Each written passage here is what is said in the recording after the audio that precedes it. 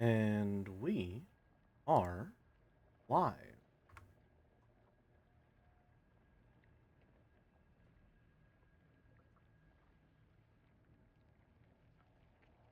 Start up the ads.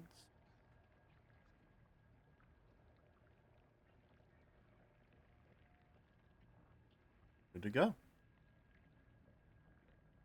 This is the other one.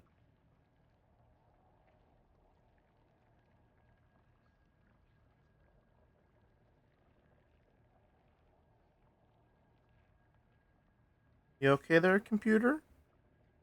You're making some concerning fan noises. I really should clean you some. Howdy, Flora. Yeah. Switch it up a bit. I got a odd looking cute jelly. Thank you, C8. Computer Chan ear cleaning ASMR. Thank you, Boulder. Hi, Merrick.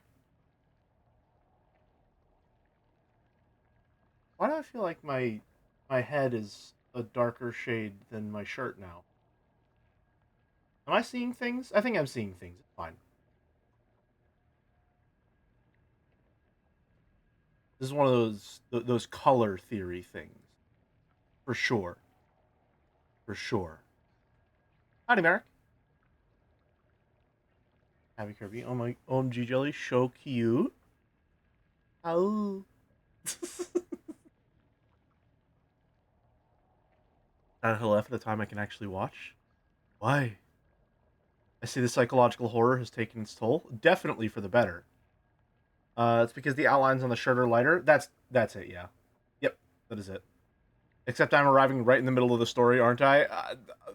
Maybe just a little farther than the middle. Yeah. We're on we're about halfway through New Game Plus. A a a joke ending and a real ending deep.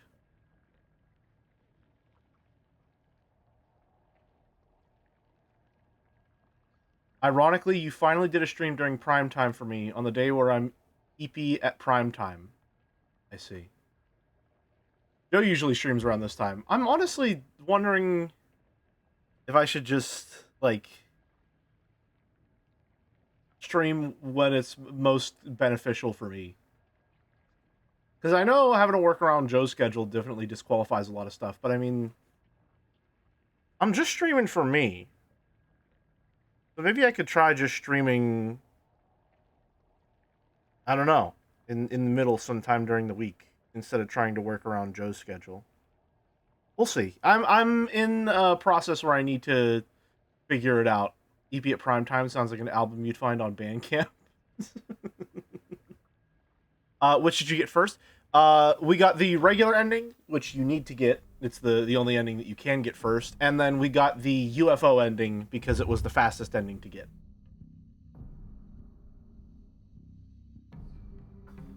Especially because Joe said he's only doing bonus Saturdays and it's not scheduled anymore. Oh, is that so? Because if that's the case, Saturday, Sunday, and Monday at noon that'd be fucking golden for me. That would be beautiful.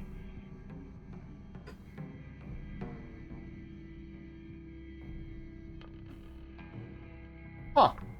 Interesting. Thank you, McRascal, for the tier 1 sub. In the Hill straight up silenting it, and by it, well, let's just say my F. I see. Jelly Saturdays would be nice. A jelly stream at reasonable Europe time? What is this, 6 months ago? I know. Saturday's a free month. Okay, well, if Joe's not streaming regularly on Saturday anymore, Saturday, Sunday, Monday around noon would be fucking primo. I would do that every single week until I die. Easy. That would be beautiful. I would love to do that. His greed sickens me. Using my trash corn while I'm awake enough to remember having them, I'd love to see you play It Steals sometimes during October/November for Spooky Month. Should be good as a one-off stream. Yeah, I'm gonna make a formal announcement. Thank you, Baltic Guy. Happy Silent Hill Feminism. It is indeed Happy Silent Hill Feminism. It's Happy Fun Club time, even. I'm making an informal announcement. I was too busy during October. I'm extending October through November. I will also be doing scary games during November because I want more scary games. I will do scary games through November until I am out of the scary games I want to play. Because I don't think I'm going to have enough time this month to get through all of the ones that I wanted to. Demon Souls Saturdays on Sundays would go hard. I would love to play Demon Souls, but unfortunately, I don't have the means to. I have a PlayStation 4, which is right in the midpoint of too late to play Demon Souls parentheses original, too early to play Demon Souls parentheses remake. So I won't be able to do anything with that for a bit. But yeah, I'm gonna be doing them at least in November, and I've started a little preliminary planning for this year's Streamiversary. I don't think I have anything as crazy as last year planned. I want to see if I can do something a little interesting in regards to those modifiers we cooked up. I'm gonna need to think of some sub-stretch goals as well. If you guys have suggestions for things that you're really looking forward to, or things that you would really want to see from me, but that seem maybe a little unreasonable to just request at the drop of a hat, feel free to get in the Discord and chat and stuff about that. See if there's anything that you people would be interested in. I have a handful of things, maybe, but we shall see, because there's quite a few stretch goals that I still haven't satisfied from last year, as you may be able to tell. It's been a busy year. I got a job, is the thing. Foot reveal? No, that's okay. That's okay. I don't think that one is going to be allowed. Elbow reveal? You're looking at him right now. Look at the bend. But yeah, I will also say now, as well, just to reiterate, even though I talked about it earlier. Let me pull this up. Open in browser. So capture. This month, on the 22nd and the 24th of October, Mouse, myself, Allison Daskar, who we raid from time to time, and Smoker the White will be participating in the Spooktacular Streamathon, which is raising money for the Gamers Outreach charity. I don't know why I said the Gamers Outreach. For Gamers Outreach. Gamers Outreach is an organization that essentially just uses their funds to give video games and gaming equipment to children in hospitals so that they can have some semblance of normalcy whenever they're, having an extended stay in the hospital. And so we're going to be doing some collaborative streams on the 22nd and the 24th of October. These are our stretch goals. At $100, we'll be doing a group PNG tuber draw, so each of us will be drawing a PNG tuber for one other member in the group, and we'll be using that for the rest of streams. At $250, it'll be a Discord game night in Mouse's channel. Most of these stretch goals are specifically relating to Mouse's streams, and she's the one that's primarily like the figurehead of organizing it for our group. So some of the stuff may only apply to her, some of the stuff will apply to all of us. 500 voted theme month of streams. I think this one is going to apply to us as well. $1,000 audience choice audio/video essay. It's my understanding that one piece of media will be chosen and all four of us will be writing about it or making an essay about it. You know what I mean? And then at 5,000, Mouse will be streaming Kingdom Hearts 2 in addition to Kingdom Hearts 1. This is, according to her, the only way that Kingdom Hearts 2 will ever be streamed. Stretch goals aside, I want to get on my soapbox for just a little bit here.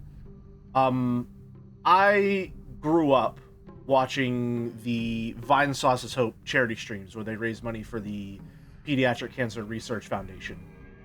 And I was much younger at the time, so I didn't really have a strong belief that I would ever be able to get involved, but it was always kind of like a quiet wish of mine that maybe someday I would be able to participate in something like that. So something like this is, it may be a bit dramatic to say, but as close as I have come to a dream come true in my lifetime thus far. It would really, really mean a lot to me if you folks could stop by, if you could donate even a little bit. Every little bit helps. Being able to do something like this is really important to me. So again, it would mean a lot if you folks could stop by, even for a bit, even if you just pop in and say hi. Something to support the stream would really go a long way. So, thank you very much for that. That's my tight 10, 5. I'm not really good with time, but yeah, 22nd and the 24th of October, Mouse, myself, Allison Dazkar, and Smoke of the White will be streaming some co-op horror games. I think we're doing Lethal Company and another game, Phasmophobia. There it is. Phasmophobia. So yeah, make sure to mark your calendars. Thank you, Boulder, for banning the bot in the middle of my extremely serious, very heartfelt speech. Yeah, so mark your calendars, 22nd and the 24th.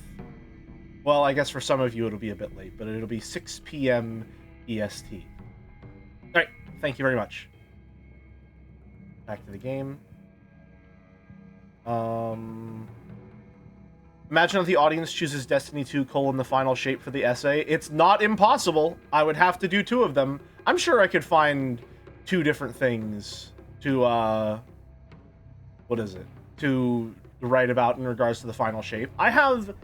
My main problems with the final shape are metatextual in some sense, and how the aspects outside of the game affect the impact of the narrative inside the game. I'm sure I could find other things to discuss with regards to it, though. Are you going to draw with your non-dominant hand for the first stretch goal? It's only fair. I might. That actually sounds kind of fun. I think that sounds kind of fun. I think I'm going to have to do that then. Yeah, that sounds like it would be a good way of balancing things out. Most interesting thing in Destiny is how much of the game just isn't there anymore. Yeah. Yeah. It's really strange that the villain, like the ultimate villain of the universe, their primary goal is, you know, keeping everything static, having everything stay the same forever, and just the general progression of the game has been to remove things, to take things away, rather than consistently add more that stays around permanently. The experience has lessened over time rather than staying the same and stagnating. It's almost like the failure alternative, like the failure state of the universe, a loss on the part of the heroes would be more beneficial than their victory in this case. Keeping all that old content in the game, now that would be stagnation. So true, that would be the final shape. Anyway, we are pretty deep into New Game Plus here.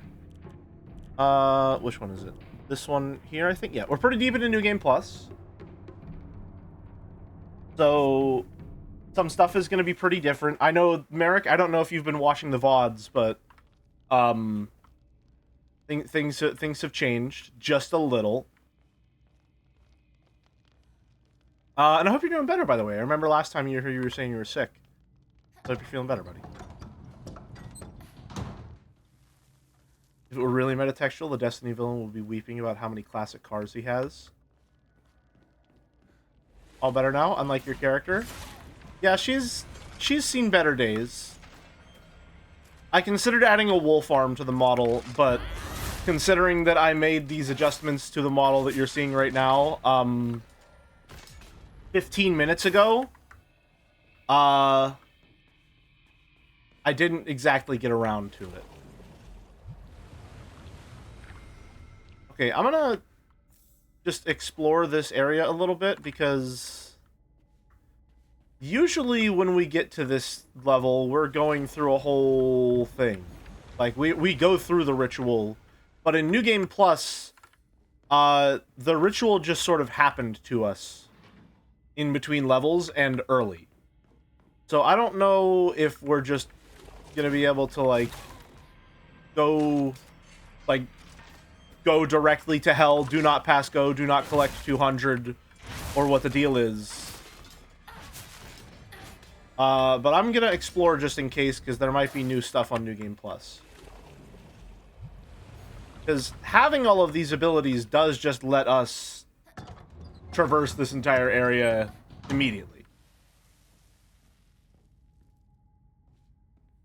Did we miss this? Mamamori Crow. Slightly restores health after defeating an enemy. That seems pretty good. Housemaid's note. However, the child she carried was unmistakably a descendant of the Senekis, and their blood lies in wait for tragedy to strike. It is only a matter of time before that child exacts their revenge. I believe that the next time there is turmoil within the Seneki family, that child will make their move. Gotcha.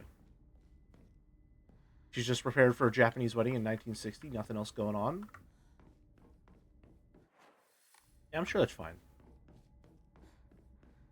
Sure, it's fine. Antique comb. Nice.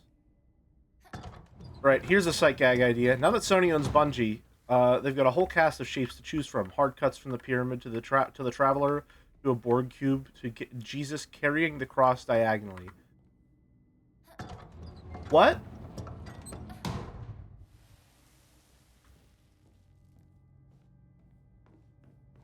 What? Triangle, circle, square, X? Okay. When you explain it like that, yes, I do see what you're going for. However, I do not think that if I just cut to those in sequence, it would read as that bit. I think they would need to be presented all together in the Sony button formation, if indeed I did do that bit at all. You are also vastly overestimating my experience with editing software of any kind, which I'm wondering if I should just use DaVinci Resolve like I have been, or if I should, you know, get real editing software.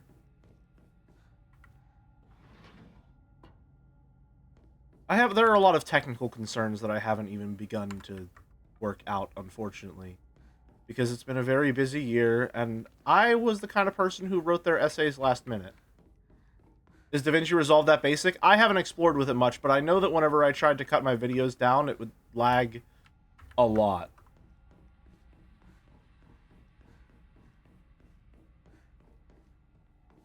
Okay, so is this place just empty? That might be a hardware issue? Probably.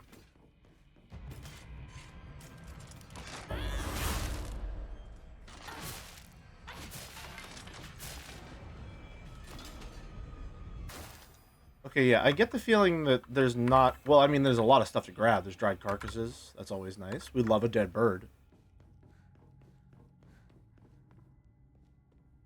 But yeah, it looks like... Oh, she'll have stuff to say. Yeah, and there's offerings at each... Yeah, okay, we definitely want to go to all these. I don't care how bad DaVinci is, I'm not using Adobe Pro. Well, listen, I would never use Adobe products legally.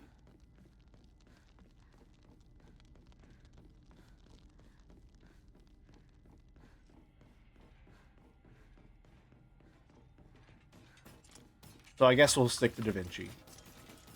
No, get back here.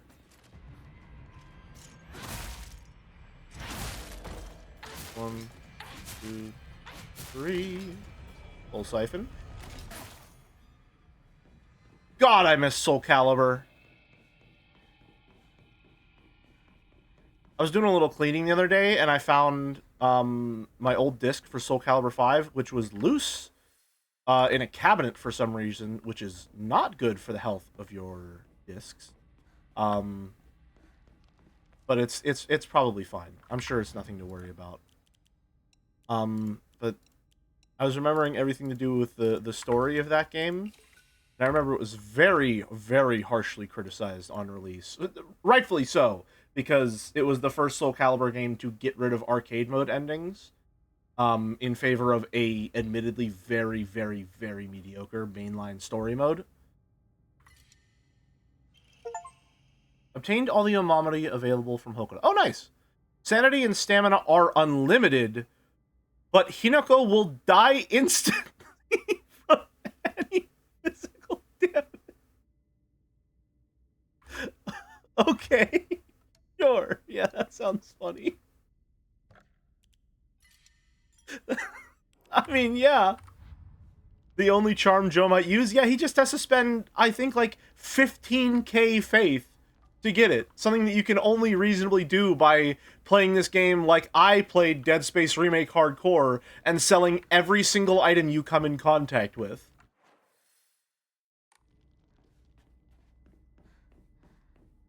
I was listening back to that stream last night so that I could gather ideas if you want to know how prepared I generally am for these things.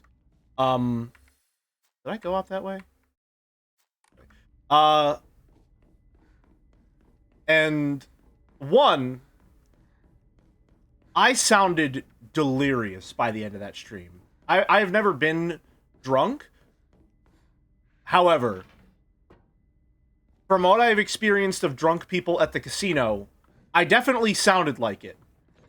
I was, like, speaking way slower. My tone of speech was way less animated. I just seemed, like, out of it. Which, granted, I had been streaming for 24 hours, literally.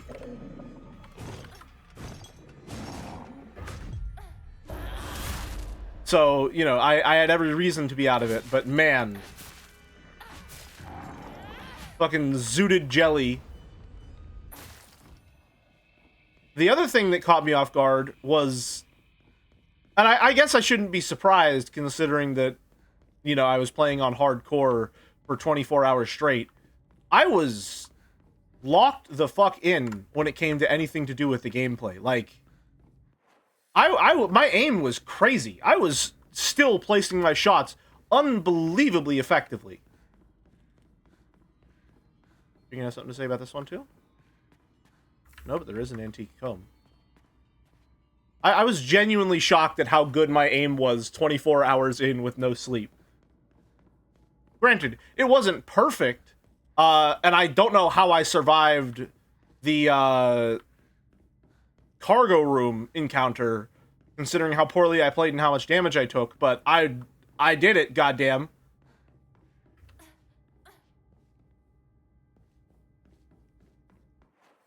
It did make me realize, though, that, yeah, if you don't care about prioritizing having as much resources as possible, and you have a very focused strategy based on using only a few specific resources, you can just get rich so quick in a survival horror game. I just had money falling out of my pockets at all hours of the day on that one. It was crazy. Last one is over this way. Like right now, we're just drowning in faith.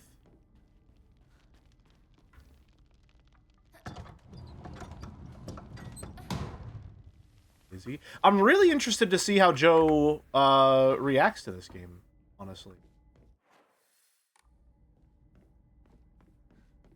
One, just because it'll be his second of Ryukishi's works, and I'll be interested to see what his expectations are going forward, and the parallels he's able to make regarding Umineko and stuff like that. Two, because it's a survival horror game, and I know that survival horror isn't really his bag. Unlike me, I love that shit. I eat that up. And I guess three, I'm also interested to know how chat is going to react. He's going to be disappointed, I'm calling it. I don't think he'll be disappointed. Well, he might be. I don't know. I'm not going in with the expectation that he'll be disappointed, but it's certainly a possibility. I do think that, like, pretty much everyone who plays the game, he will probably get tired of the combat. Although I have given him counseling prior to do what I'm doing, which is to play it once on hard, and then play on story difficulty for every run after that. Because the combat doesn't really add a ton to the game on subsequent playthroughs. And it really helps you get through the game a lot faster.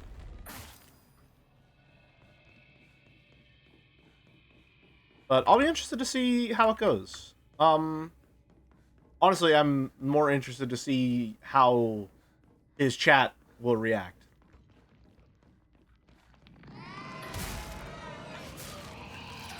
Considering how they reacted to some of the more sensitive subjects in Umineko, I don't have a ton of faith, unfortunately, that it'll go super well.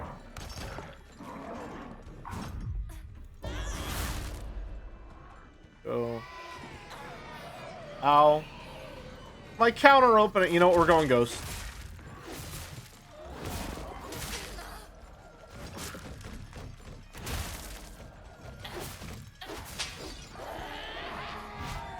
I'll also be really interested to see his interpretation of the story in regards to mine. Or rather, in contrast to mine. Because he and Mouse are a lot more well-read than I am. Which isn't to say that I don't have a lot of grounding when it comes to literature and interpretation and stuff like that. Just that they have read more actual books. They are familiar with more stories, on average, I would say.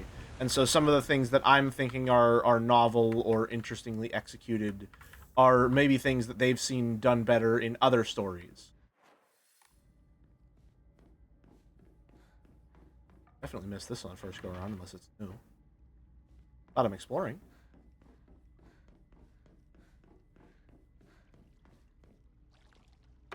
Oh.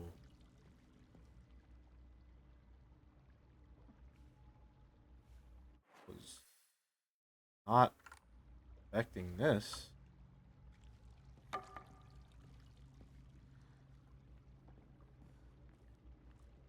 Huh.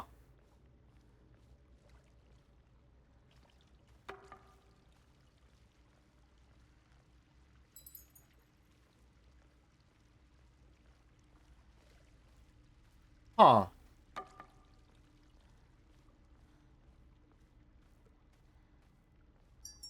Oh, is it a puzzle? Mandate to the clan. Upon the rock our ancestors built a shrine, naming it Heaven's Benediction, so it could serve as a sanctuary for our clan. When Heaven's benediction falls, the wrath of the depths shall rage against the heavens themselves, and both man and land shall face calamity. When the time comes, the glory of Higa's gods shall wane, heralding too the end of our clan. It is the duty of our family's head to ensure that Heaven's benediction will prosper for generations to come. It is the fate of our family's head that he shall prevent calamity from ever arising. He who seeks the crimson water which banishes evil. When the Shishi Odoshi strikes once, let the bell chime. Thrice shall the bells ring to speak the legends of this land. Trapped under a great stone in the lake's abyss lies a slumbering water dragon, born during the Age of Gods and sealed away by our ancestors. Deprived of the water dragon's spirit, the once lush great tree has met a withering fate. It is a puzzle! When the Shishi Odoshi strikes once, let the bell chime. Thrice shall the bells ring to speak the legends of this land.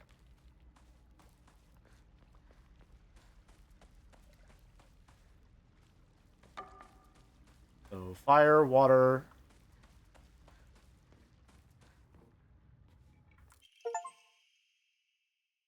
Obtained the small vial containing the Agara no Hote-sama.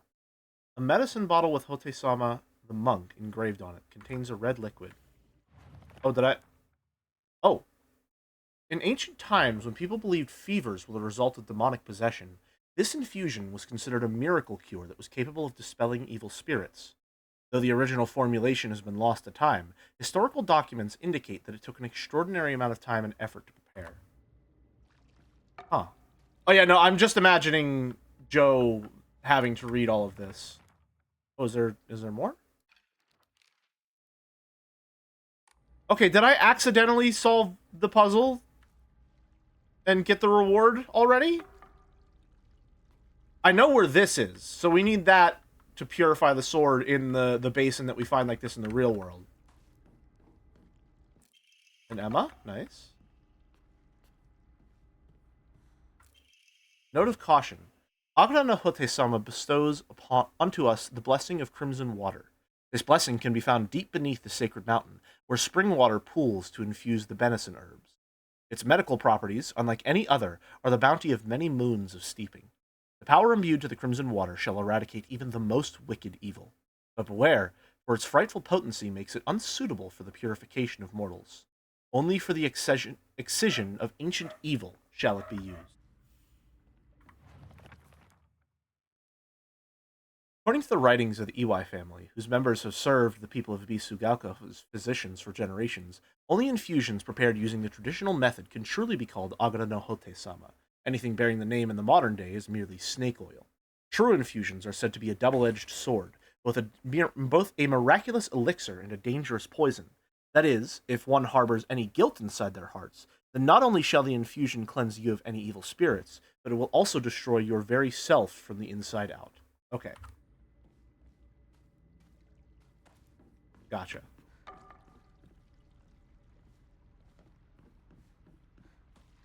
So we have 4 bells, I assume. Oh, 5 bells. Mandate of the clan. And yet our mortal world is ever changing. The age of gods has passed, and the powers of heaven have withered. Such a living sacrifice may no longer suffice to quell the wrath of the deep.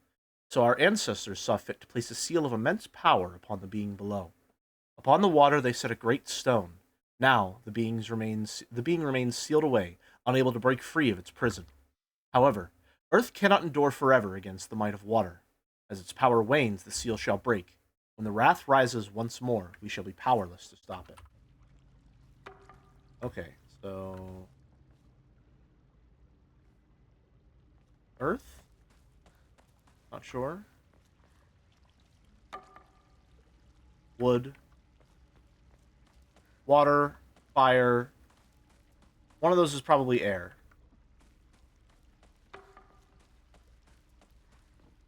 Give me 1 second.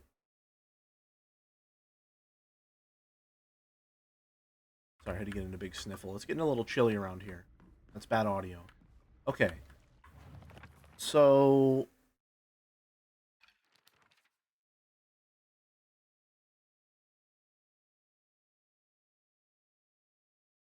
thrice shall the bells ring to speak the legends of this land.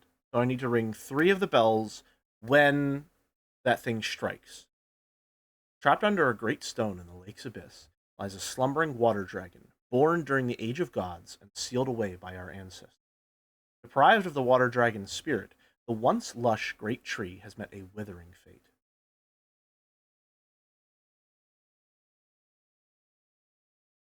Great stone. So, stone, water, wood, maybe? Let's try that. I think this is stone.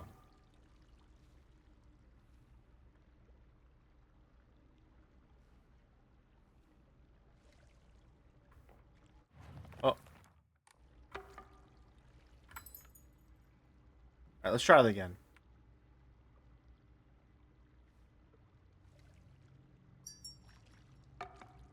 Oh, my bad. It makes a noise whenever it goes back up.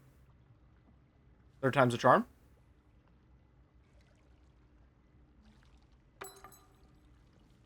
Okay. Earth.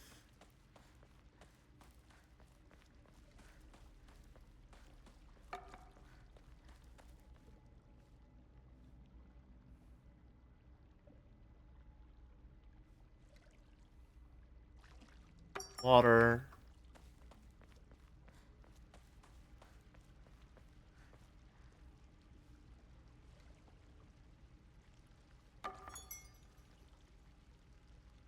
Doesn't seem like that was it. Hmm.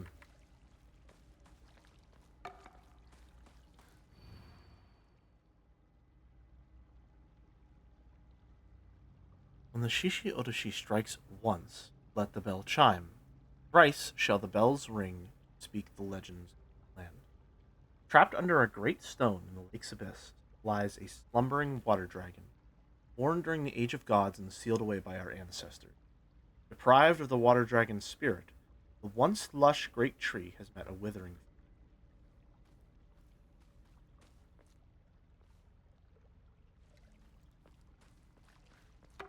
Okay, so Sacred Sword. We have Earth, Water, an indecipherable rune, Fire. Okay, so they're meant to be the five elements then. Is the mountain fire then? Since it's a volcano? No, no, no, because that one's literally a flame there. Yeah. So water, so fire, water,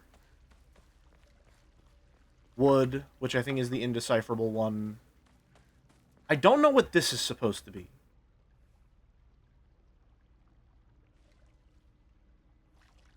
Is the problem.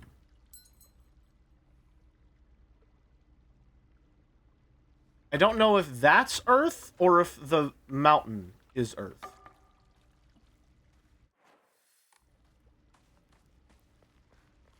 We have fire, water, wood, so we have wind and earth left over. I believe wind and earth. Fire, water. I think it's wind and earth.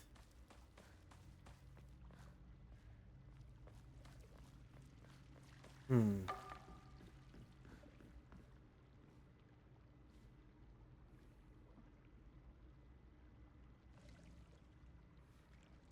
And this puzzle doesn't seem to be giving us a lot of feedback.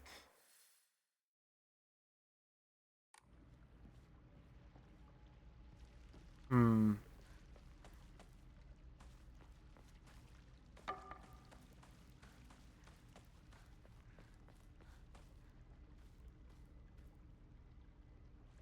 Thought it looked like metal, but I guess that one's not part of this elemental club. It could be. I don't know if it's wind as the last one. I'm pretty sure the five elements are water, wind, earth, fire, and wood. I think you may have missed a beat last time. Your bells may have been correct. I don't know if I can even make it to water from here in the time given, if that's the case.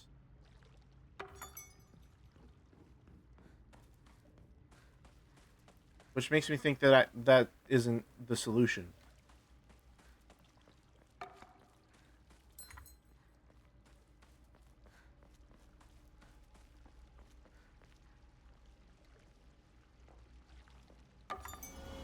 Oh! Okay, no, I got it right. The timing was just off. Okay. Cool. Nice. Awesome, actually. Nice. The last record of a true Agata no Hote-sama being administered in the Bisugaoka was around the time that Senensugi Shrine's divine tree fell in a lightning strike. According to historical records, it was decided that in order to protect against such misfortune from befalling the shrine again, an Inari statue would be enshrined as a divine object. The Iwai family sprinkled the statue with revered medicine to cleanse it of any impurities. It is said that the Inari statue's bowl miraculously filled with a red liquid resembling Agata no Hote-sama, and ever since, any villagers who drank it were cured of their illnesses. Holy fuck, you're goaded. How? I don't know. I thought you had it in one when I heard what bells you said you were ringing. Okay, cool. So I did have it in one. My timing was just off.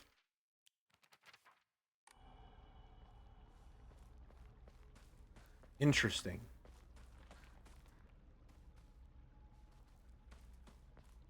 Very interesting.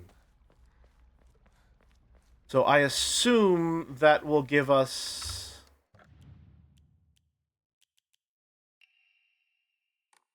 a medicine bottle with... Okay, so yeah. Unless... Well, I guess this already has Agara no Hote-sama in it. What did this do? Fill the Inari statue with it, maybe? Anyway, I guess I'm a gamer every once in a while. As a treat.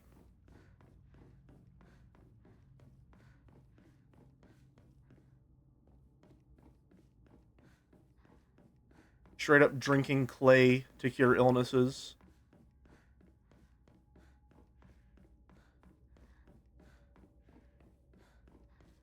Alright. Very glad we explored. I had a feeling there'd be something going on.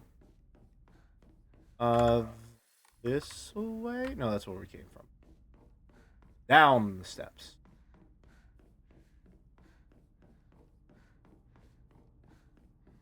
We'll stop at this one to sell our stuff. Yeah.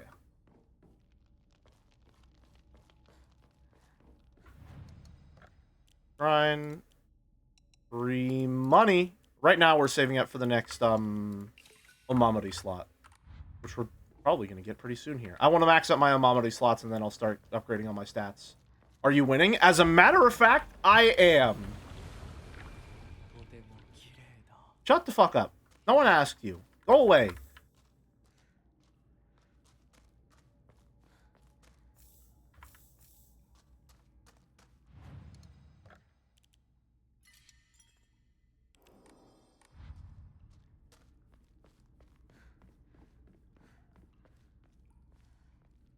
I don't want to.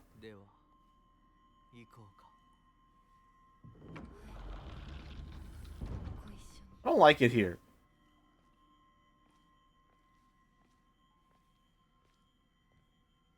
In the section after this, you'll need to create a separate save for your two endings.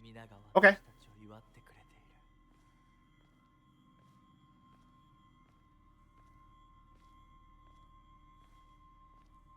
So after this boss fight, make two separate saves? Right, because then I can get the sword and decide whether or not to purify it.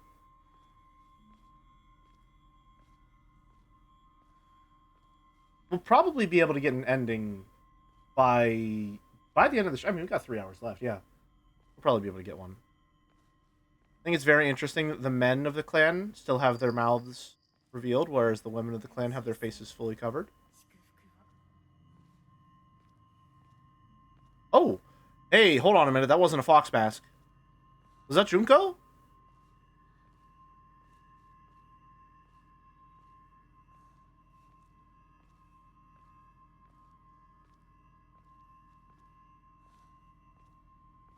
I think that was Junko.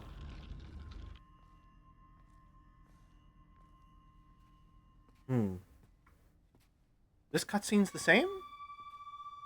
Surprising.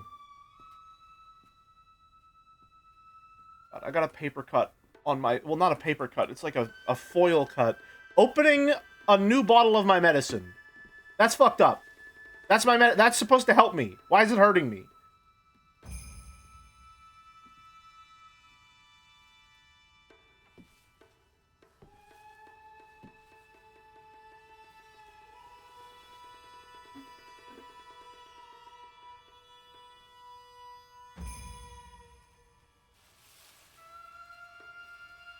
Balance reasons, presumably.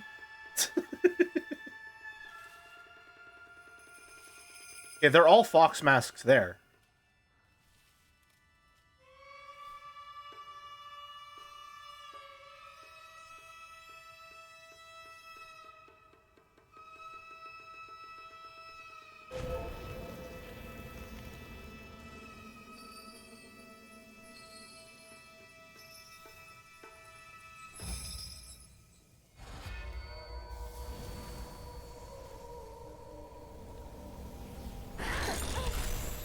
I'm sure this is all very normal.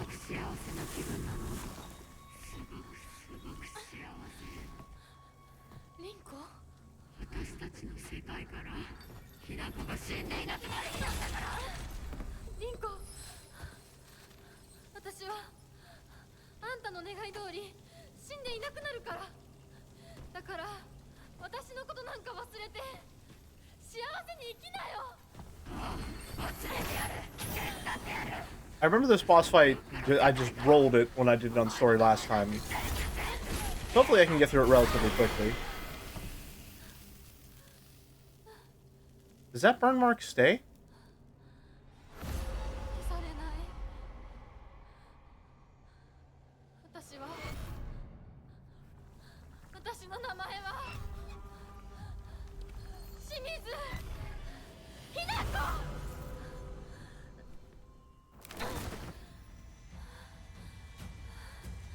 This time for sure.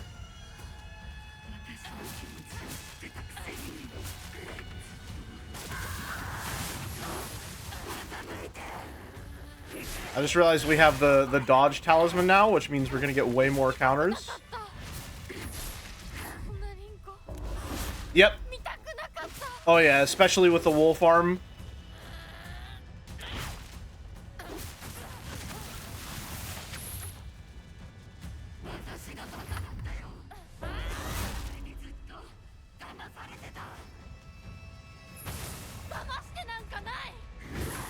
Oh, fucked up the dodge. I wonder if this game had any actual connections to the overall franchise, or if the name's just there for marketing. From what I've seen, it doesn't have any, like, direct connections like other games in the series seem to have, in terms of it not taking place in Silent Hill. Other than, I think, a mention of a drug that has some importance to the setting. It's not as direct as previous entries.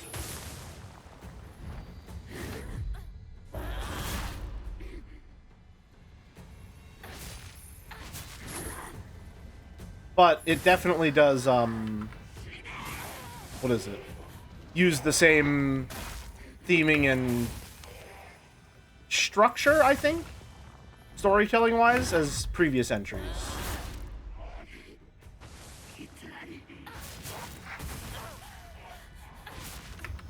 Oh, did that face transition? Nice.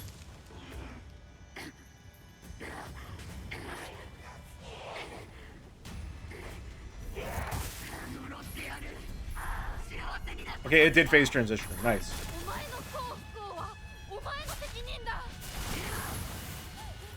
Just take some medicine real quick.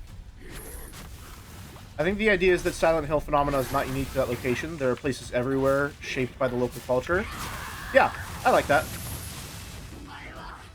I'm not exactly a Silent Hill purist though, so maybe my acceptance of that conceptually is a sin of some kind.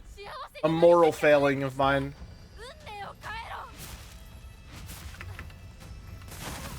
Ow.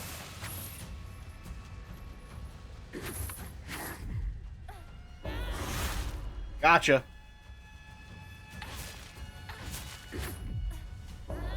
Oh yeah, this charm just kind of rolls most boss. Holy shit!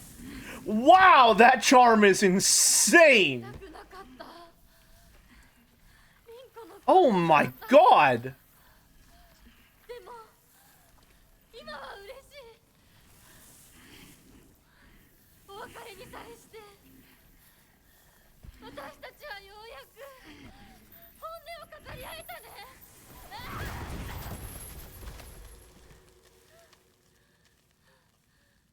Get dunked on, idiot.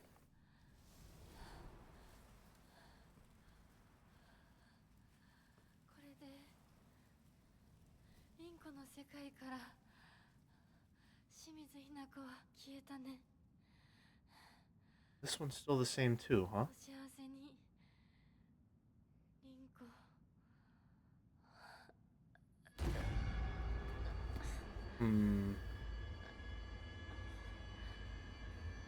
Okay, so what's left after this? After this, we go back to the house, which is a really long section, now that I'm remembering it. Go back to the house, do all the puzzle solving in the house, fight mom and dad.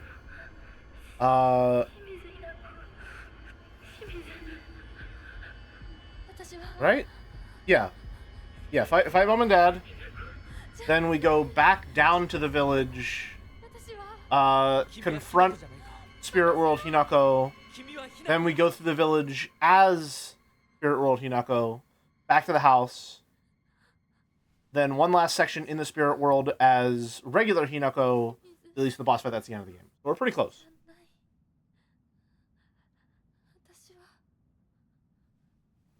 No, I'm missing a Spirit World section because they get married. They exchange rings at one point. That's where the Vine Boom is.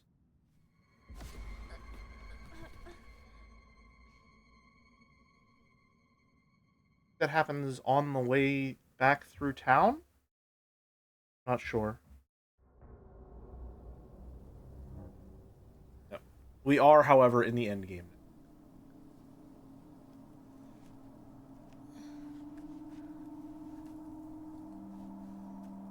Ascension had half the story set in Norway, and Silent Hill 4, 5, and 6 show neighboring locations affected by the phenomenon.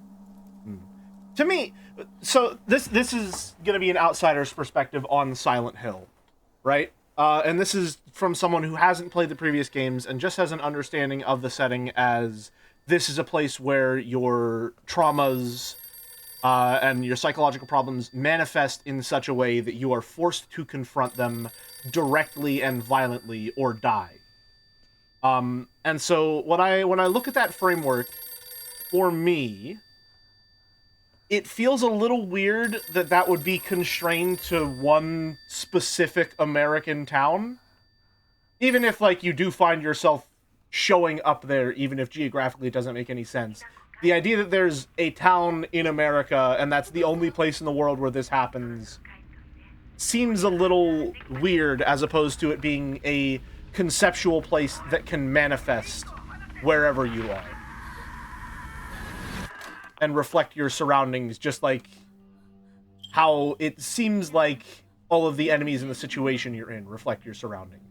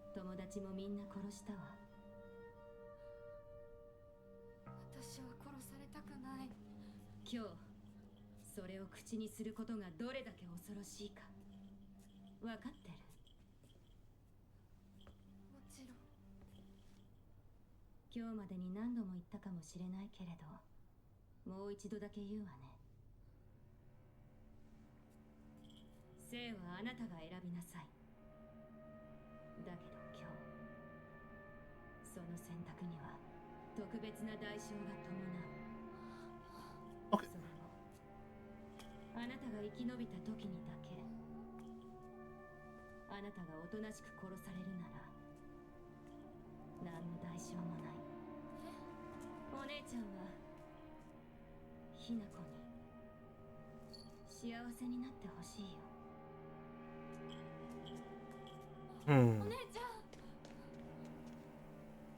One thing I'm seeing that has me a little curious is Junko is talking about, she says that she killed her family, she killed her friends, in much the same way, metaphorically being that she got married and she had to completely abandon her past life and kill off the Junko that existed previously so that she could become the Junko that exists now.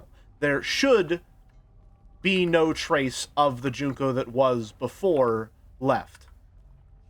However, she is still wearing the bell that Hinako put on her in the very opening of the game, the intro cutscene.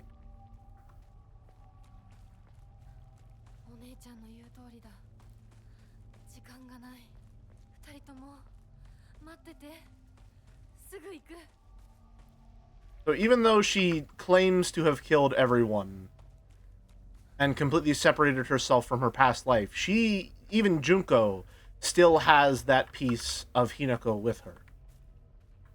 It's like her most consistent audio tell. Every single time Junko is mentioned or appears, it's accompanied by the sound of that bell.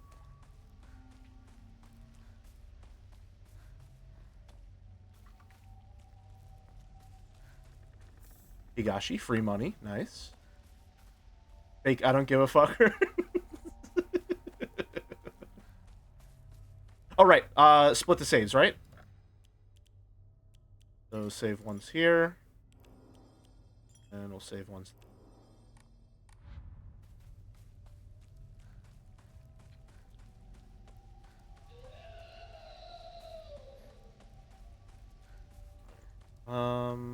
Trying to remember. You should split the saves after you've picked up the Sacred Sword in the section. Gotcha. Oh, radio?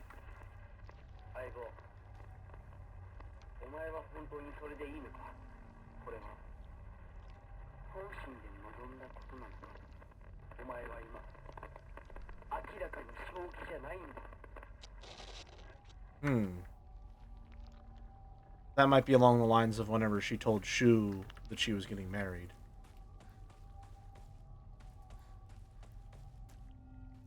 Ramune. Always good in a crisis. Should split the saves after... did I already read that? I might have. But, yeah, gotcha. I'll make the separate save after that.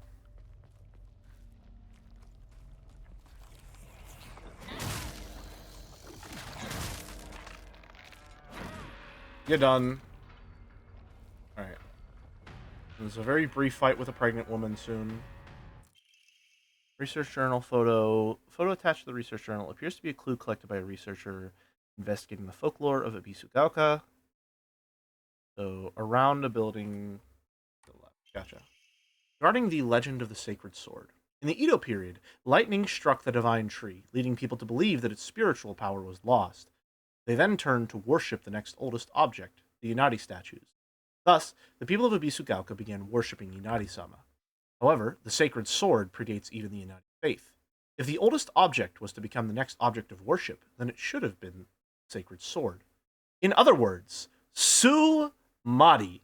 If the sacred sword is discovered, it will, without a doubt, undermine the very foundation of local beliefs.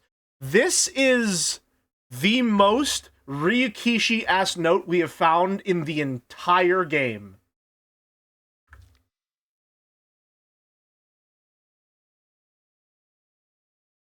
If you had given me this note apropos of nothing, I would have known that Ryukishi wrote it. Not just because of the in other words. Everything about how this is structured and how the information is delivered to you is very, very Ryukishi. We got a Shikashi there. I didn't even notice. Amazing. 2 for 2. I like what's going on here with the story of the Sacred Sword. Because in general, I believe the story is designed in such a way that it is questioning... It's setting up a parallel between marriage and the way things are as this sacred institution, as this sacred rite which is core to society, which is core to civilization. It is just how things are. It is the way they have always been. It is the way they always will be. And so in New Game Plus, you have this entire side story dedicated to finding the Sacred Sword, where you explore more of the general faith of the area, this passive belief that exists throughout the entirety of your New Game run of Inari-sama as this de facto god, this de facto religion which rules the entire area, which has always been there. It's just the way that things always are. And the entire storyline here is essentially based around discovering, no. Not only is it not the way things have always been, there's also not much grounding to it. It's just whatever was most convenient. It's just how things developed. There wasn't any particular reason Inari-sama became the de facto god. It's just the next one in line.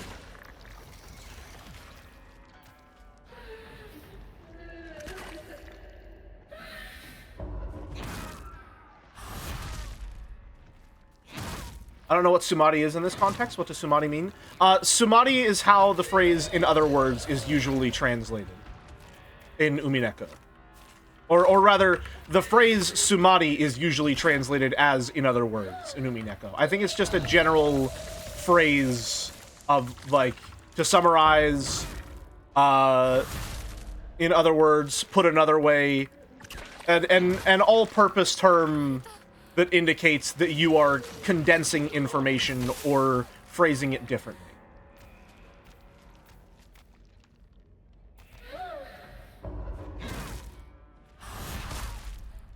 What the hell is an umineko? It's like if a higurashi was written a bit better. And was more about how true crime is evil.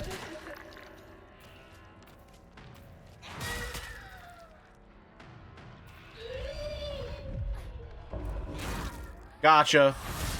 Caught you slacking. Caught you slacking. Bet you didn't know that I could just perfect dodge and kill you.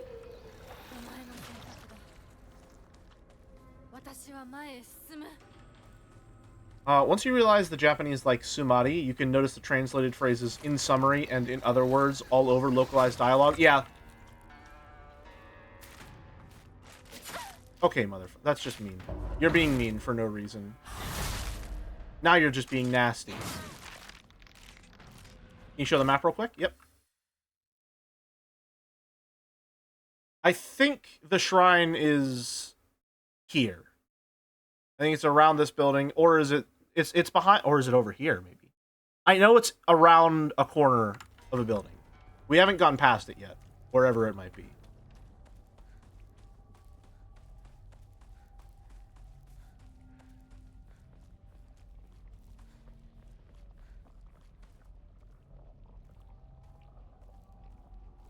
No. It's interesting. There's little tells for all sorts of languages, so you can tell if some English is actually a localized work. Yeah. Translation is a very, very, very difficult job, I imagine, because you have to. It's always the process of balancing direct translation versus translation of intent. And authorial intent, you may know. Or at least as I'm very, very familiar with as someone with an English degree. Let me just flaunt that real quick because I never get to use it anywhere else. Authorial intent is so nebulous, it borders on being... Or it oscillates, rather, between being completely useless for reading a text and completely essential to understanding a text, depending on how you decide to use it. It can be completely irrelevant or it can be central. And it really just all depends on how you interact with it. It's also sometimes impossible to discern. The real fun bit is when you have to figure out how to translate a pun or language cultural specific joke. Yep. Letter to Kumiko. He's really done it this time. That husband of mine is always quick to brandish the knife around when he loses his temper. But this time he went too far. He threw it at Hinako. Did he even stop for a second to think what might happen if he mangled her face before she got married? I just don't know what's going through his head sometimes. Sorry, Kumiko. I know I'm always complaining to you. Worried about if her face gets damaged rather than, I don't know, if she fucking dies. He threw a knife at her. Got there.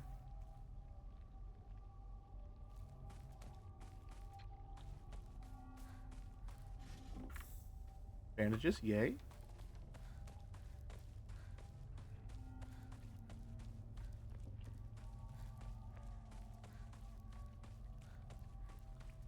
The real reason translators get into the gig is to write those new localized puns? Absolutely, yes. Here's a fun one if you like Ryukishi's works, and you want to go back through them and wonder what's going on. This is something that Lurf pointed out to me, and that we've been looking for more and more as we read Higurashi. Ryukishi fucking loves numbers. He loves numbers. He loves to put numbers in people's names. He loves to do puns with numbers. He loves to play around with the words that numbers are made of. Every single character in Higurashi has a number in their name.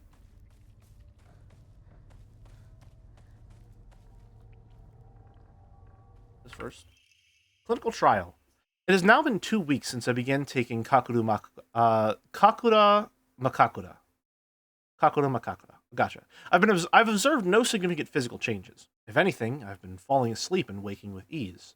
I have lucid dreams on average of once every 2 days. When I do, I feel neither the passage of time nor exhaustion, which allows me to become lost in thought. However, today, I was met with startling results. In my dream, there was another version of myself who spoke to me. Okay, so it might be the case, or rather the implication there is that we have been taking that with the pills, maybe, that Shu has been giving us, and now it's beginning to manifest as these lucid dreams every time we pass out. The character etched in the stone base is indecipherable.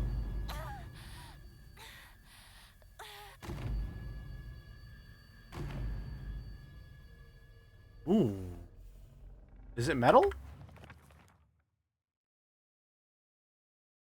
I found a damaged Ojizo-san in the mountains. The character etched into the stone base is indecipherable. It seems the residents of the town offered their old kitchen knives and other tools to the Ojizo-san so they can be put to rest. Was I wrong? Is it metal, not wind?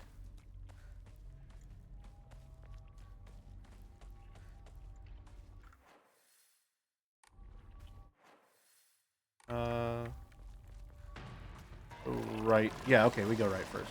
Yep. There it is. Dad's old kitchen knife. Father's old tuna filleting knife. Now completely rusty and useless.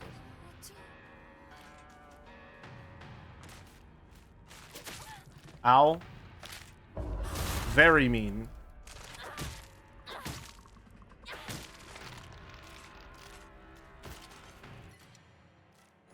Okay, you know what? Fine, we'll use one then. There we go. Problem solved.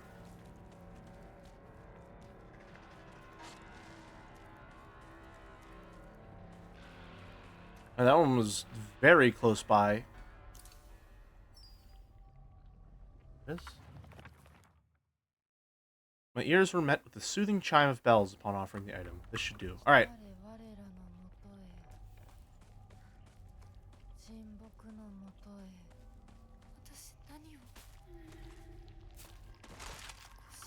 Oh.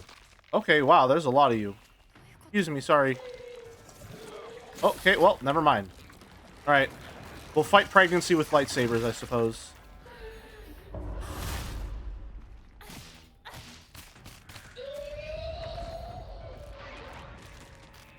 Did you get a second ending yet? I got the UFO ending, but that doesn't count as a full ending. Okay, you know what? We're just gonna... Ow!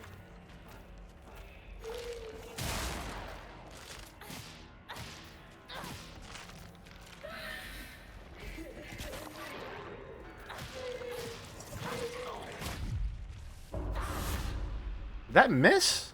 Oh no, we're out of durability.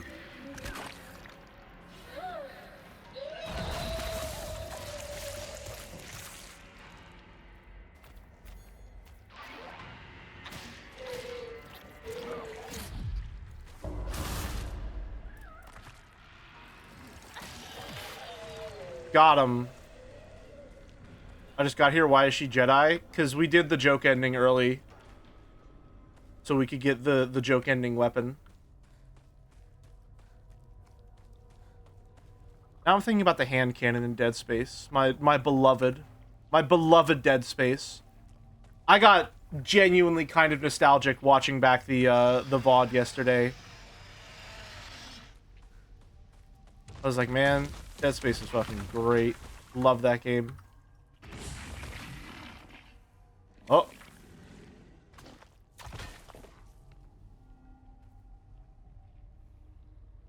Hmm.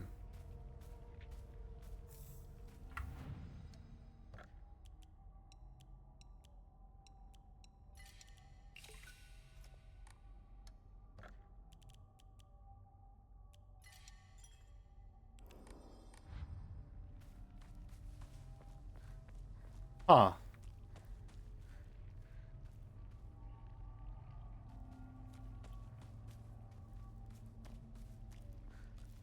Is this maybe representing Junko's path? Are you walking backward? Yeah, I'm going to the shrine.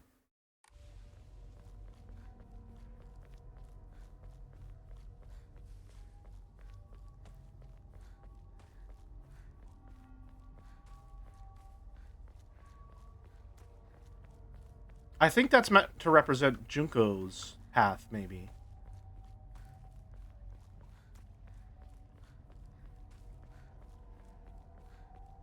I missed eating last night. Yeah, we got it. We're good.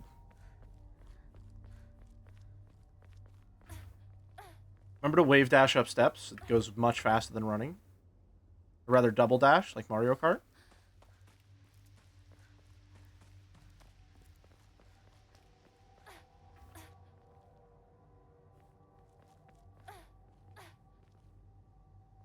There we go.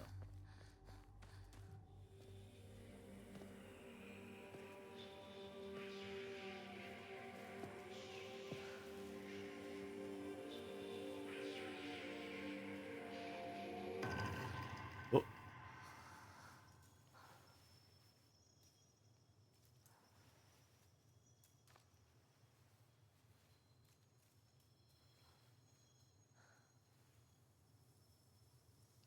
Is she going to wear it at her hip?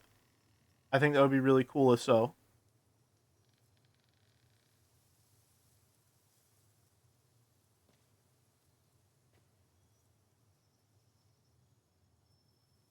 Hell yeah. Hell yeah. Sacred Sword. The malevolent blade never rests. Obtain the sacred sword after uncovering its legend. An ancient sword that harbors a malevolent energy deep within its steel. Even if a blade chips, the mysterious power that resides in it will restore the weapon to its whole and unblemished state. When it is sheathed, the sacred sword will recover durability while you attack enemies using other weapons. While you cannot use the sacred sword to focus attack, your gauge will remain untouched if you attack while focusing. Interesting. However, if you are attacked while in this state, you will automatically block the attack and be forced out of focus. So no focus attacks, but you can attack during focus, and it will let you block. You can perform a counter while wielding the sacred sword using right-click, as long as a counter is possible, even if you are already in the middle of an attack. All right, cool. Very cool.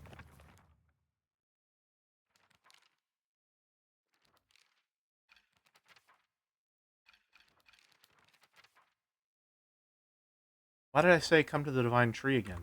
Weird.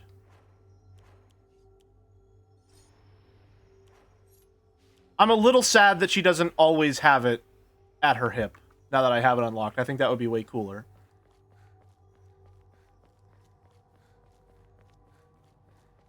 Is there a way for the lightsaber to get a longer blade part? Yes, it gets longer depending on how many endings you've done.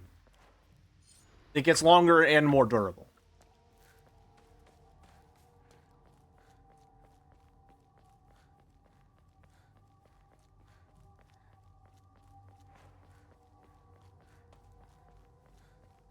Right, so make the save here.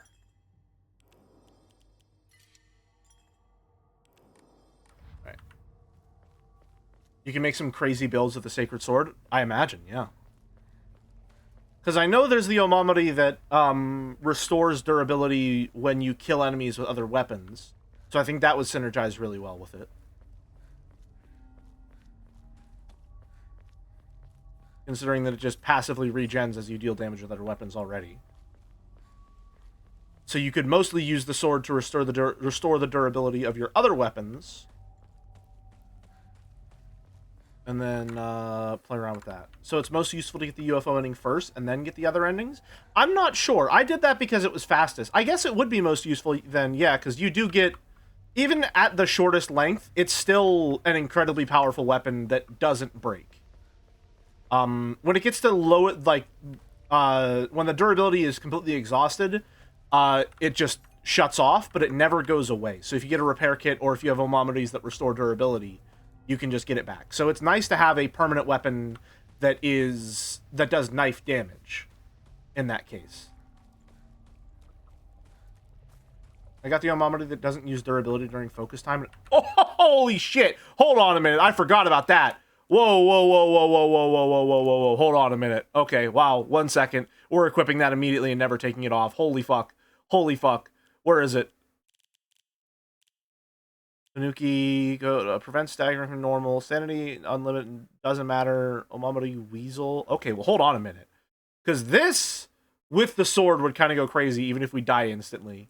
So we're not going to do that, actually. Weasel greatly increases damage in normal attacks, but Hinako will no longer be able to stun enemies. Dodging does not consume stamina when in state. Does Shroomole combined with Daisy, does that work for infinite stamina? Well, it's... Oh, wait, no. It's unlimited anyway. Durability, deals additional damage. High durability, greatly increases stun power. Slowly restores... Dodges before any counter. After countering this... Camel decreases max sanity. No, crab. Weapon durability will not decrease. Okay, yep. That's crazy. That's insane. That's an absolutely insane upgrade to get. That's fucking crazy considering that it can block. Do you take damage when you block?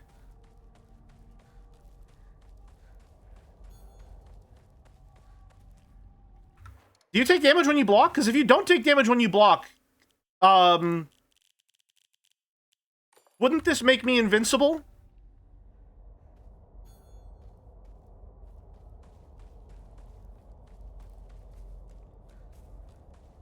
Well, I guess there are some attacks that can't be blocked.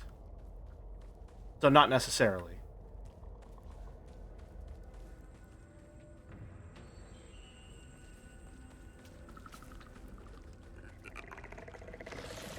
Yeah, because you can't block that. Okay, yeah.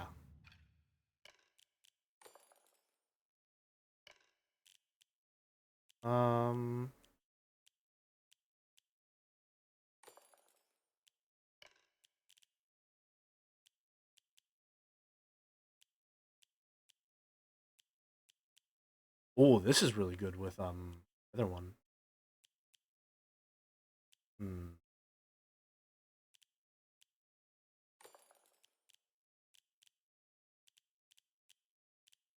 I don't really think we want that one. I think we'll keep that as Mantis.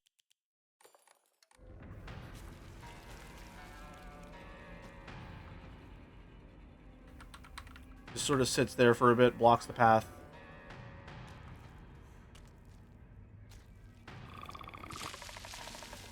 Okay.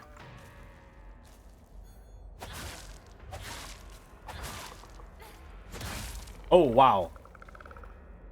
The animations for that are really cool. She is 100% like being pulled along by the sword. She's not doing any of those strikes.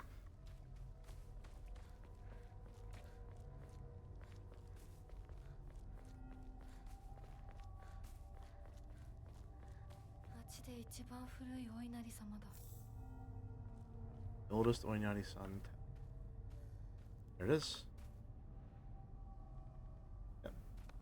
And then we made our save, right? Is there a closer save point? Nope, we made our save. Alright. Be free of your hatred. Purified the sacred sword.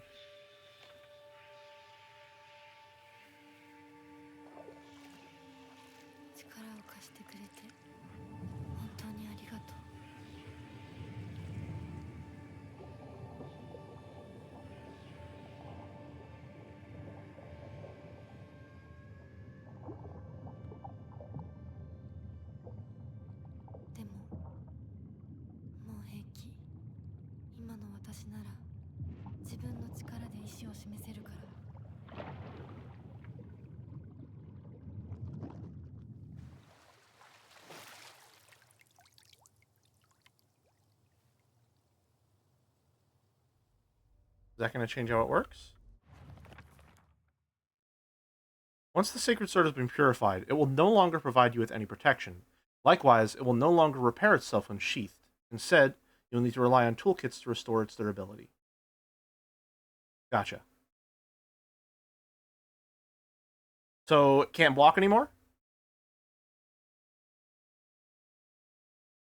Is that the case? Now it's just a very strong regular weapon. Yep. Attacks are completely different with it now. She's not doing the practice sword swings anymore. That's really cool.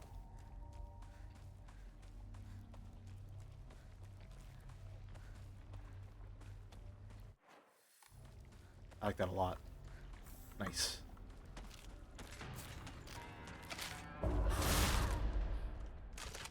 Is it still... Oh, it's still not going to consume durability while we're focused. Oh! Oh, it just... Huh. Okay.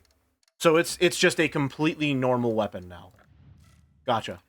Well, so much for that. So much for that. We want... What ones do we have equipped?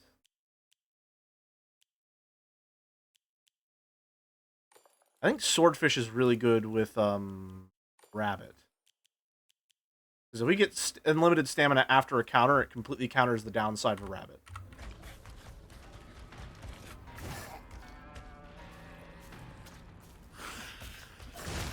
Ow.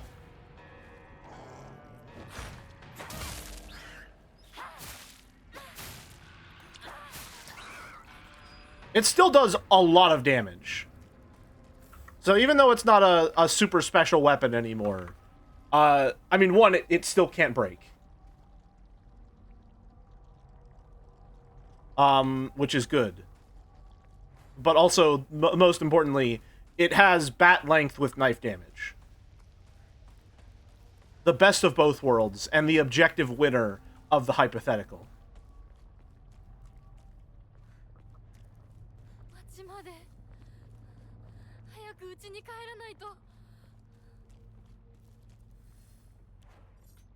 We have so many weapons now, oh my god.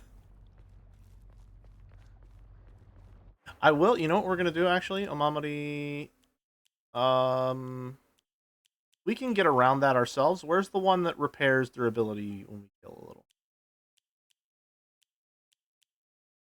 Increase charging. There it is, Otter. Okay, we'll look at that, because now we have 2 weapons that don't ever break.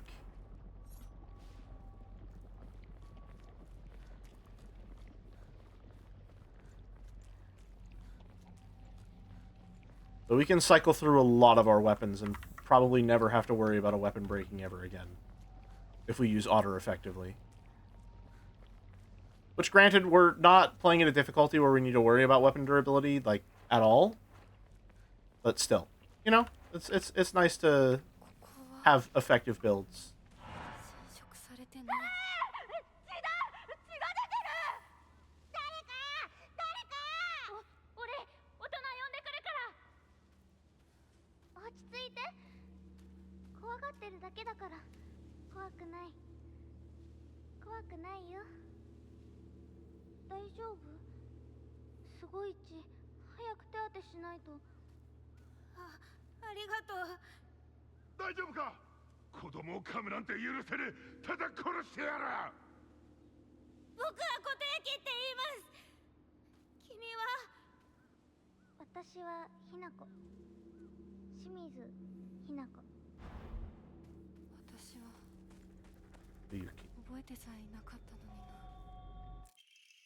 Letter from a boy. I know it's sudden, but I'm moving.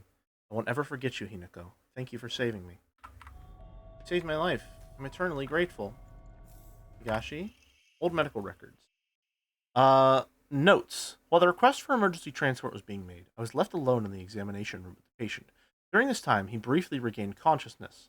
When I rushed over and began calling his name, he responded, Totoyuki. So that is my name. It is not uncommon for patients with high fevers to experience disorientation. However, this young boy did not show any signs of distress. He remained expressionless, his face like an unmoving mask. His eyes were blank and glassy, not unlike those of a doll, with its strings cut. At the very least, I did not note any of the unusual symptoms of fever-induced disorientation. Immediately after, he again lost consciousness.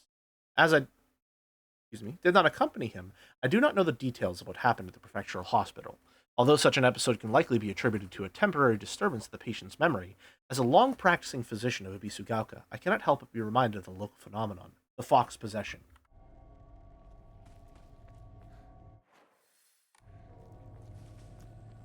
Superstition clouding judgment in a Ryakishi story? What? That's never happened before.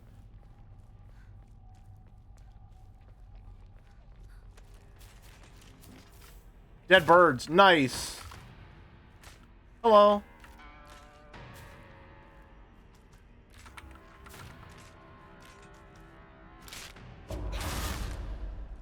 Oh, this one does degrade even when countering.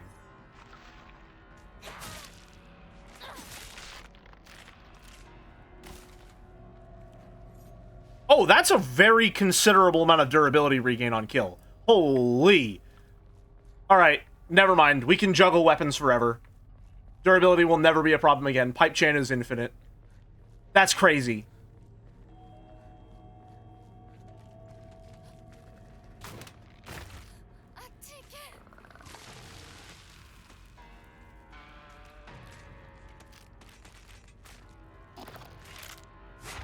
Oh, fuck.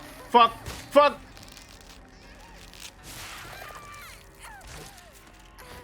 Okay, that didn't go so well.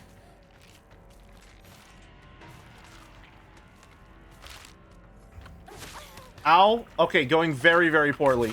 Going literally as bad as it possibly can. That almost killed me.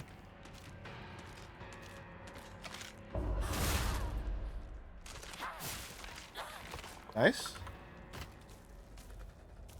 I'm just gonna do this real quick.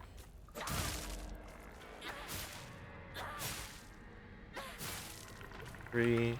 Oh my god. That's so much. That's insane. First aid kit.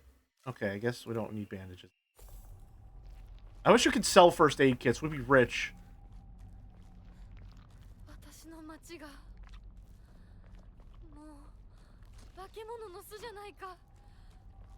Sounds nothing but a hive of monsters, huh? Do we have enough money to get the next upgrade? I think so. Let's go! Omamori. Pray. Another Omamori slot. Cannot increase it. Hell yeah! Okay, I thought the max would be 5. We're at max. Nice. Cool, cool, cool. Equipment. Omamori. I really... Does an ending unlock a 5th? Because that UI is made to have 5.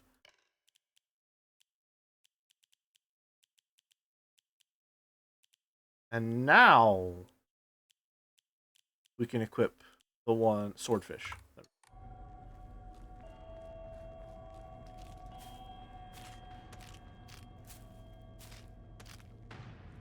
Come on.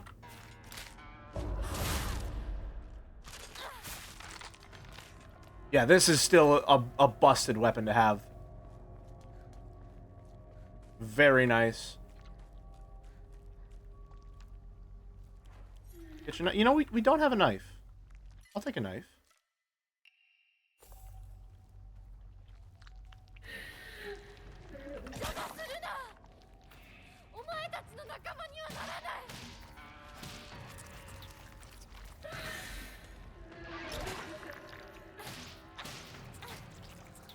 Oh.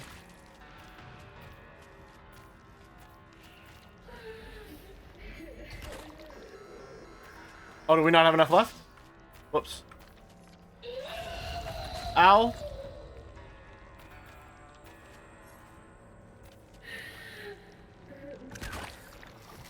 Okay, can you do something that I can... There we go.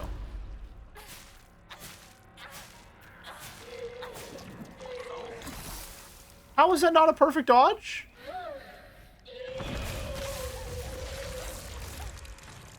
Come on. Incredibly rude.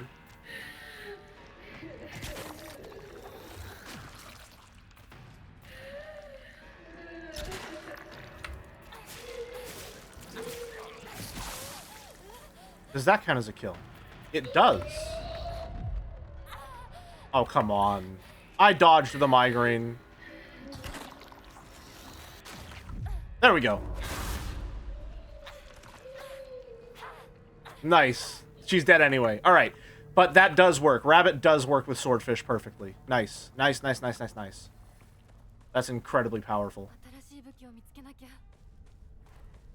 Find a new weapon? Not to worry. We'll just swap to one of our other ones that has infinite durability now. If we didn't purify the sword, it would literally have infinite durability.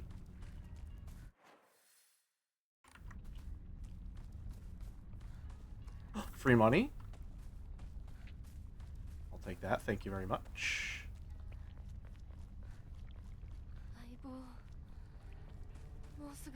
Label. You know, we haven't used Pipe Chan in a while. Pipe Chan's at full durability. Let's get her in a fight.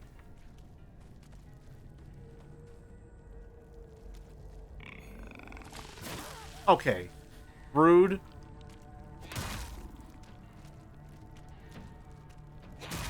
Hits you over the head with a steel pipe.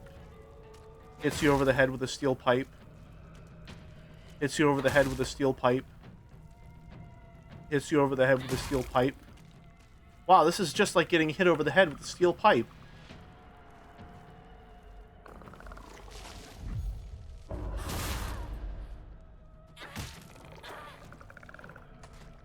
You're done.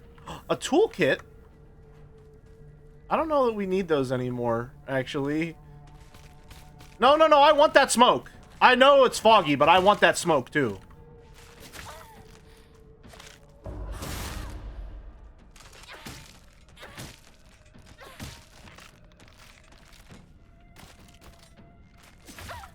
I need to get better at dodging that one.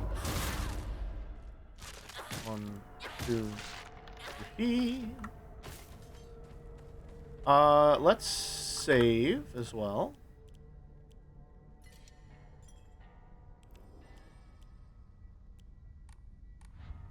Go. I get the feeling that purifying the sword isn't gonna go as planned. Like, it's not gonna be a good thing, because the thing about the Okura no Hote-sama? Agura no Hote-sama? I can't remember what it was. The crimson liquid was that it said if you felt any guilt, it would also purify you. So I get the feeling that there's probably something we don't know that will make that be a bad thing. And also just generally, if a Rikishi protagonist says something along the lines of, like, you can rest now, I understand everything, I've got this, don't worry about it. Like, 9 times out of 10, they're wrong. So, as soon as Hinoka said that, I was like, oh no, okay, she's fucked. Damn, that sucks. This isn't gonna go well at all.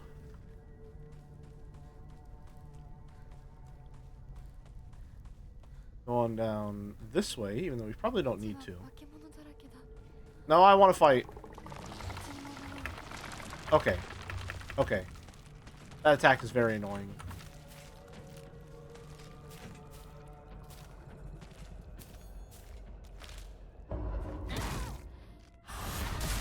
Got him. Infinite stamina axe, baby. Let's go.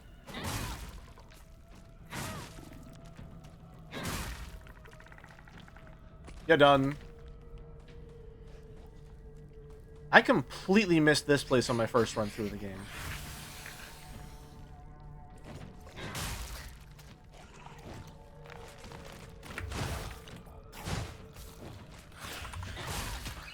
Gotcha.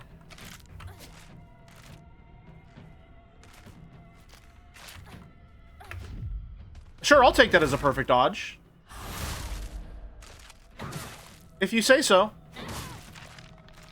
Alright, swap to a different weapon. Look at that! The durability gain is crazy from that charm. Oh my god! We've just got a rotating cast now. Pipe-chan will never die. She's invincible.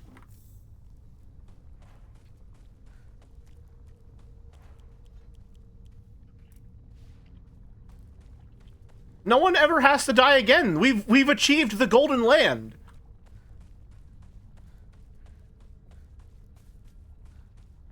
First aid. Okay, do I need a first aid kit? Sure, I'll take one. I can't believe Pipe-chan made it to the Golden Land. It's so beautiful to see. I think there's an Emma down here. If I'm not mistaken. There's something down here, right? Right? Matt?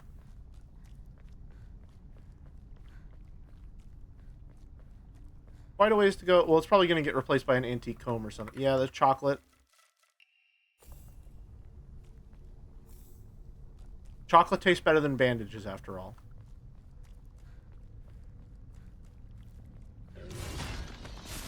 Okay, that was stupid. That was dumb. I'm mad.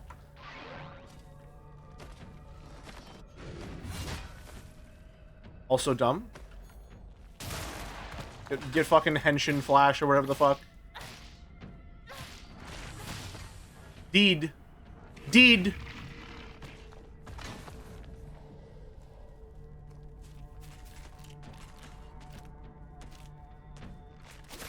Come on. That's not fair.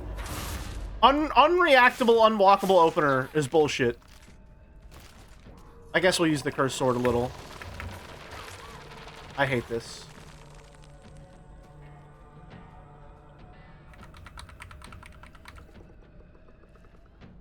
Alright, I guess we'll just take the initiative a little bit. Never mind. I guess we'll never take the initiative on anything ever again.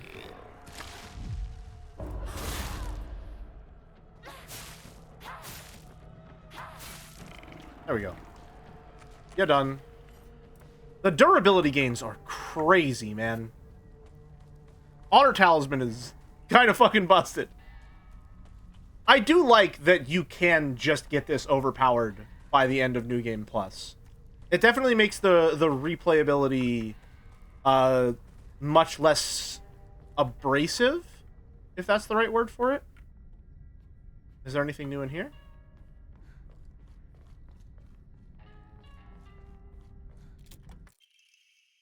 Hiya, you got stabbed by my doo-doo spear and died. Anyone looking around here for treasure is no more than fodder for my traps. Okay, Sadako. Go drink your orange juice.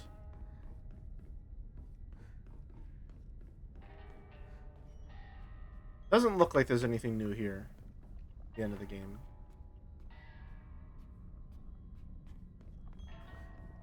I'm a big fan of games that just let you get crazy overpowered in New Game Plus. And it seems like survival horror games tend to do that, especially with New Game Plus. They'll introduce a lot of aspects that make replays a very, like, empowering experience. To contrast the disempowerment you're meant to feel on a first run through. Okay. Alright, Hinako, that was entirely your fault. Come on.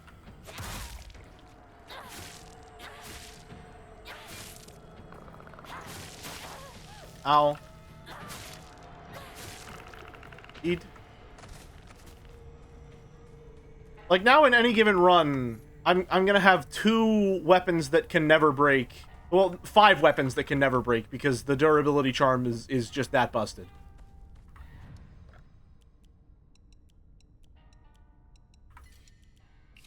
Yeah, New Game Plus is gonna be nice.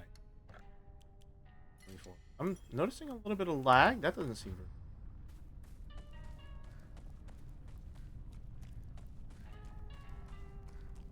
Oh, is there anything over here? Have we already been over here? We haven't, no. Hello. Nothing there. Yokon, no, it's a bandage. I can't sell bandages! Give me stuff that I can sell.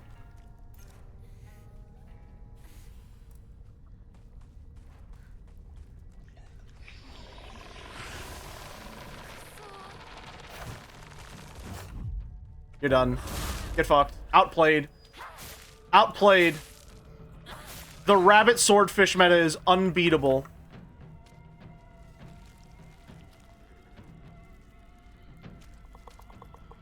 You're trying to run? An odd choice for a dead man. Why did that not do a focus attack?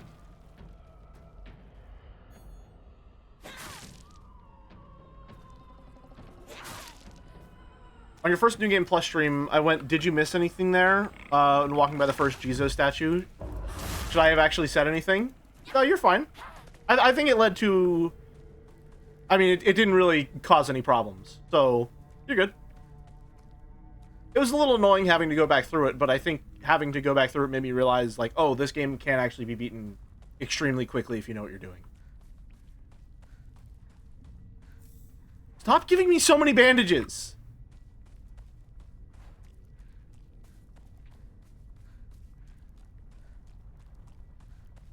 I really hope that one of the endings brings us back here.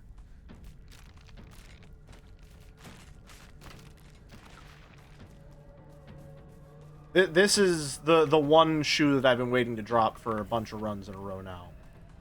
This area back here. This feels like you go here in the true ending or something.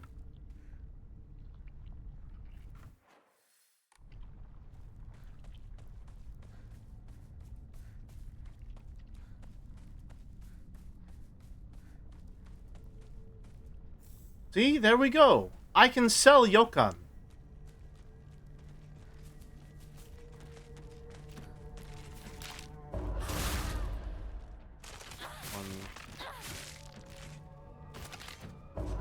And you're done. Nice. How's Pipe Chain looking? Back to full durability, baby. Let's go.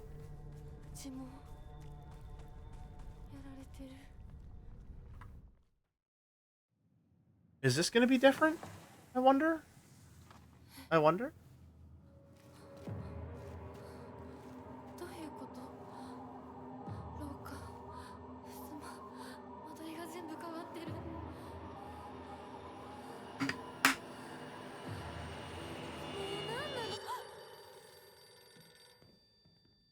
Moshi Moshi.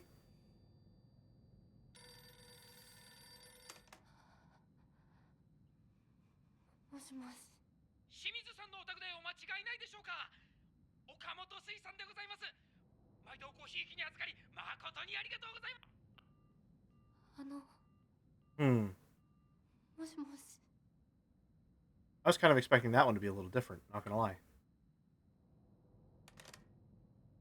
Okay, do we have to do the giant puzzle of the House of Leaves puzzle on New Game Plus as well? Is this abridged in any way?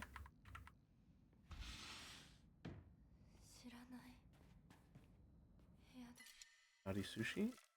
A bandage. I think there's... Yeah, there we go. Enshrine to...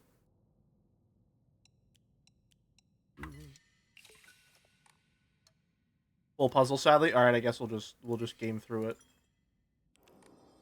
It's really badly made, IMO. I wouldn't say badly made. I do think that this is probably the section that's going to drag most on a replay, though.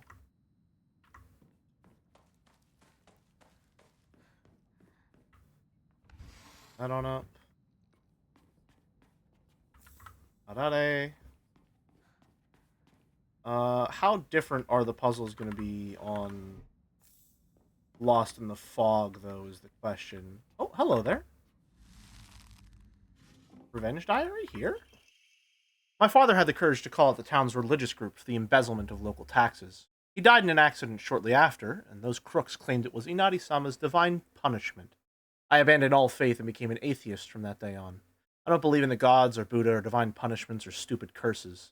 Instead, I turned to research, and I began delving into the local history of religion and folklore. My goal was to expose their precious faith for what it really was, a bunch of wild tales crafted to suit their manipulative needs, and ultimately, get my revenge. I write this journal like some kind of final message now due to my steadily deteriorating health. From the beginning of this month, my appetite has drastically decreased. Even after 3 weeks, I still don't get hungry. Any attempts to force down food simply results in vomiting. 2 days ago, I tried to eat some rice porridge to no avail. I threw it up soon after. More concerning was that there was something moving around in my vomit. The larva of a locust. Yesterday, I woke in a sudden fit of choking coughs. It left an odd squirming and scratchy sensation in my throat and mouth. Turning on the light, I spat what I had coughed up. It was a grasshopper and a cricket. Surrounding me in my bed, I found another dozen or so insects crawling on the sheets. I had coughed up all of these bugs. Can't go to a doctor. If anyone were to see this, they would immediately claim it was some kind of divine punishment. I woke again in the early hours of the morning to a painful fit of coughing and countless bugs spewing from my mouth. They came out of me and crawled up the curtains and scutter across my floors until every inch of my room is covered in gleaming, writhing carpet. Nothing more than skin and bones at this point. Or I'm nothing more than skin and bones at this point. Yet my head feels bulbous and heavy. Whenever I move it, I can hear a dry chittering inside me. My head is full of them now, or maybe they're eggs. I had a headache that felt like my head was going to split open just moments ago, but it went away like it was nothing. My cough and the insects are getting progressively worse, however. I don't think I will make it through the night. I refuse to believe that this is some divine punishment for questioning the gods, though. Who in their right mind would believe such nonsense? Interesting. That sounds like the last one, so did we miss one of them? You're an atheist now? Curse of Oinari-sama. Oh, so now it's them who are crossed out. Interesting. Sacred Sword? Oh. Last page?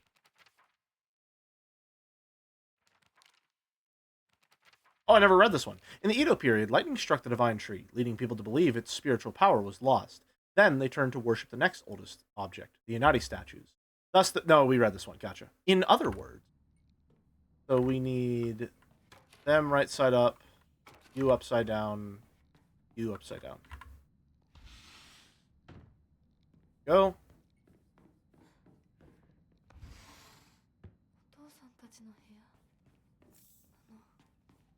Some of these puzzles on Lost in the Fog aren't all that different, which is a little...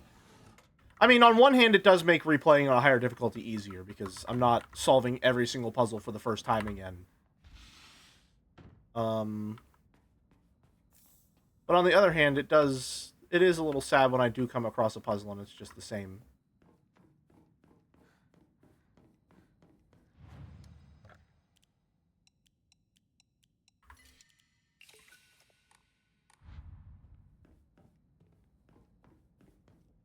Diary entry was surely not written posthumously by someone else to spread an agenda. No, certainly not. And it definitely, you know, it's definitely not as if, you know, the town's physicians hold some amount of power and influence in the village, and perhaps have been using Agura no Hote-sama to control them in some way, since it's a psychedelic that they could possibly lace into everyone's medicines. And it seems like everyone goes there to some degree.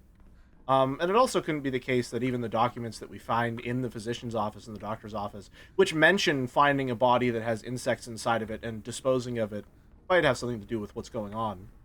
I'm sure it's not. Alright, this is a new puzzle, maybe. The sword and the fox fought, battling upon a set of scales. After a long and vicious fight, the sword was defeated, and the fox reigned supreme. Taking the blackbird's right hand, the fox showed her the scales in his other hand. Now you must choose, Blackbird. Have you made a decision? On one side of the scales was the fox, and on the other, nothing. Okay.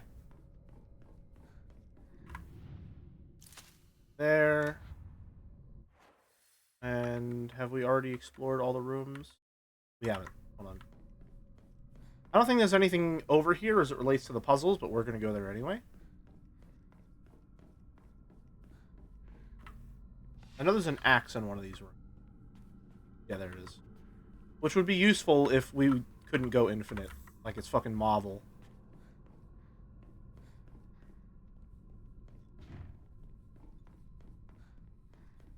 We've achieved the endless 9 of weapon durability.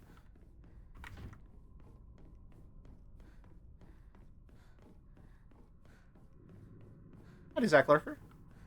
Not living up to your name, are you?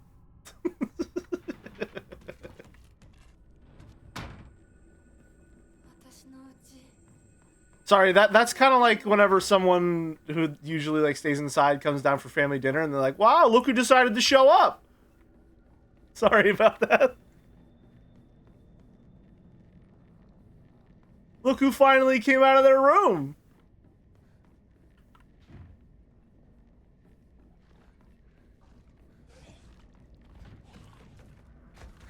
Hi there. You're dead.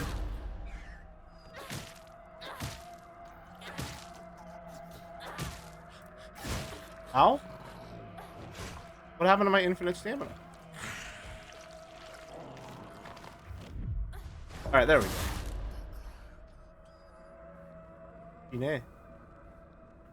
Alright, and then her portrait is in here. So the yoink.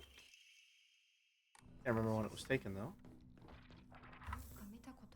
Take a toolkit. When I was a teen, I got invited to a party I wasn't having fun at, so I sat in the corner and pulled up my laptop and started gaming. Play anything good? Did a raid in WoW? Okay, so you didn't play anything good. That's a shame. Although that does require a lot of social coordination, I think. From what I've heard, at least. So you were still socializing, which is good. Hello.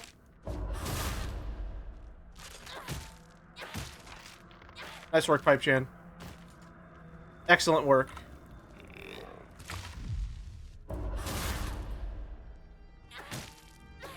After that, I became immune to the look who showed up argument. Well, I mean, yeah. You showed up whenever your clan needed you most.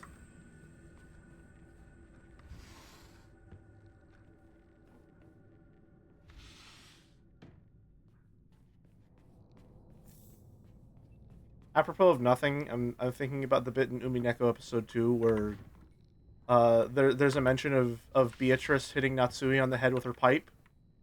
And I'm I'm thinking about this pipe.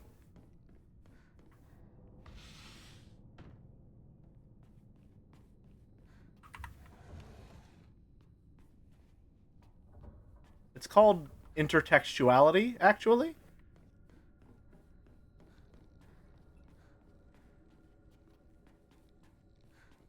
We're hitting them with that Golden Witch pack.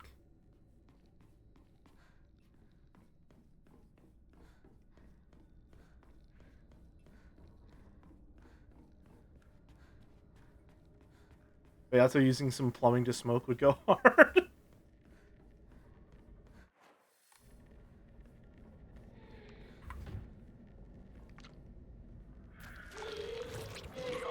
Nice argument, but unfortunately I've depicted myself as the Chad smoking the 7-foot pipe, and yourself as the crying Soyjack insisting that witches aren't real, despite me being one.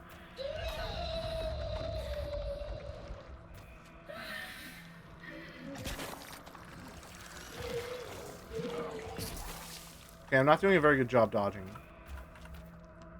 Also, these things take forever to kill, so we're gonna laser sword. There we go. Get him! Ow.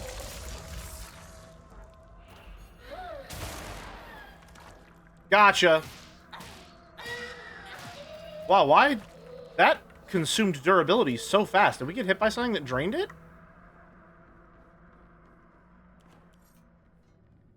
Alright, Axe is back in fighting form. Not getting there. Has anyone modded Hinako into the Umineko fighting game yet? Someone, I mean, someone out there has probably made a palette swap at least. Hold on, is there anyone in the Umineko fighting game who has a school uniform? I don't think there is. Someone has probably made a color palette reminiscent of Hinako's, though. Closest would be Angie? Yeah, that's what I was thinking. Hey, played the first run myself, but haven't done any New Game Plus New Game Plus runs. Haven't watched the streams. How do you have a laser sword? I did the UFO ending.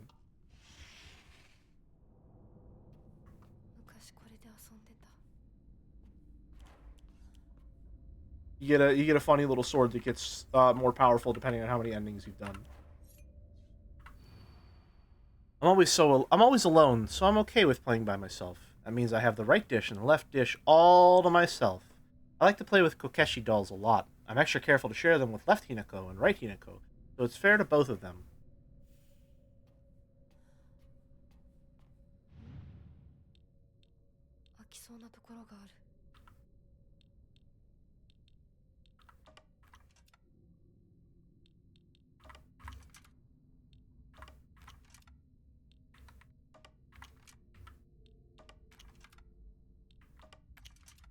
Nailed it. Perfect. Definitely knew that was the solution.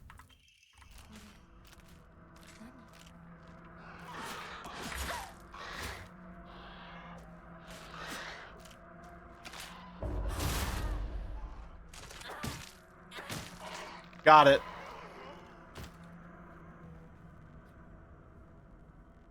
But the question is there a swimsuit? I guess maybe if you, like, did what half the people on Nexus mods do and just ignore everything going on, you could probably get a swimsuit in there and just ruin all of the messaging of the videos game. Because sometimes, I guess, videos game is toy and not art. Excerpt from the Encyclopedia of Occult Phenomena. Autoscopic hallucination. a type of visual hallucination caused by brain tumors in which an individual perceives their own image before them as if they were standing in front of a mirror. Although it is merely a reflection, there have been extremely rare cases in which hallucinations have been reported to possess a will of their own and are able to hold conversations. In such instances, the reflection will often state negative opinions about or demonstrate hostile behavior towards the individual. Such apparitions are thought to be projections of negative feelings about the self that have been repressed. This is also known as the doppelganger phenomenon. Okay, so using my knowledge from Higurashi, hold on. That's bullshit. Okay, gotcha. Done. TBH, Konami literally added a bunny suit DLC. Apparently that's in reference to, I think, a rabbit mascot in a previous Silent Hill game?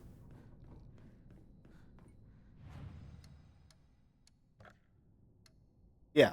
And it's literally just the uniform, but with big old rabbit ears. It could be much worse. The main artist for the game posted concept art of all the costumes of the game, including one not in it, and that one exuded Ryukishi asked for this, didn't he? Was it perhaps reminiscent of Angel Mort? Howdy, Parkier and Honda. We have a sword now. I love the PNG tuber you got right now. Thank you. It used to be colored like Hineko's outfit, but then I downloaded a mod that turned the outfit into, recolored the outfit to be Rena's. And so I recolored my own outfit to be Rena's. Did I save? This game saves too fast. It's like the Pokemon games where you always have to save twice just to make sure it actually worked. Pray. More stamina? Sure, yeah, that works. Katana-chan and Pipe-chan Yuri for my fantasy. You hold great power in that pen. Can I not grab the calendar? Isn't it in here? No? Where's the calendar?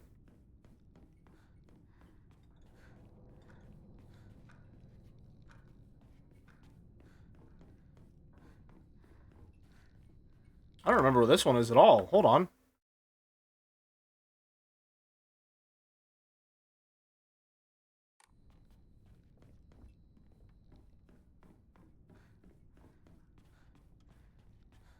That's not good.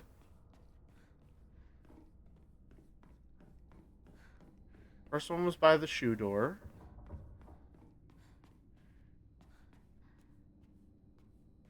I know the third one is in the dining room where you have the argument.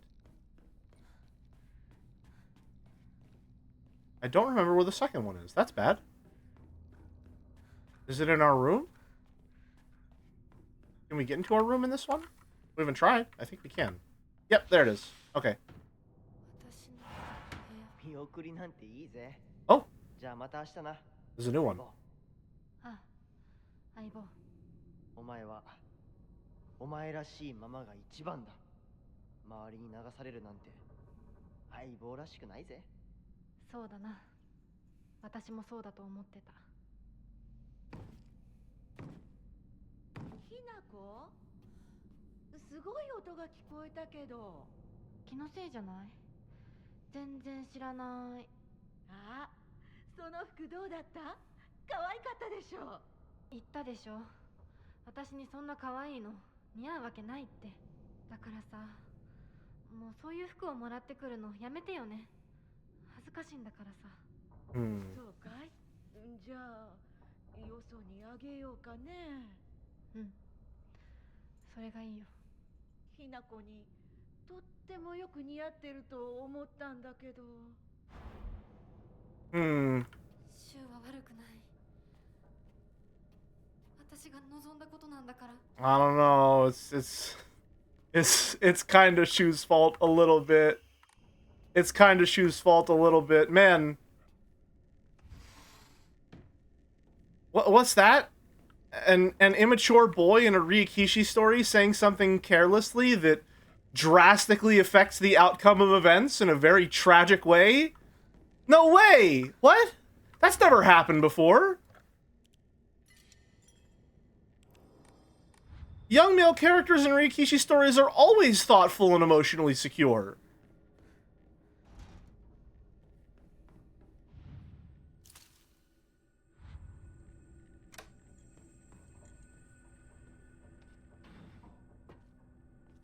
I remember this one being darker. Here they are. Oh, where was my perfect dodge? Alright. Sword time. Gotta restore Pipe Chan's honor.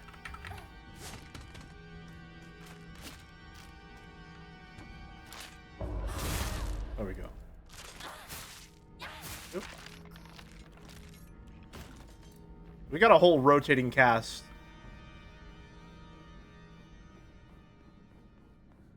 I haven't used the knife in a bit, and it's at max durability again, so we'll swap to it.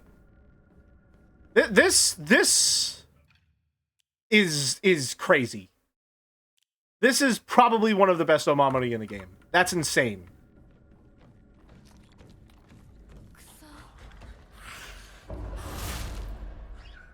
One, two. Oh, he's just dead. Nice. Oh, cool.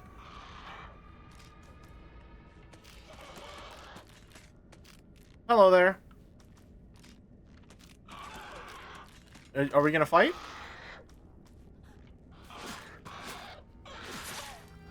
Okay, you're supposed to have a counter after that second stab. Yeah, like that.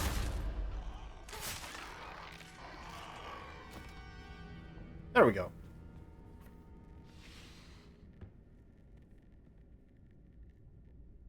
Those hydrangeas or chrysanthemums?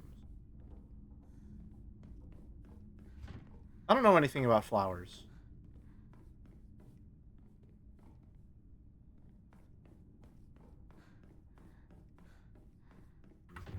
Nothing there. Yeah, this one's relatively linear, isn't it? Yep. More room so we can grab the wax. Ooh. Fragrant letter. There are many creatures that discard their shells as they mature. I believe that the suffocating feeling you are experiencing is merely a sign that you are growing up, a hint that it is time to rid yourself of your shell. Don't you think it's a strange coincidence your name means baby bird?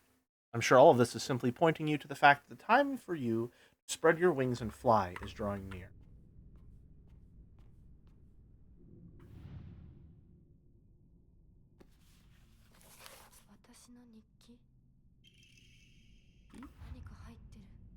Up inside. So it seems like what happened here is Shu was like the one person that she could trust. And as she grew up, she didn't necessarily want to change. Well, no. It seems like with that one, she did want to change in some ways. She was perfectly fine embracing being a little more feminine, having that just be an aspect of herself. But she was afraid of her relationship with Shu changing, and he said that she should stay the same. And so that's creating this rift where she can't talk to him, or really like relate with him and be honest with him about herself because she's changing, and that means that things might change between them. And that's, I think, probably what leads her towards the doctor as someone that she can confide in. Nico's diary, April 6th. My big day is tomorrow. I can't back out. I'm scared. I want to run away. I don't get it. Why is it already here?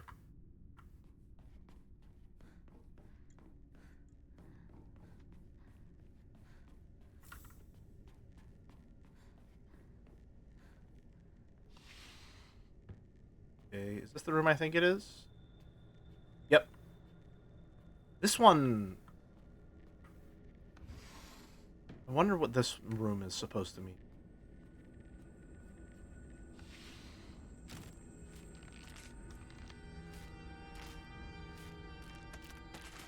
Yeah, I knew you were gonna do it too. You always open with that. Every single time. Nothing in there. Nothing in there. And then if you peek... Oh, can't open? Gotcha. Yeah, if you look through, it's just this over and over and over repeating. Same setup, same setup, same setup.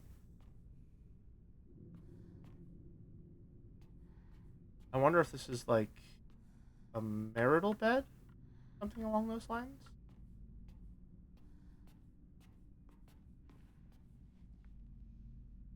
Hmm. That's the feeling that I get from it. Yeah.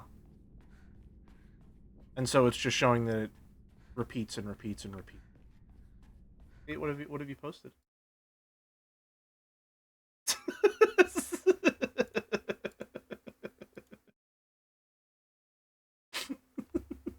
Thank you.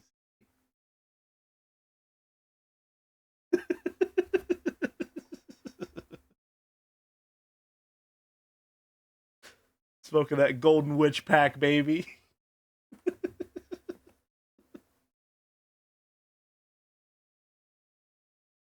What does this mean in regards to Pipe Chan? I wonder. What what does this mean? What did C8 mean by this? Oh, why did it go away? Is it because I minimized? It's because I minimized. What did C8 mean by this? Is this the right game capture? There we go. Yep. Is this one letterbox? It's not. This too is Yuri, as all things tend to be when it comes to these streams.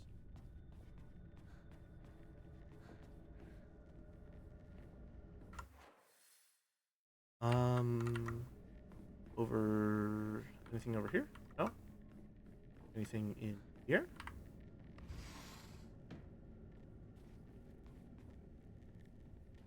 The only part about this that I think is kind of annoying. Oh, mom's bag of prescriptions. Hold on.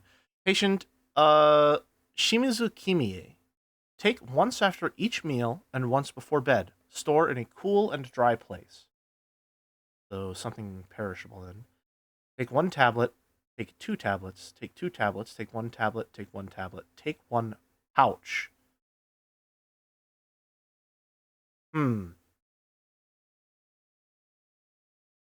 Department of Internal Medicine, Prefectural University Hospital. That's quite a lot. I'm sure that's fine.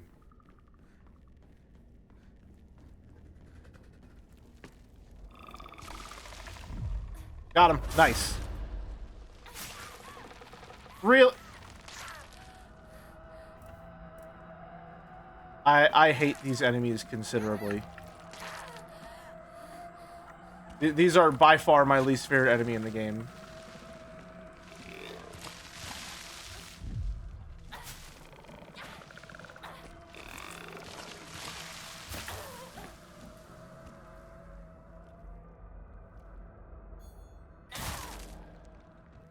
Go away. Right. Looking pretty damaged. We will swap to the sword for a bit. As I studied the blade. Which is why I swing it like a practiced professional. I don't know what the deal is with these things. What is this?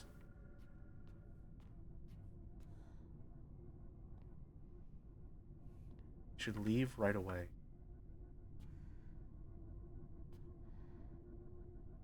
A giant Silent Hill 4 reference? Interesting.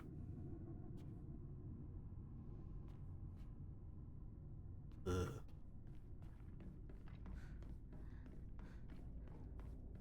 I definitely want to play the other Silent Hill games. I think that would be interesting. It'd be very cool to have this as my, like, first one. Appropriately sized Silent Hill 4 reference? Gotcha. Gotcha. The only thing I don't like about this puzzle is that you need to go to the back to the first house to get the bird emblem so that you can go into this room in the third house. That one feels a little tedious to me.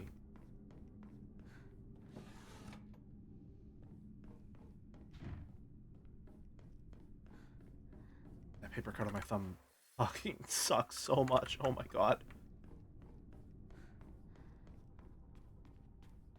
Did we miss anything here? No, because we go back through...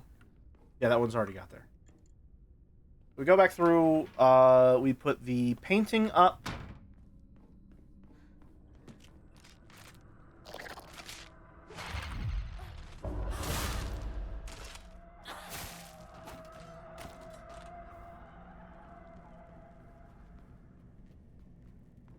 Go.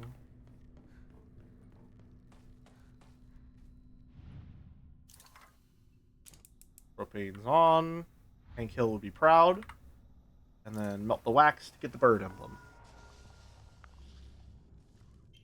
Whoa! Hunger Games reference.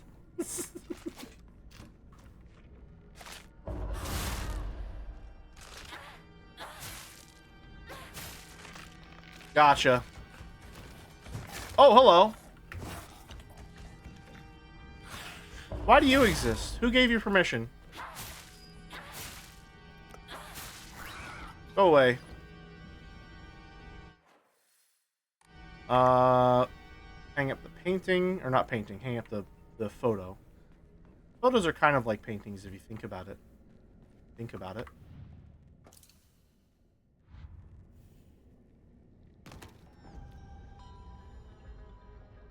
Gimme, gimme. Oh no.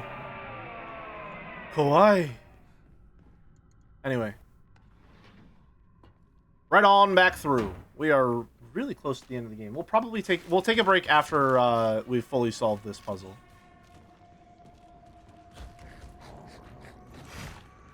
Me. It's also very annoying that there's no fast way to get to the bird room here. You have to go all the way through and around, I think. And more stuff spawns in, like the pregnant enemy right there. Which is a little annoying.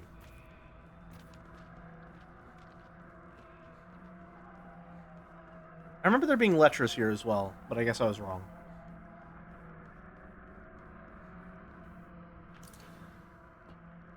Fletchling key. Is this flashback going to be different? 本当に隠し事はしてないんだろうな。全然知らない。本当に覚えてもなかった。お父さん、いいじゃありませんか。何の文句があるんです？ひなこ、あんたはどう思ったの？わかんないよ。全然わかんない。そうよね。無理もないよ。心を落ち着けてじーっと考えてごらん。心の中のもう一人の自分にじっくりと相談するの。私嫌だよ。え？嫌だ。嫌だ嫌だ。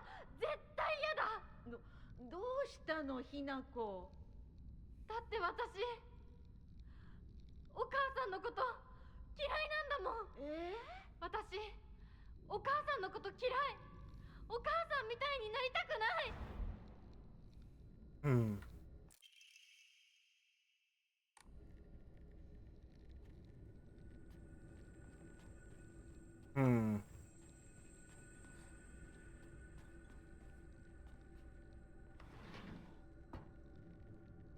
I think that's her revealing to her parents that she's going to marry the doctor? That's also, yeah, the first time we've seen her interact with her mom without the dad being there. And also the dad being very calm in that scene, reacting to the news, seemed to be uncertain to a degree about it as well, even though it would seemingly solve all of his problems. After a long and vicious fight, the sword was defeated and the fox reigned supreme. Taking the blackbird's right hand, the fox showed her the scales in his other hand. On one side was of the scales was the fox, and on the other side, nothing.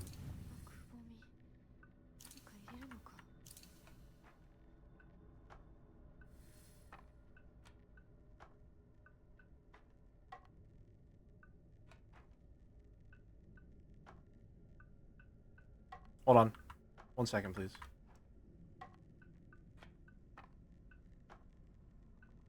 No?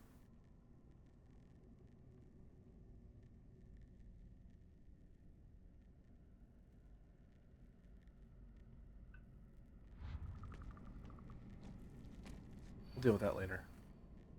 Taking the blackbird's right hand, the fox showed her the scales in his other hand.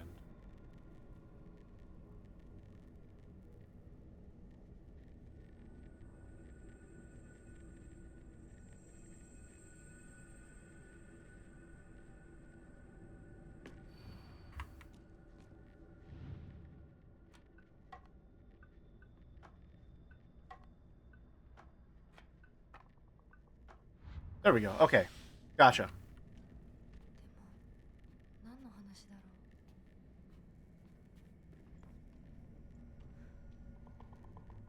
う。 Making it seem like it's him or nothing. There is no other option.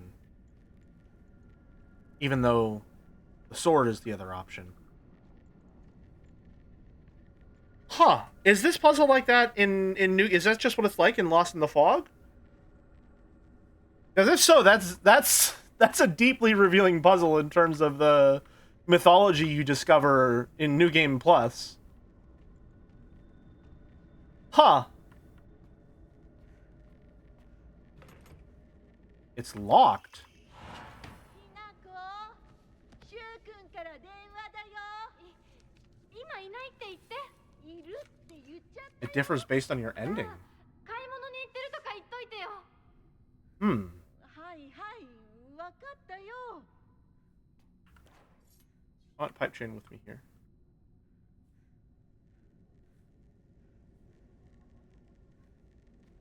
Hmm. Okay, why is that locked? What condition do you have right now? I have the purified sword and I have the Agura no Hote-sama. Then she's gonna talk to us. Is this cutscene going? It is. Okay. 私が見えてるよね。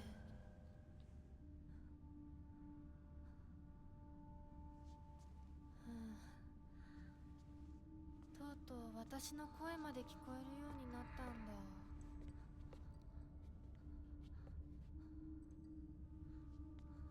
そんなとこに立ってないで入ったら、ちょうど話がしたかったところだから。 Hmm. あなたは誰なの？お願い。死んで？え？って言ったら、あなたは死んでくれる？どうして私に死んでほしいの？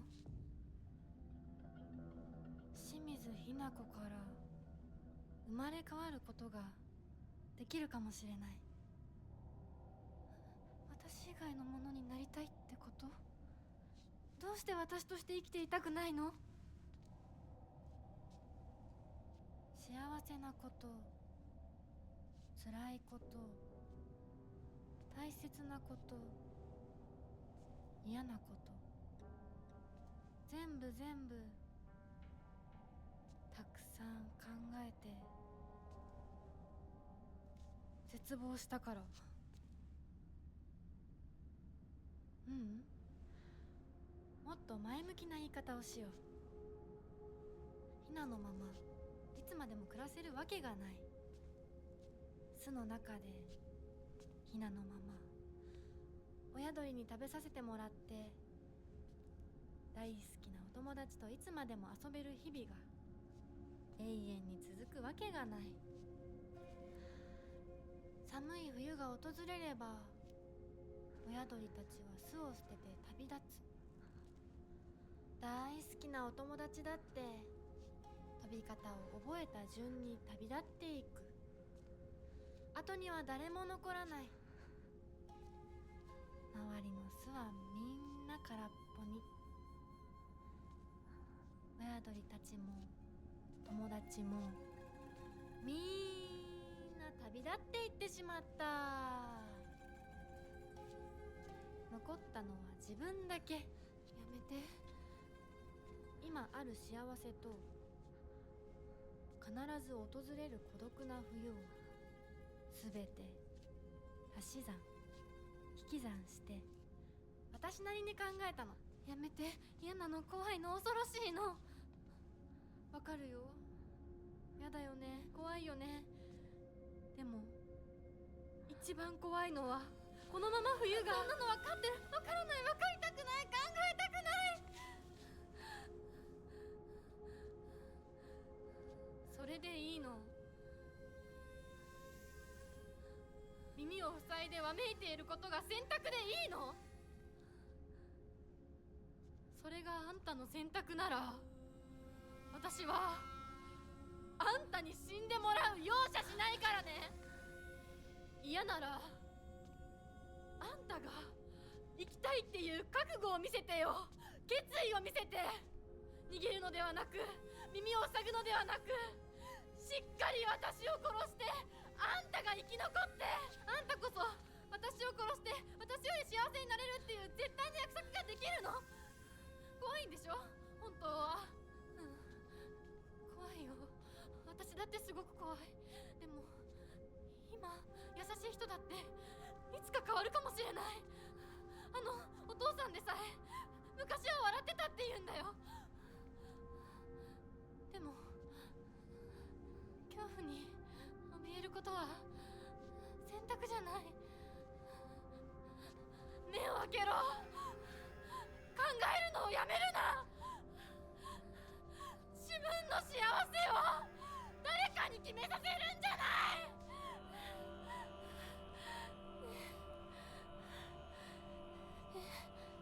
清水ひな子、お前はひなだが翼はある。私が勇気を与えるから。だからお前が翼をくれ。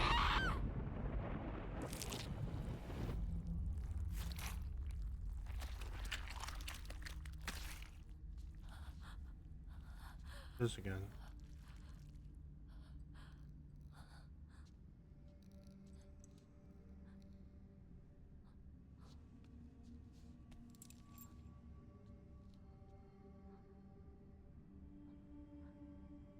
Hi, Skid of the Tryhard. We're pretty deep into it, so if you're worried about spoilers, you know,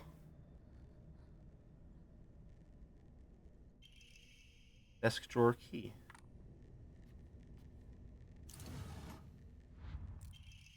Bundle of letters from the drawer. When I look upon the moon, I cannot help be reminded of your graceful form. Oh, how blessed I would be if we were gazing at the same moon right now. Awaiting your answer is nothing short of pure bliss. Oh. Yep, there it is. So the doctor is Kotoyuki. From back then. Okay. Don't think I'm gonna play this one, but thanks for saying so. Of course, yeah. Okay. So, one, we gotta don't stop thinking, obviously. We're having a more direct confrontation, this time an actual dialogue between them. Coming into a lot of the themes of just, you know, growing up is scary. Your relationships change, the world change, everything is always changing, and especially for someone who's in their adolescence and isn't familiar with how the world works, and, you know, is going through puberty, everything is scary just because it's different. So this is definitely an exaggeration of that in a lot of regards. Things are changing, but for Hinako, it's changing, not just like, oh, moving to a different stage in life, but yeah, her face peeling off means losing her identity. She's not just her choice is essentially follow the paths which she believes to be the only ones that exist in this world, which is to get married, to kill Shimizu Hinako, to become someone different, to lose her identity, and just become a wife like her mother, which is something that she has hated, something that she does not want to do, something that she's terrified of, or whatever alternative, which, as shown by the puzzle, it's presented that no alternative exists. It is marriage or nothing.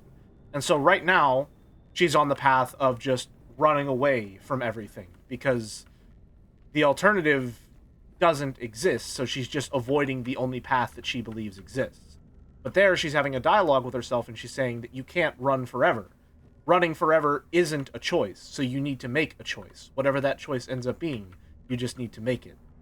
So she needs to figure out what there is on the other side of that panel, which is, I believe... Excuse me. On the other side of that one is a balance between light and dark. That's what's on the other side of the one that you flip to turn blank. You remove the balance to solve this puzzle.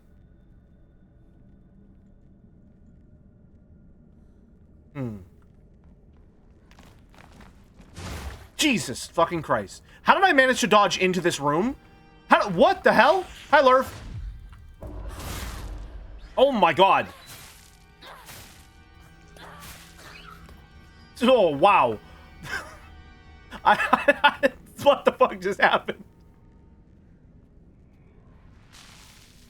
I hate these things so much. Anyway, hi, Lurf. I just gave a lot of extended thoughts. Can I still not? I thought I could focus attack with this. There we go. Yeah. Gotcha. Alright. We don't tell you if you saw something and forgot about it, right? I mean, you can tell me if it's like, you know, for the purpose of like discussion and stuff like that. I wouldn't mind that one bit. But it's not like backseating or anything. But like if it's important information, you know, I would like to know about it, yeah.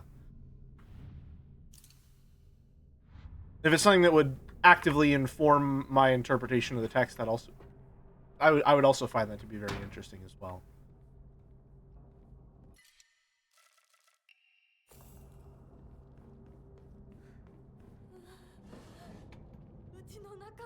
Don't need another first aid kit. Oh my god! I will take it. Well, hold on. We'll sell stuff first. The boy on the playground said his name is Koto. Yeah. The boy on the playground said his name is Kotoyuki, and I'm assuming that Kotoyuki is also the rich boy that the mother is writing letters to, and he is likely the town doctor.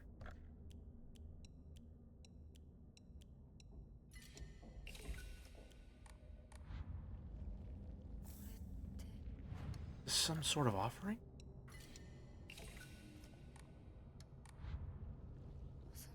Well, if we got the sword, and we're in the otter cycling meta, where none of our weapons will ever break ever again. Is this your first New Game Plus? Yes, although I did do the UFO ending, so I mean that kind of counts. May I remind you of something you saw but might have forgotten? You may, yes, please. The baseball bat. I'm not feeling. Oh, Higashi. So I'll scribble it over. Spell that real quick.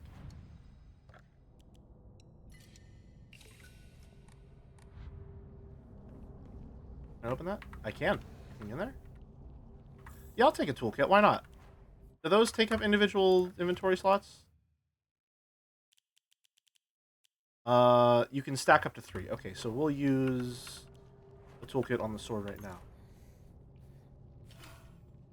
I thought Shu was the son of the doctor? No? I don't know, actually. I know he comes from a family of physicians. I don't think he's the town doctor, though. In the doctor's house, you found a doctor's note about Kotoyuki's fox attack that says he was 9 when it happened. Gotcha.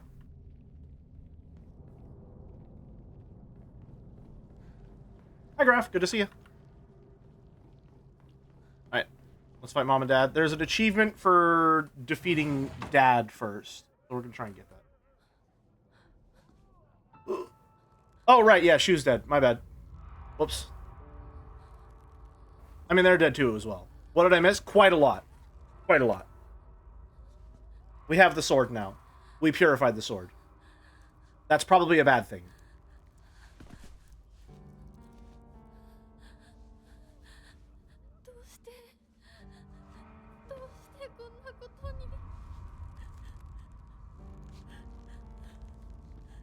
It's all gray.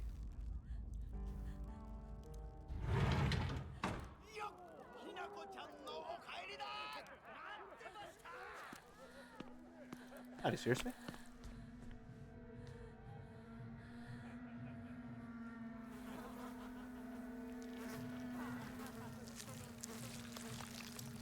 I know it's all rotten, but that is reminding me that I haven't eaten yet today. I should probably eat when we go on break. Also, we were supposed to pause before this boss fight. We'll...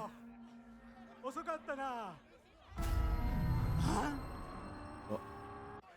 今から始めるところだったぞ。誰のなんだと。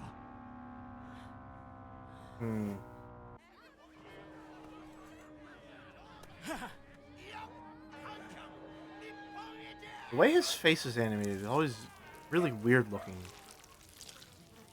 I did set up a save point for an unpurified sword run as well. Yes. ちそうさま包丁のさえをどうぞご覧くださいよ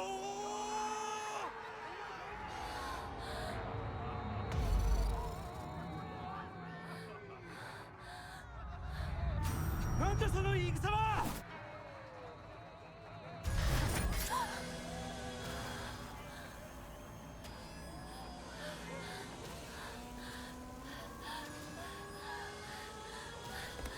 Huh.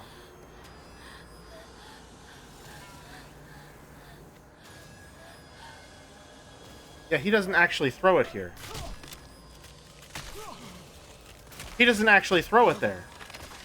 It's flickering, which means that's from the memory of what had happened.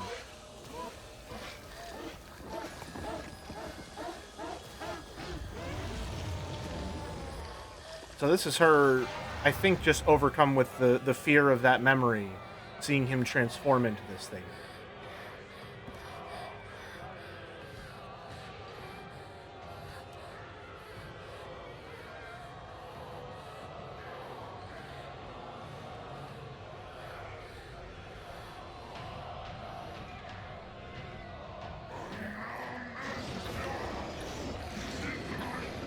Okay.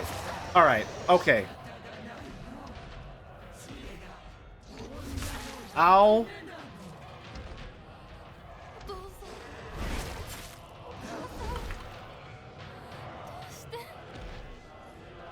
I used the focus to turn it on and then I didn't even do anything with it. Stop doing that. That's mean.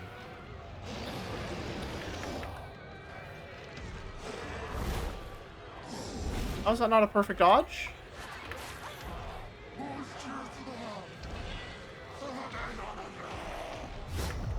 There we go.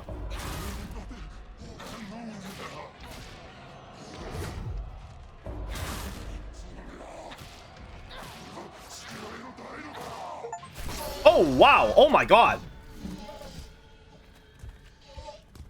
Oh, my God. He died so fast. Holy shit.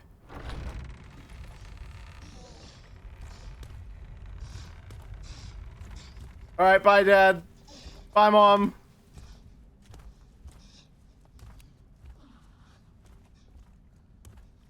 Holy.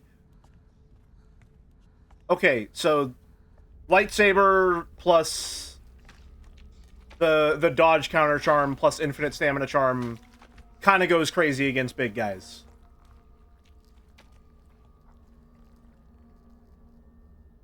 Yep. So parents die. We have one last Spirit World section. That's where they exchange the rings. Well, he was hella sozzled. No wonder he had to leave her. Sozzled? I'm sorry. Fucking sozzled? I've never heard that one before. Lightsaber is the speedrunner weapon. Apparently it's the best one in the game. I think, well, the focus attack, I'm pretty sure, like, doubles the damage, it feels like. So it's knife damage at full upgrades, assumedly sword length, and it has a buff that doubles the damage.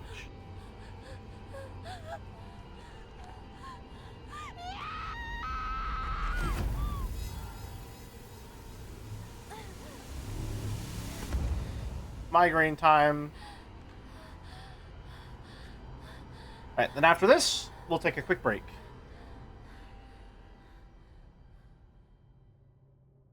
Big stretch. Back here, this motherfucker. これを飲みなさい。少し楽になるはずだ。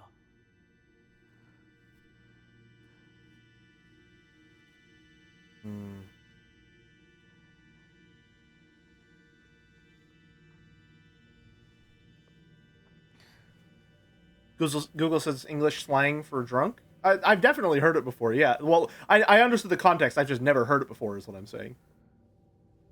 私は一体まだ体が馴染まないのだろう。よくここまでこらえてくれた。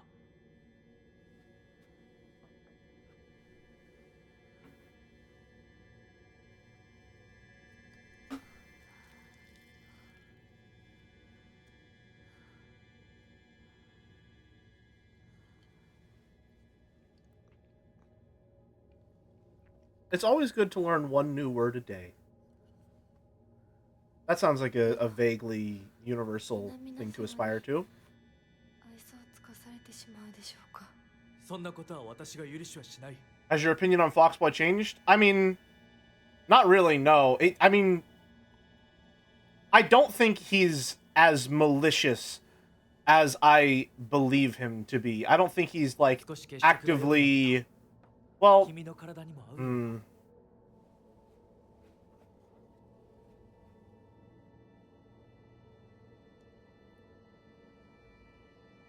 I don't think that he is, like, engineering this situation for his benefit, but I do think that he is... 先祖の霊に備えた米と水を混ぜ合わせてこしたものだ。 How can I 神 phrase 聖 it? な力が宿っている。 It's a power dynamics thing, again, I think.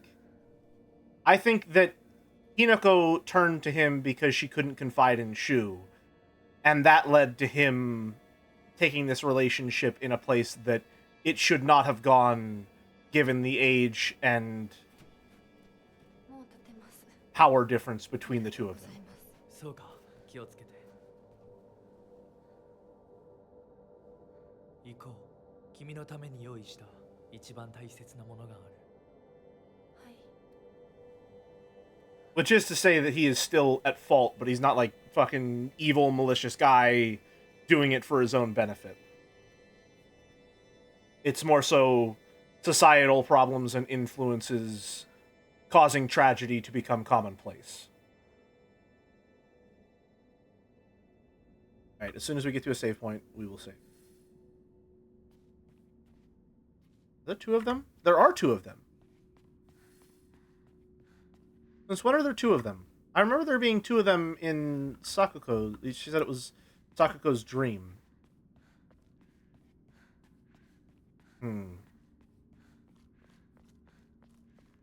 Maybe there's two of them because they're married now and each one brings a set or something along those lines?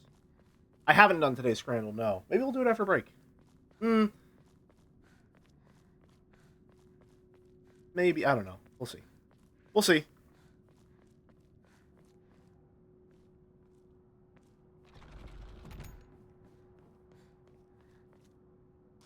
I would assume they don't have a notable age difference with both of them being kids together, though. I think even in that flashback, it was pretty clear that Kotoyuki was older than Hinako was.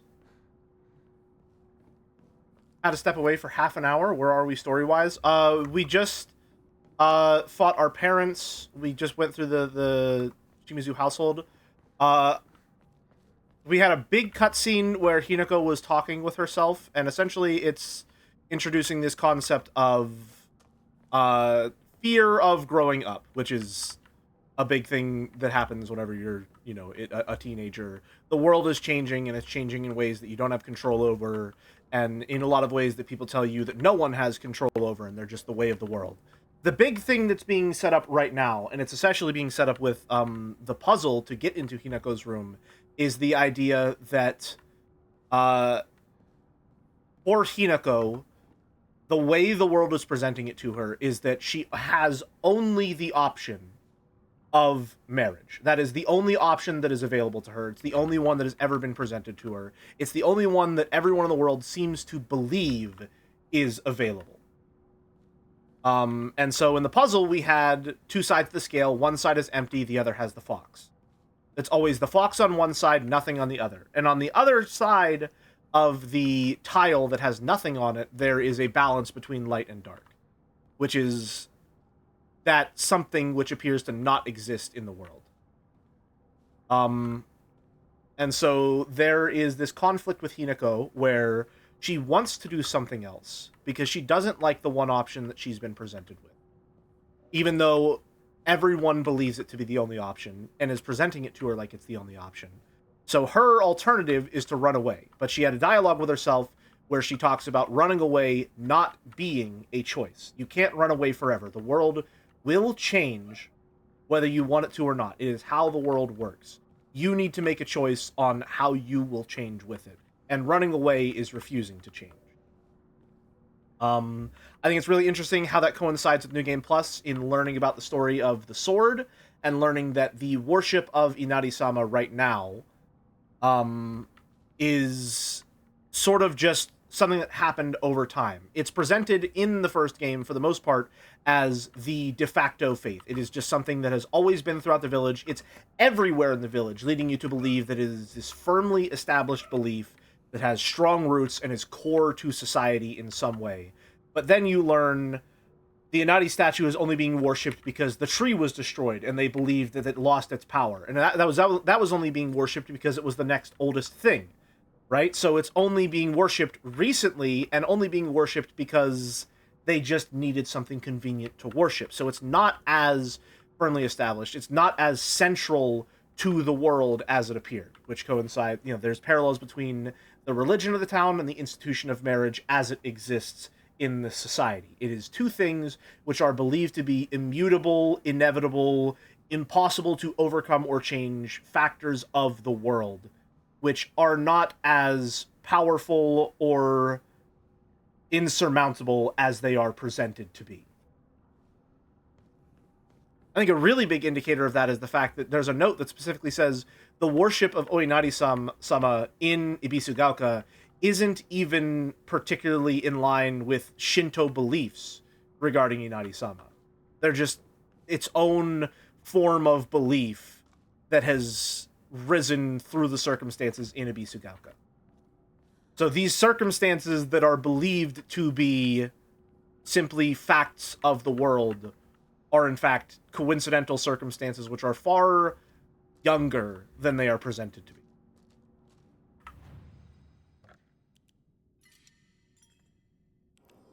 So ponder that during the break. The in 5.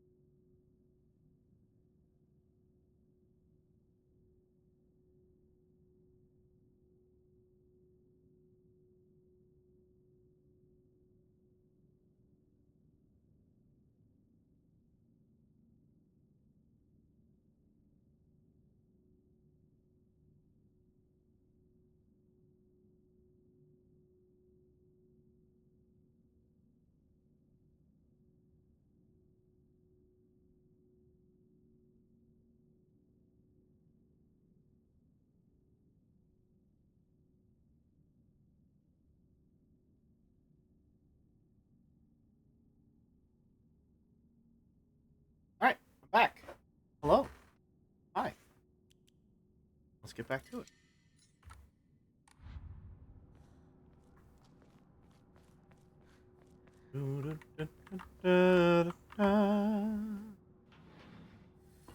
All right, this whole puzzle room. Yeah, okay. How's this one different? The black bird is in the cage at last. The satisfied fox spreads his fan. The white bird remains in a daze. All had been swept away as she slept. Okay, yeah, that one's... That's fucked up. Especially considering that that happened.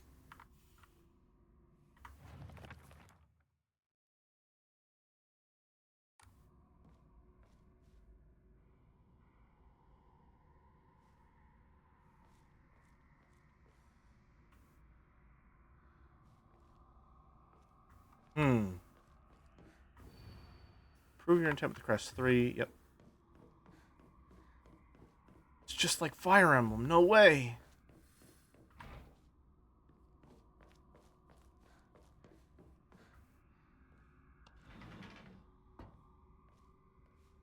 This way. All of them. Yeah, but do they have anything in them that I can sell, maybe?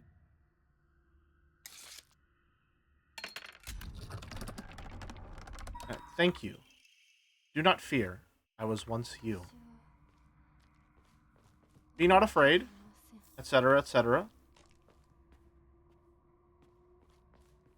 Okay, so I know that's the right way to go. Are these just dead ends that don't have anything in them at all? Or is there maybe stuff here worth finding and exploring?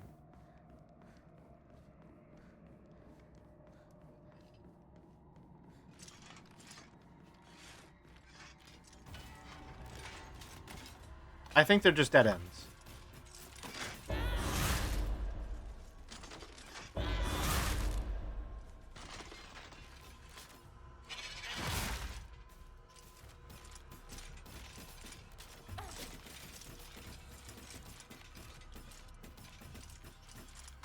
Alright, I'm going Fox mode.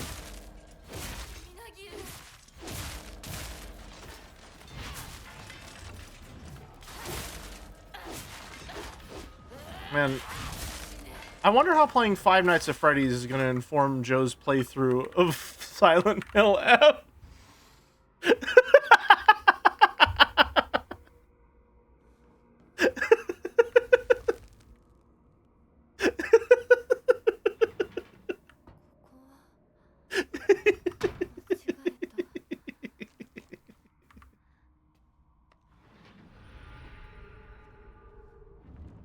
The F, yeah, the F stands for Five Nights at Freddy's. Yeah!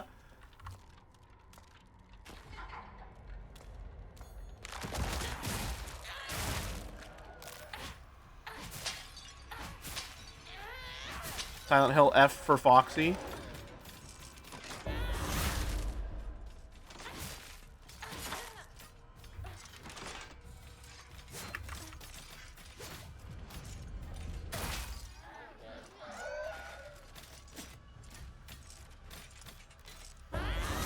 Twofer?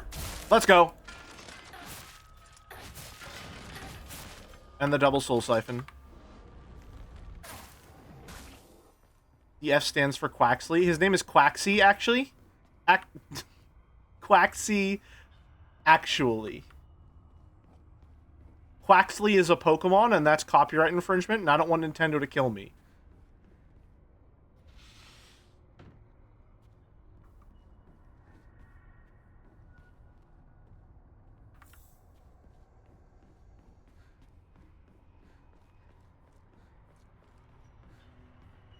Are you a FNAF fan? Not particularly. Not. I don't know why I said not particularly. That implies that, like, I do hold some significant love for it. No, I'm not a FNAF fan. It's, like, fun. I watched the first movie and I had a good time. I played some of the games whenever they were coming out, but I'm not like, oh man, I fucking love Freddy Five Nights.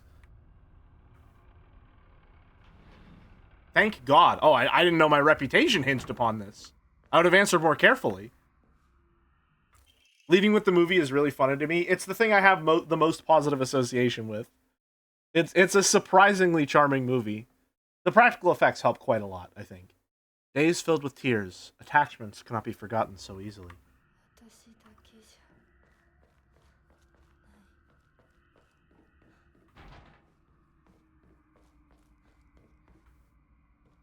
ゃ The Five Nights at Freddy's movie is surprisingly family friendly. 終わりましたでしょう Is the strangest way that I could describe it.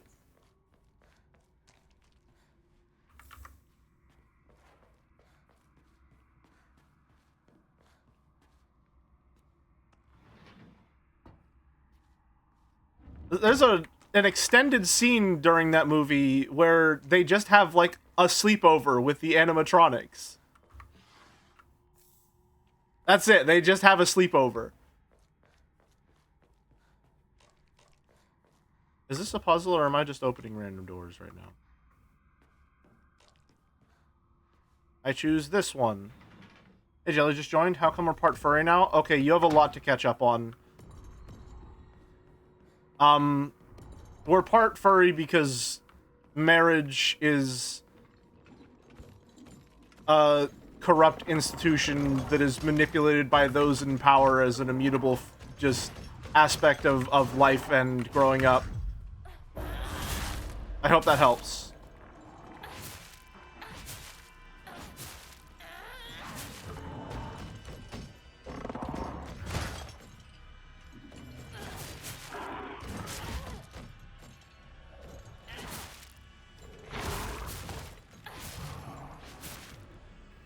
Sorry, wait, let me answer in a way that's a bit more, like, appropriate right now. We're part fox right now because Hinako is in her Five Nights at Freddy's phase, and she really likes Mangle. Does that help? Mangle is her favorite animatronic.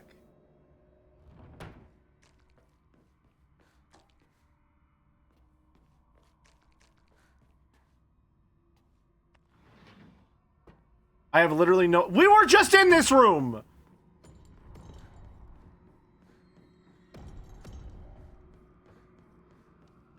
I hate it here.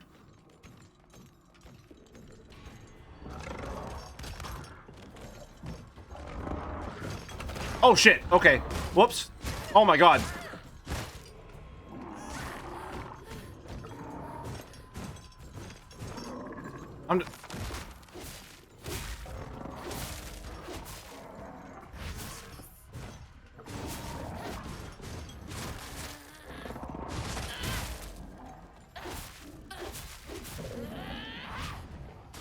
Okay, we got it. Hold on, really interesting message for 1 second.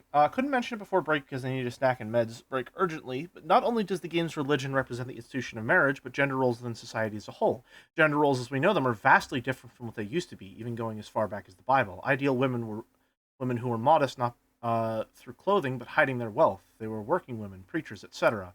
Likewise, men's perception in society has changed drastically. In the Middle Ages, men were often depicted weeping and wailing is a sign of religious devotion.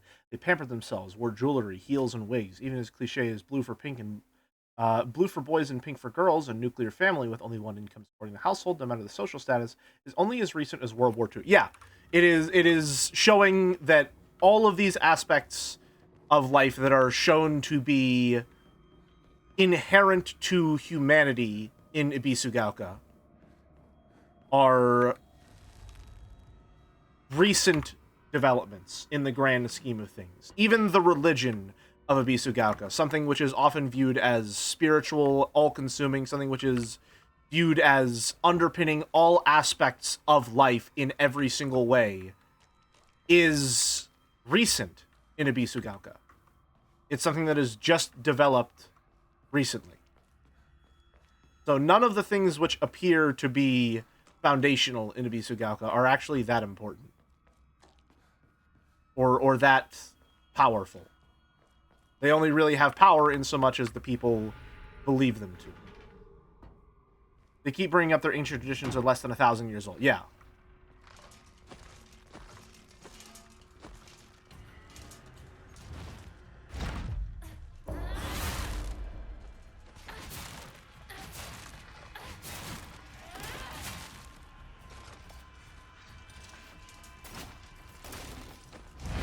Ow.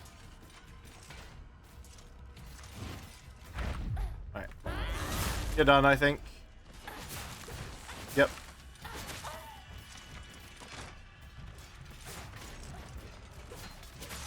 Ow.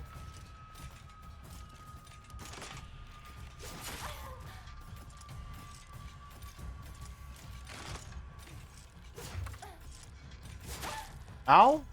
2? Okay, very annoying.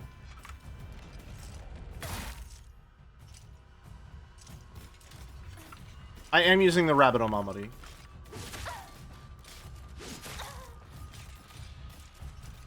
I think you miss documents if you don't do this. So for your next run, you can use focus on the red stuff on the ground to reveal secrets. Oh, I didn't know that. Thank you.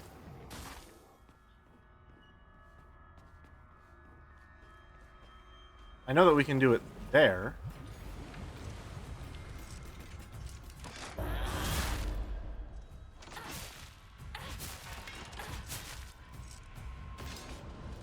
When we're applying this to society, is this an obvious thing to do? I think it's also worth considering from where these supposed institutions or traditions come from, i.e. who builds and maintains them. Yeah, yeah. It's something that Ryukishi does very often. Again, I think I talked about this earlier, but religion in Ryukishi stories, religion and the supernatural in Ryukishi stories do not exist as like proof of the divine or proof of some larger being's existence, but proof of how humanity interacts with the world around them. They are reflections of the superstitions are reflections of the cultures which create them in Ryukishi's stories. And so learning and engaging with the supernatural and with the divine in Ryukishi's stories is often about learning to understand and engage with the culture and the people who ascribe themselves to it. It is less about there being these genuine, larger, more powerful ghosts and witches and forces beyond our comprehension, but about those forces being things which are constructed by human beings as they navigate the world and being touchstones for understanding and communication. It's when they are treated as these larger than life forces and they aren't interacted with as if they are the things that they are, that they start to become problems. When they're used against people or they're manipulated in some ways for control or power, that they become problematic. Be reborn at your own leisure. There is no need for fear here. Like, this story is not Ryukishi saying marriage is evil, all men are bad, marriage is just about taking advantage of women. This is Ryukishi saying that marriage as an institution has been corrupted by the cultural norms it seeks to proliferate. Is that the word that I want to use? Essentially, it is not itself inherently evil or powerful. It is something which has been manipulated by those who seek to gain power using it. It has become this immutable fact of life, which is worthy of criticism. It's worth considering. Are these things as central to the world and our way of understanding it as we believe them to be? But I guess if you want to, like, I don't know, make money on YouTube, you can just say that Silent Hill F hates men or something. I'm going to save it for the stamina one. The media literate criticisms of this game kill me. Yep. Yep. The lolly witches and Umineko convinced me they're real. You have fun with that, okay? That's just for you. It takes two to create a world. I hope you find a second.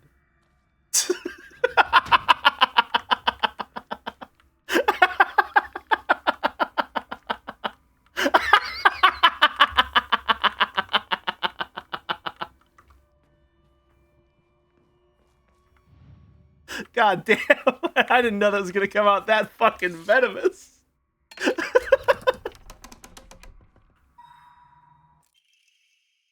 Scroll of welcome. Celebrate once and for all. May you live happily ever after.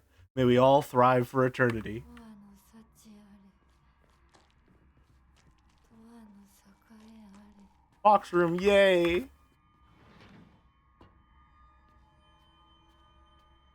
I think we already got everything in base new. Oh, hello, hello. Letter from a determined youth. I finally found a reason for applying myself when it comes to studying, extracurriculars, and etiquette.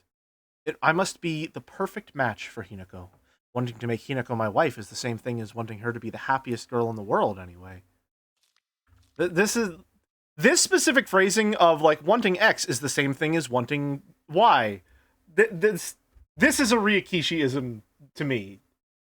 He does this a lot. This sentence structure. It's been a while since I've left Abisugaoka. Even so, I can remember her face as if it were only yesterday.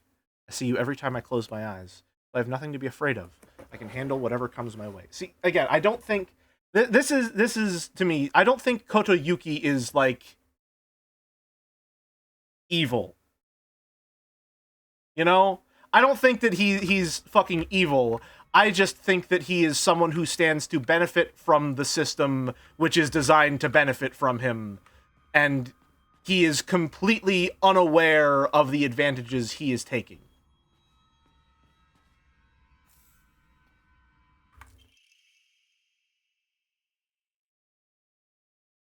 He is, like all people living within this system, in a way, a victim himself. However, he is the victim who stands to gain the most.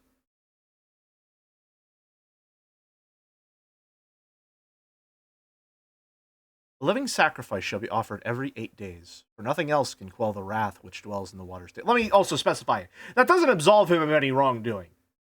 That's just to say that he is not like the big, like, it's not like, oh, Koto Yuki is evil. It's the systems which allow Koto Yuki to pursue this life and to have this perspective are the real things which are evil. That's not like, oh, Koto Yuki's also been wronged by this, so he can't do anything wrong himself. He definitely can. He definitely can. And considering the imagery of what I saw in the doctor's room, I still think he might have done something very bad. But, you know. He's not, he's not single-handedly responsible for everything. I don't know about the context, but I think we should assume Koto Yuki is single-handedly responsible for every problem. No, you know what? You're so right, Skitter. You're so right, actually. It's all his fault, and if we just kill the problem dragon, everything will be good again. If we kill the problem dragon, things will be good for, like, 20 years, and that's all we need. She shall be a maiden, fair and pure of heart, and the blood which flows through her veins shall be that which has been blessed by the stars and is beloved by fate. Let it be known that only the most suitable sacrifice shall quench the being's vicious thirst. The duty of finding such a sacrifice shall fall upon the head of this house.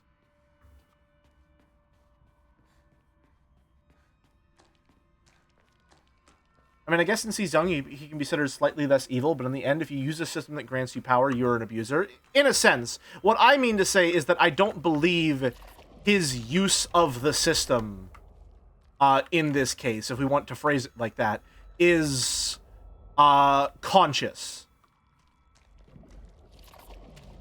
Does that make sense?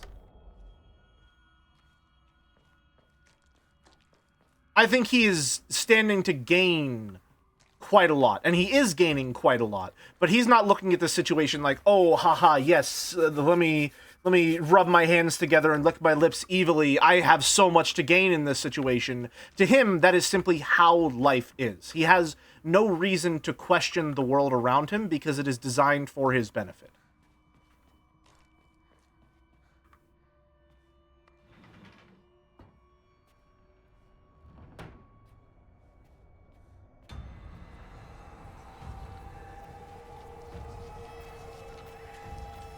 Anyway, time to kill pregnant women.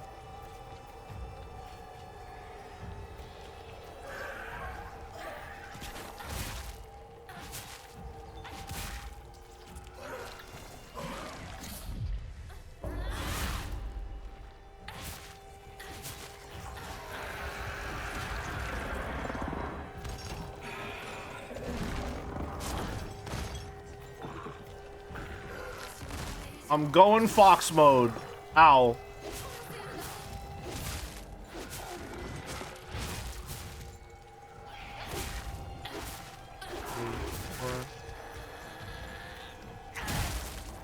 Go.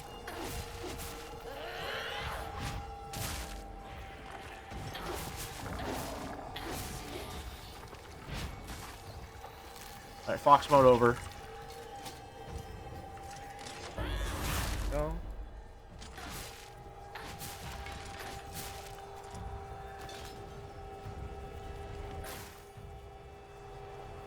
Genuinely horrifying as a disabled woman how normalized it is on social media now to say a game is woke/bad for saying women are people and people shouldn't be forced to do things that go against their will, even as for a grift's sake, and it shows how normal to say hateful rhetoric's out loud again. It's not just women, POC, LGBT, and other minorities. Hate and threats more openly online and IRL. Yeah, that's where we are unfortunately living in a time where discourse sucks and people don't know how to read. 純子さん、お取り込み中ごめんなさい。ひなことほんの少しだけ話がしたいのだけれど。 And an environment has been fostered where if something goes against your perceived beliefs, it is an attack. And an attack must be responded to with an attack in turn, regardless of if that attack makes any sense whatsoever.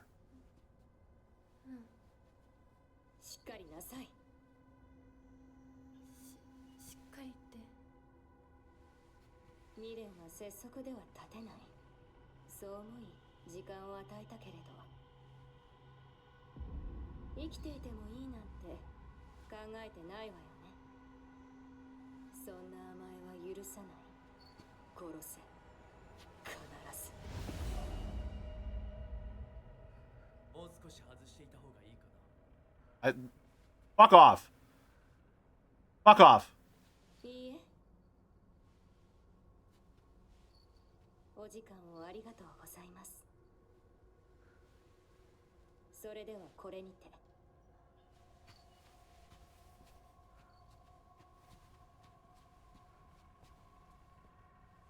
姉妹で語り合えたかね。 You have a good discussion? I don't know, you tell me. Apparently you listen to the whole fucking thing.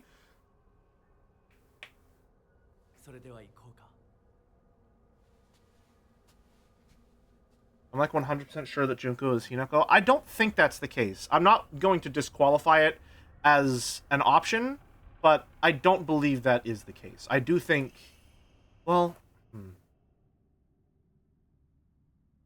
I don't know. I'm considering it as a possibility, but it's not my main line of thinking. One thing that I talked about earlier in the stream that probably a lot of people weren't here for is I think it's really interesting. Junko talks about having to kill her parents and Hinako and all of her friends, just like Hinako had to go through. I do think it's really interesting that she talks about that as if she has severed all attachments to her previous life, but she still has the bell on her kimono that Hinako gives her at the very beginning of the game. Which is, like, essentially her signature sound throughout the entirety of the game. Every time you hear that bell, or you hear that bell, rather, every time Hinako appears, moves around, or Junko appears, moves around, or talks. That bell is always an indication that she is there. And that is a clear physical connection that she still has to Hinako, despite the appearance or presentation that she has severed all ties to who she once was.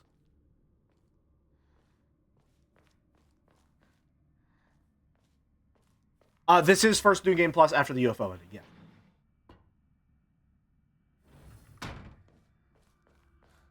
I think it's indicative of, despite everything, she still cares for her sister. Even as she may seem cruel right now, she thinks she's doing what's best for Hinako. Something along those lines. Either way, it's still some physical indication that she has ties to Hinako, despite everything saying that she wouldn't.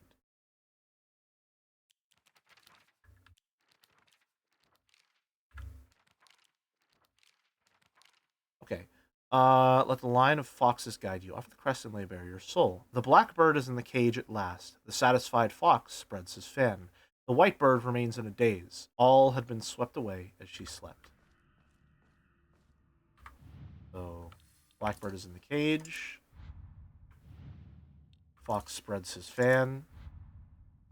White bird is in a daze. I think, is it this one? No.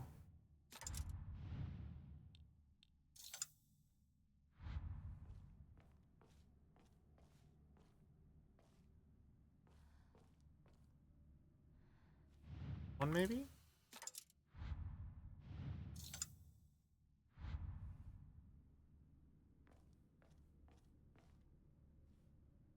She maybe right there beside it? No. The blackbird is in the cage at last. The satisfied fox spreads his fan.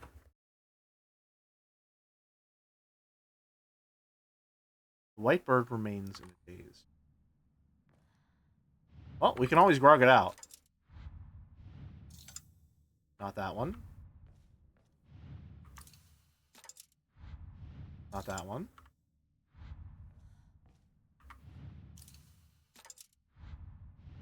Not that one. Not that one. Okay, so I've got something wrong then. What do I have wrong?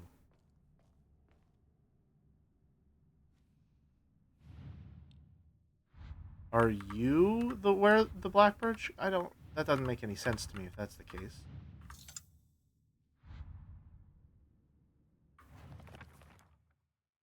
The blackbird is in the cage at last. The satisfied fox spreads his fan. Those two seem really obvious. That's the only fan that we can place anything on, and that is inside the cage.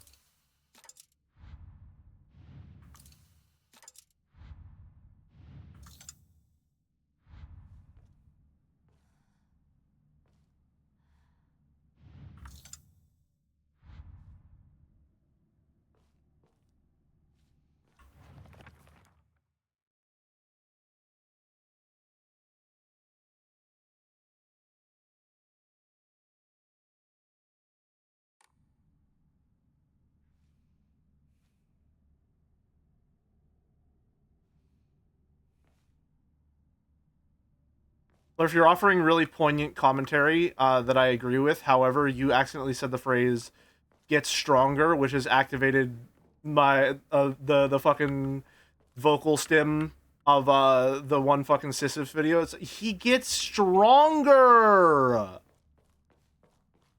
You don't understand. He gets stronger.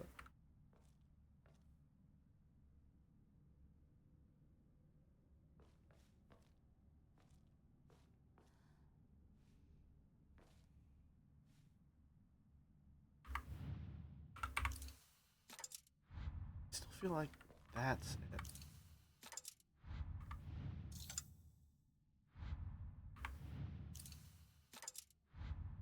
I don't get this one. And I don't feel like it's for any fundamental misunderstanding regarding the puzzle.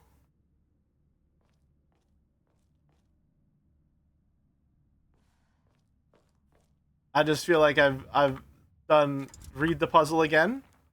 The blackbird is in the cage at last. Feels like that would be what that is. That one's inside the carriage, which is the cage. The satisfied fox spreads his fan. That's the fan, so that's where the fox would go.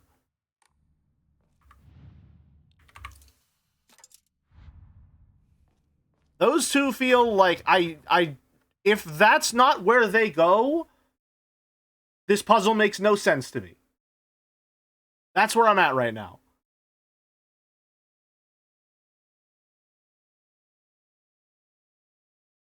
Alban slept away as she slept.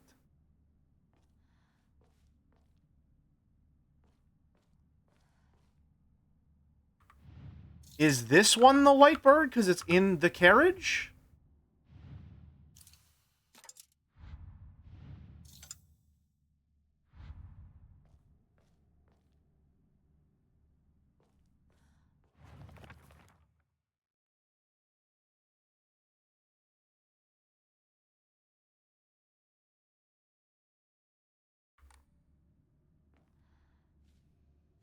Fat nap.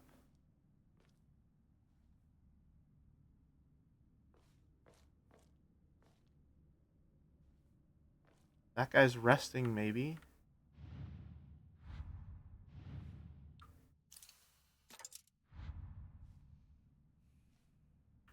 Blackbird and the lantern, maybe? No?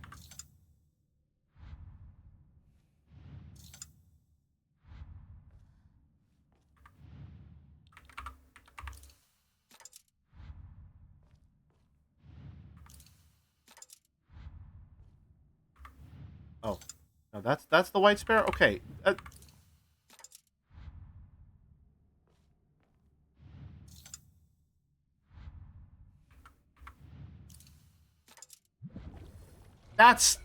That's just wrong. That's incorrect. That's incorrect. I'm sorry. That's the incorrect solution for the hints. That's incorrect. That's just wrong. That's just not what that should be. That's not inside the cage. That's hanging outside of the cage. There's one that's inside of the cage. Put it inside of the cage, like the hint says. The bird is in the cage at last. That's not in the cage. That's out of the cage. That's in the cage.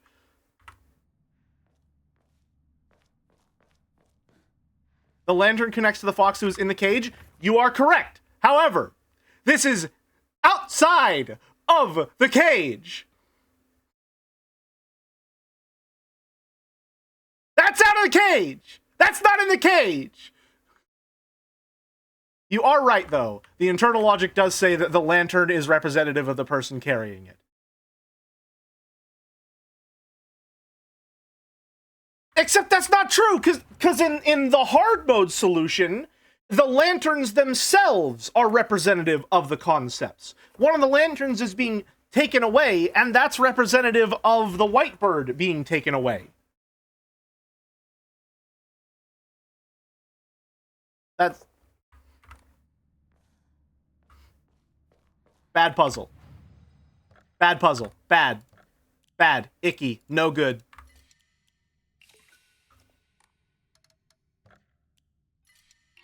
More stamina, please. There's another one? God damn. I'm fine. I'm totally normal.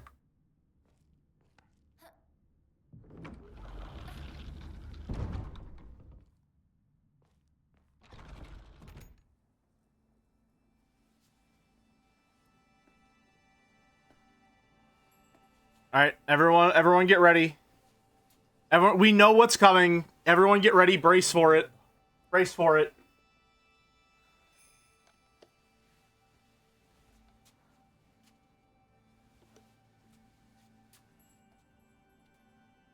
Now, Jelly, no need to get fussy, but I have to get fussy for the views. That's how you get clipped on Twitch. You throw tantrums.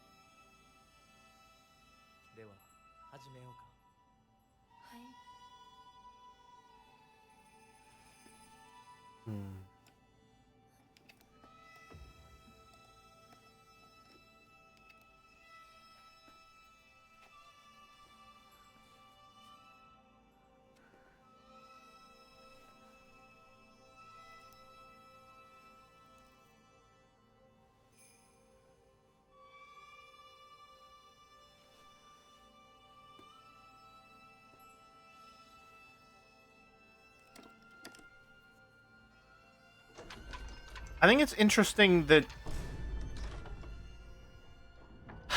fucking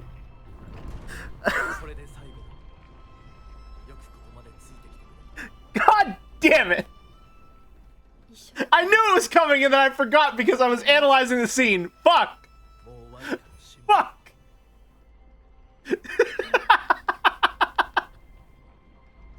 God damn it! Oh, man. Anyway, I think it's interesting that he hands her the wrong box and says that that one is for her. Because I don't think... I think maybe that shows that he doesn't necessarily know what's going on either.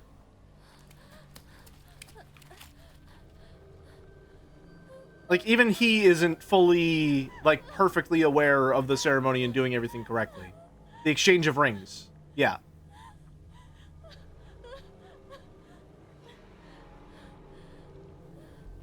Isn't that customary for what? It is, yeah. But I think, like, I get the feeling that the exchange was him giving... Well, I don't know, actually. I don't know. No, I think I'm on to nothing. I'm on to nothing. Ignore me. The vine boom scrambled my brain. I'm on to nothing.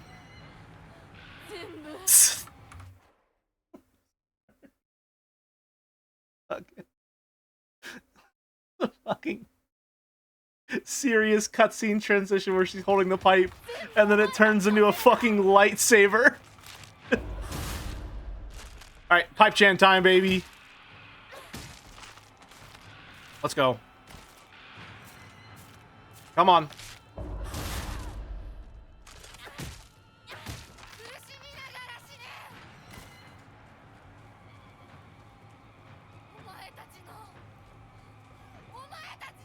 Calm down, Hinako. We still have another New Game Plus cycle. It's gonna be okay. He doesn't attempt to put his own in. Hinako just assumed that and tried first. He seemed to use charmed by it given his expression. Yeah, that's... Fuck off! I hate you so much! I hate you. Have I mentioned that earlier? There we go. I could have countered. I'm gonna perfect dodge instead just to style on you.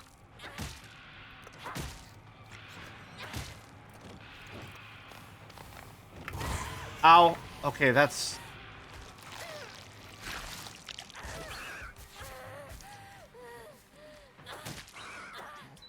by the way, how does one restore the lightsaber apart from tools and the auto-remomery? Those are the only ways to restore any tools whatsoever. So there is no way other than the two ways that you do it.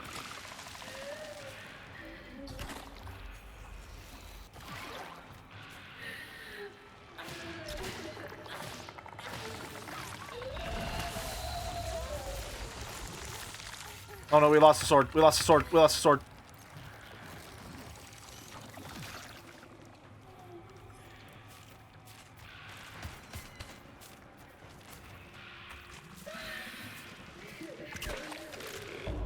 Go.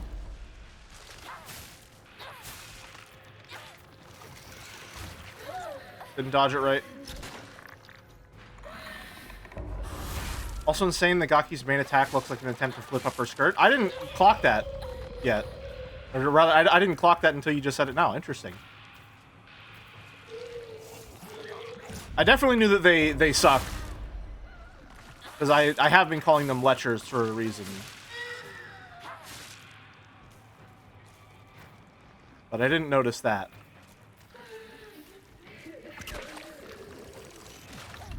There we go. Let's go. Perfect dodge.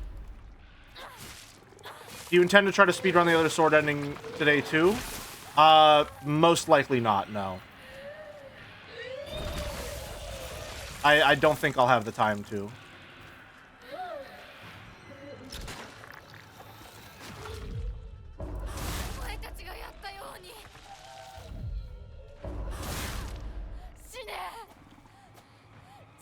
Oh.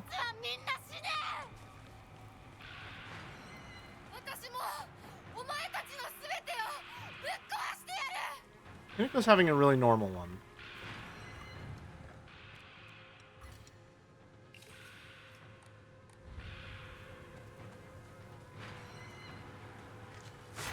Okay. Very rude. Extremely rude. We'll keep the lightsaber for later. Get a little health back. Shoot. I do really like that whenever you have the unpurified sword, she is doing actual practice sword swings, but the sword is clearly pulling her along.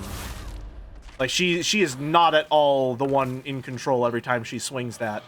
And then whenever you purify it, it's back to being these really unpracticed, like, heavy Dark Souls swings.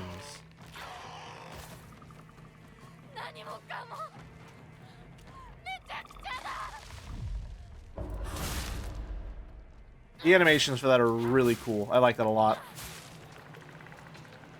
And it also does give you an idea that, like, her swings are not, like, competent, practiced things. This is sort of wildly swinging a heavy object as hard as she can at something until it stops moving.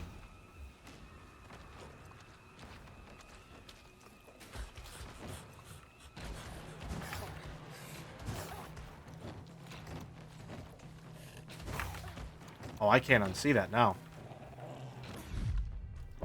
That's really cool. Well, maybe cool isn't the word. Interesting, rather.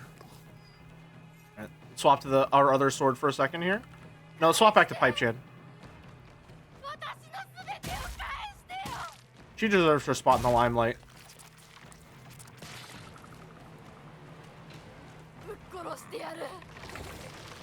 No, no, just fuck off, fuck off. I don't have to fight you, fuck off.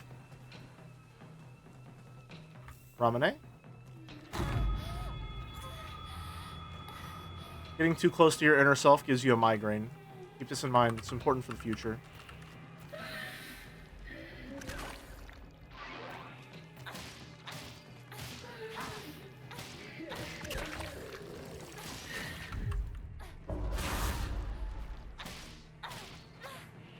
Oh, it's gone already. Okay.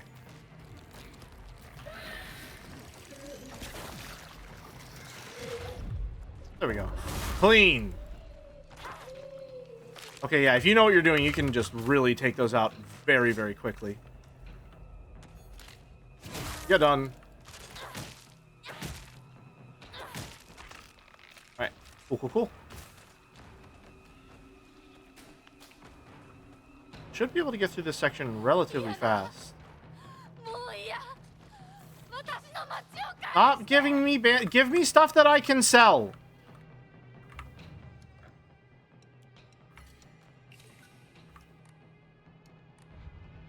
Why are you being so stingy?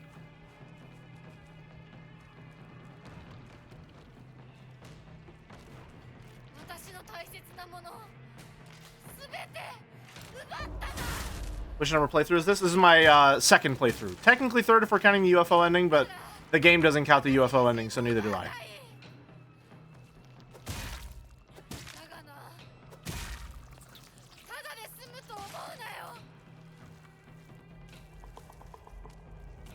Please die.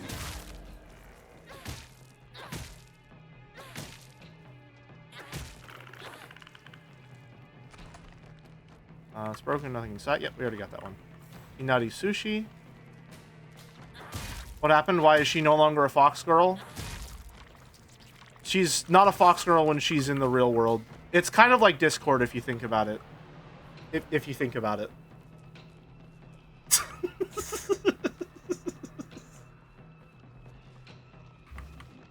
Antique comb, nice.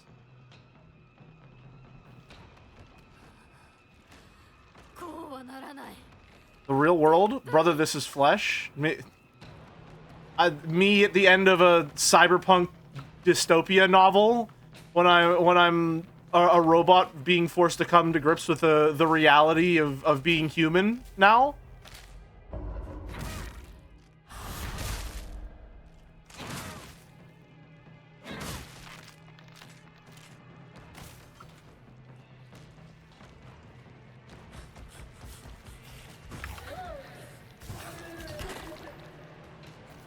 Come on. You want to fight? Let's fight.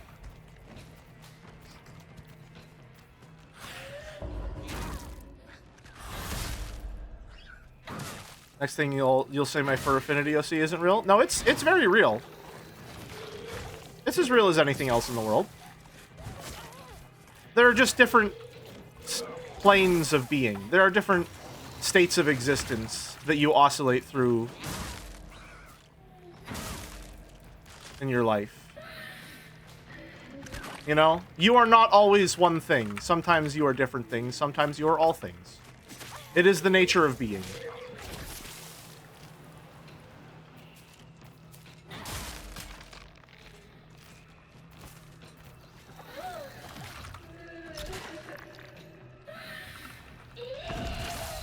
Ow. Alright, we're going Power Ranger mode again real quick.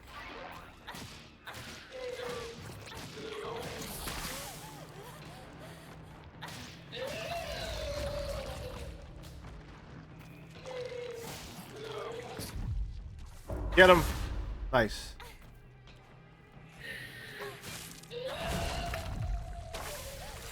That's annoying. That has multiple hits to it. You're done.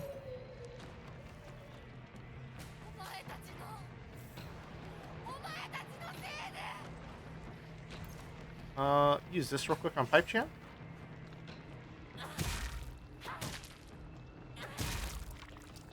Things I fought in Neo. Should I play Neo sometime? I've heard a lot of good things about it, and it is a Souls-like that I've never even engaged with. I think that'd be interesting to try sometime. Back to Pipe Champ. Please do. I will consider it. I will consider it.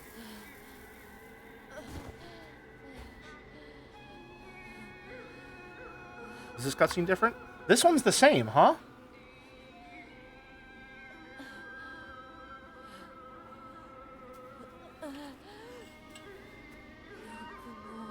I love Neo 2 and what I played of 3. There's a Neo 3?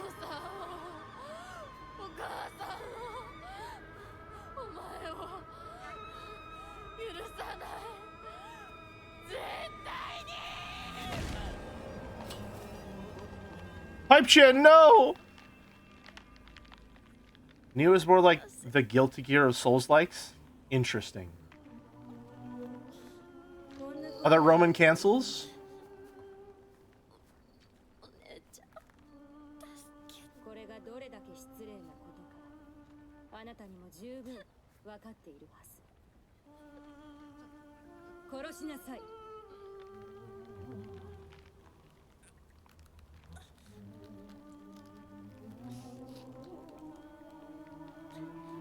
殺しなさいさあ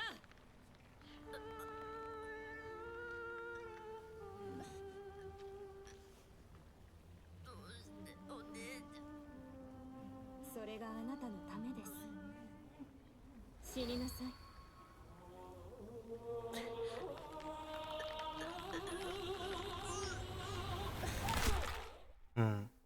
I have to go record a podcast episode, but I want to see you react to the ending. It's Soju over. Check the VOD later. Have a good one, Lurf.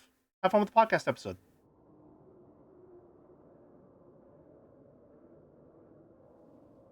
Now we're here. Is this different? This one's not different. I think this is just her looking at the arm. Alright. Fine feathers make fine birds. Such a feat pride. Male voice says that one. It's time to go to Ryakishi Land. Oh, nice. Enjoy your stay. You never really leave, do you?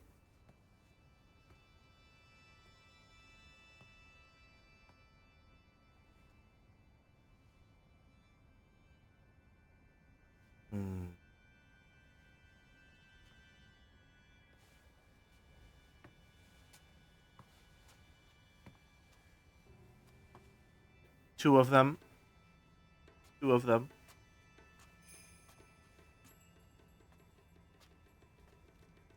Game is specifically catered to scare or horrify the crap out of me, and I'm not sure how to feel about that aspect of it. It is a horror game, so if anything, it's doing its job correctly.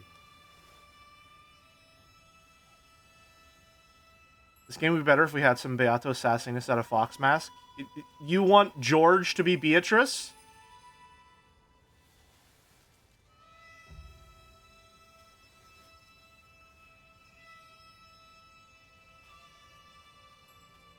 Something that feels interesting about the wedding Hinata monster is that her faceless face looks kind of similar to how a CT or MRI scan of the brain looks like. Yeah. Yeah. It's very cool.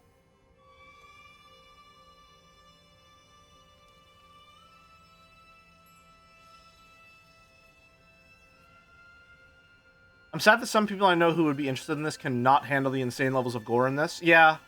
I feel bad that,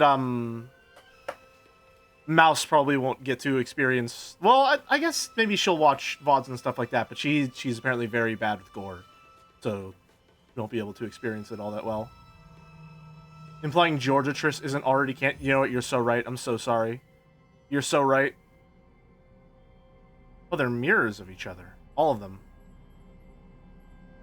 They're not just duplicates, they're opposites.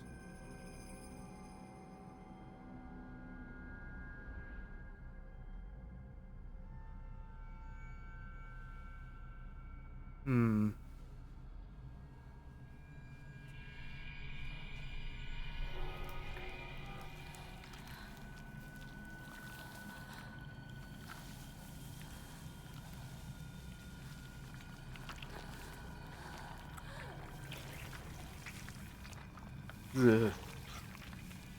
Is she okay? No, no. No, she's really not. No.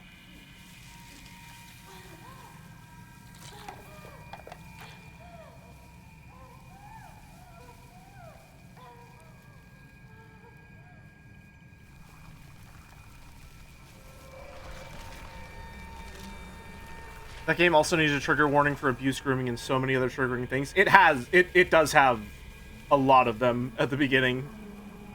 I probably should have reiterated them a couple of times, maybe.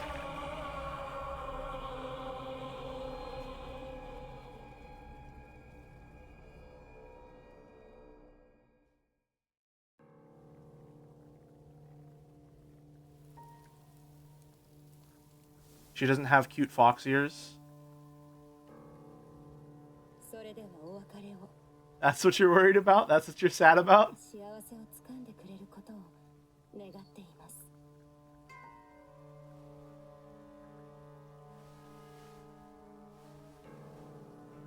Oh no.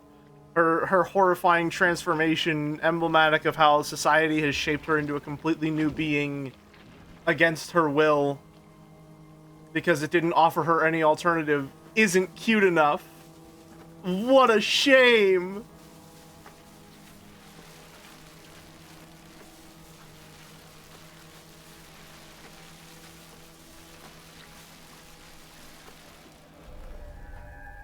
Is this better, Boulder?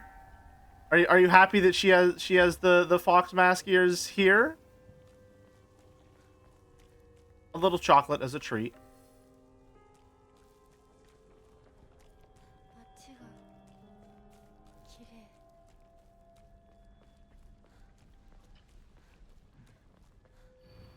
Don't believe the foxes. Hello. We are very close to the ending, yes. We are like 2 combat hallways away.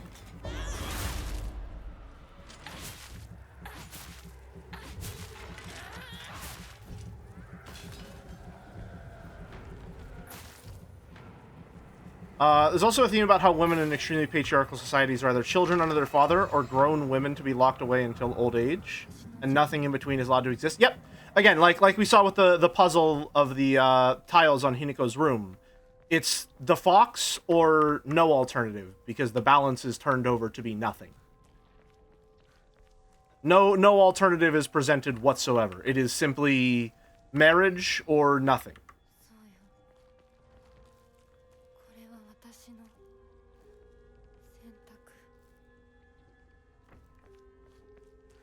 Gotta go, I wasn't very active here, but thanks for the stream. Hey, thanks for stopping by, not so neat. Always happy to have you. The veininess of the red spider lilies really makes me think they can be thought of as a metastasizing tumor. Interesting.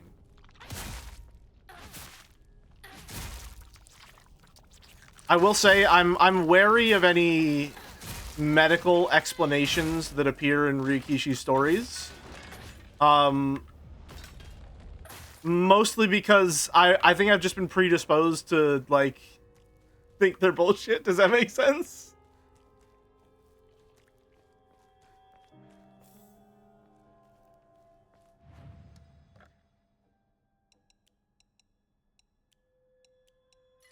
Do we have enough for an upgrade? No, we're poor. We don't have enough faith. We don't believe. Have you read Higurashi Jelly? I am halfway through Higurashi. There is one specific example that I'm thinking of that I make fun of it every time I mention it. I call it Rena has bad brain, which happens in episode 1, which I read and I was like, yeah, no, fuck that. None of that is true. None of that is true. Rena has bad brain, Kowai is Keiichi's perception of events in episode 1, and that's just, he's a fucking idiot. So none of that can be true.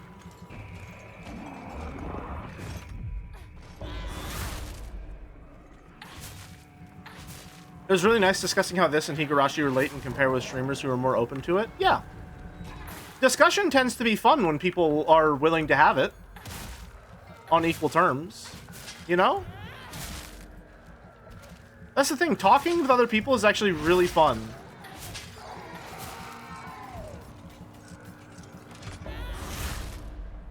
What if his brain is bad too? I mean, the boy does have depression. Let it be known, Keiichi Maibara of Higurashi fame is not alright upstairs. At the bare minimum, the boy has severe undiagnosed depression. Alright?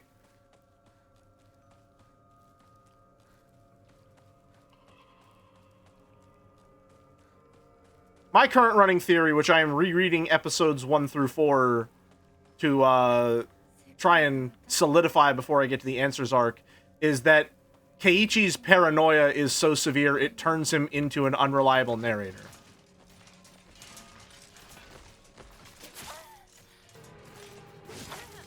Sorry, hold on. I just need to get this comb real quick. Thank you.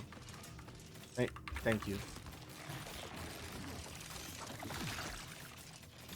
Damn, I should really read Higurashi. I'm having a very good time with it, although it's been very divisive. There are some things that Rikishi does really well in it. There are some things that he does not do well in it. Some of the things he doesn't do well are a result of his inexperience as a writer. Some of the things that he doesn't do well are not a result of his inexperience as a writer. That is the most that I can say for certain.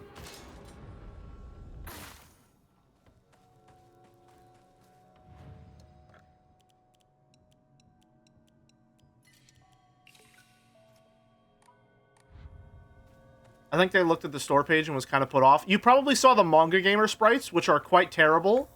Or you may have read the Steam blurb, which has such banger lines as, in this story, you take the point of view of the protagonist, and they laugh and cry and get angry, no commas.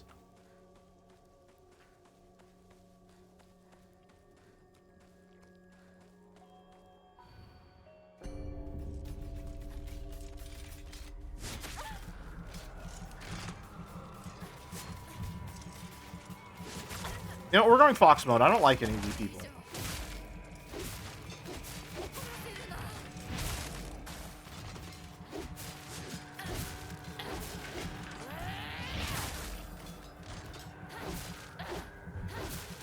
The Steam page uses both Manga Gamer and original sprites. It uses the Manga Gamer sprites way more. Although, that said, Rikishi's original art style, while I find it to be extremely charming and endearing, is also about as amateur as his writing in Higurashi, so there are a lot of reasons that someone would probably not be very, wouldn't find it very appealing.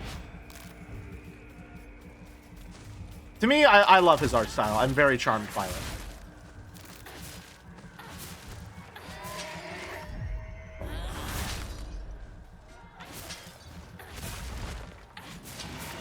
I should probably heal. I should probably get away and heal. I need to get away and heal. I need to get away and heal.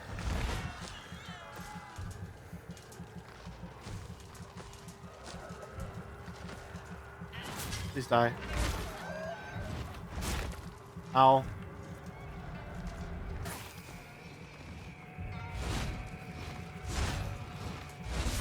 Ow. Can you fuck off?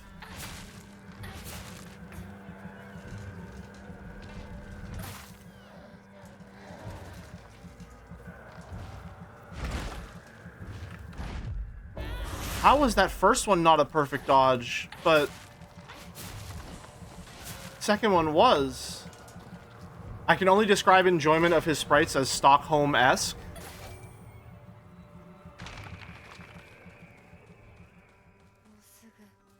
Oda, there are not a lot of things I disagree with on the basis of anger. This will be one of them.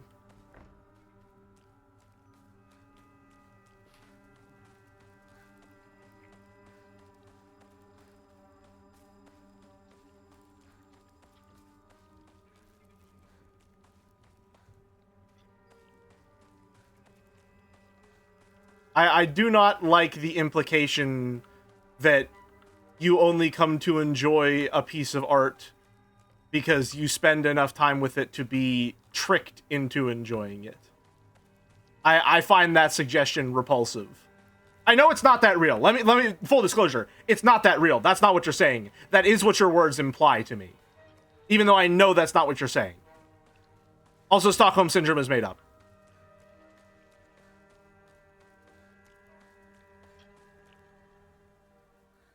That's just where I'm coming from.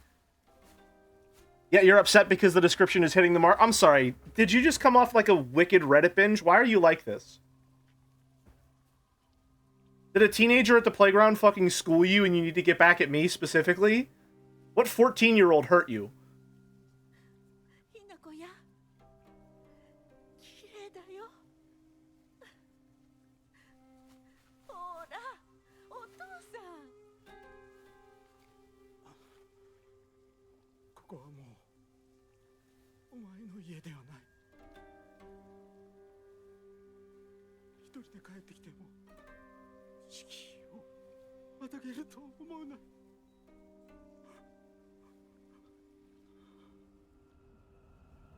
Think Joe's gonna play in English or Japanese? I don't know. Probably Japanese.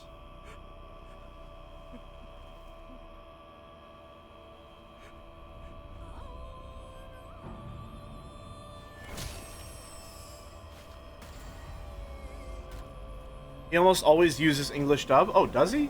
I didn't know that. Oops.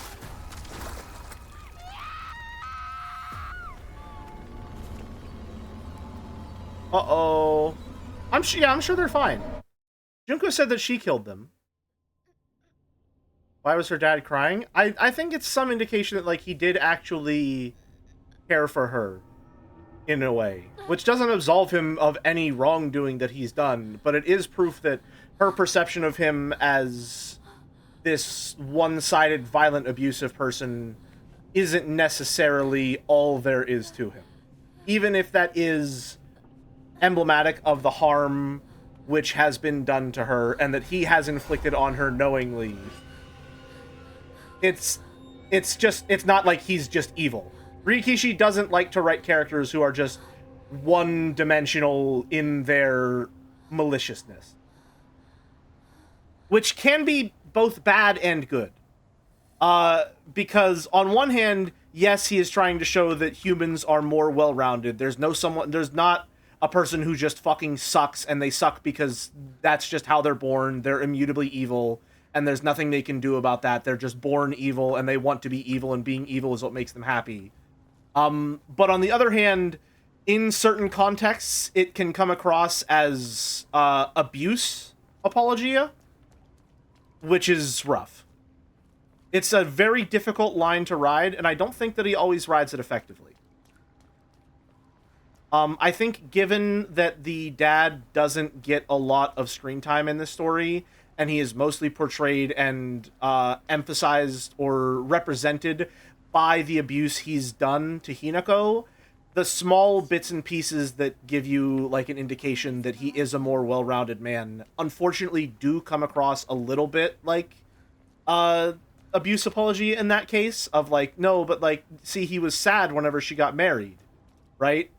I am not choosing to view it that way because I don't think it's that dire of a depiction. I think this is just Rikishi doing his thing where he wants it to be a more well-rounded character, but in this case, he doesn't have the time to really flesh the dad out all that well.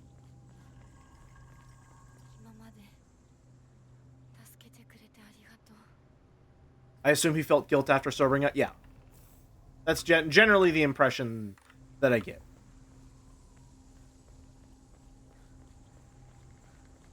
He also seemed concerned whenever she was talking, what is it? That she was talking about being married whenever they were meeting as a family in that cutscene there. He seemed like, even though it would solve all of his problems because she's marrying into a wealthy family, and even though he's celebrating later, assumedly getting drunk to celebrate, invites everyone over, he doesn't seem happy about it. Even though, again, it is the solution to all of his problems. It seems like it is something that he is convincing himself he needs to be happy for, even though he's sad to be losing, if, you know, Junko is real, the only daughter that he has left. The only family he has left. That maybe he feels like he has a chance, that he lost a chance to make things right with her now that she's married. But again, he suffers from a lack of screen time. Which, say what you will about Ryukishi's, shall we say, rivalry with brevity as a concept, he does generally use his screen time effectively when it comes to character development. I won't say that he always uses all of his time effectively in all of his stories. I don't know that they need to be as long as they are, but they do need to be relatively long for him to say everything that he wants to say, even if that can sometimes come at the cost of the pacing. Now, for someone like me, who is relatively immune to pacing issues in a lot of regards, I don't see that much of a problem with it. For someone, I would say the average reader, or let's phrase it in a more flattering way, a more normal reader, that will probably come across as a pacing issue, which could be harmful to your enjoyment and understanding of the text. I'm trying not to frame it in a way that makes it seem like, oh, I'm so superior because I don't have problems with pacing. No, that is a personal strength of mine, which is not something that should be insisted upon when it comes to others interacting with the works.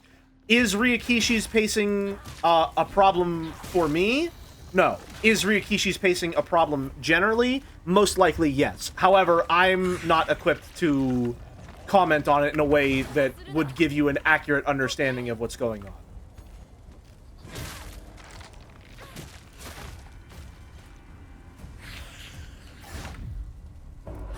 Does that make sense? I hope so. It was a lot of words.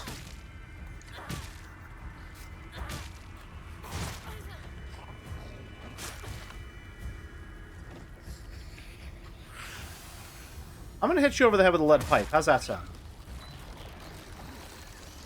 Okay. Let's swap to the sword, because our other stuff... I want Pipe Chan to be in fighting form for the final boss.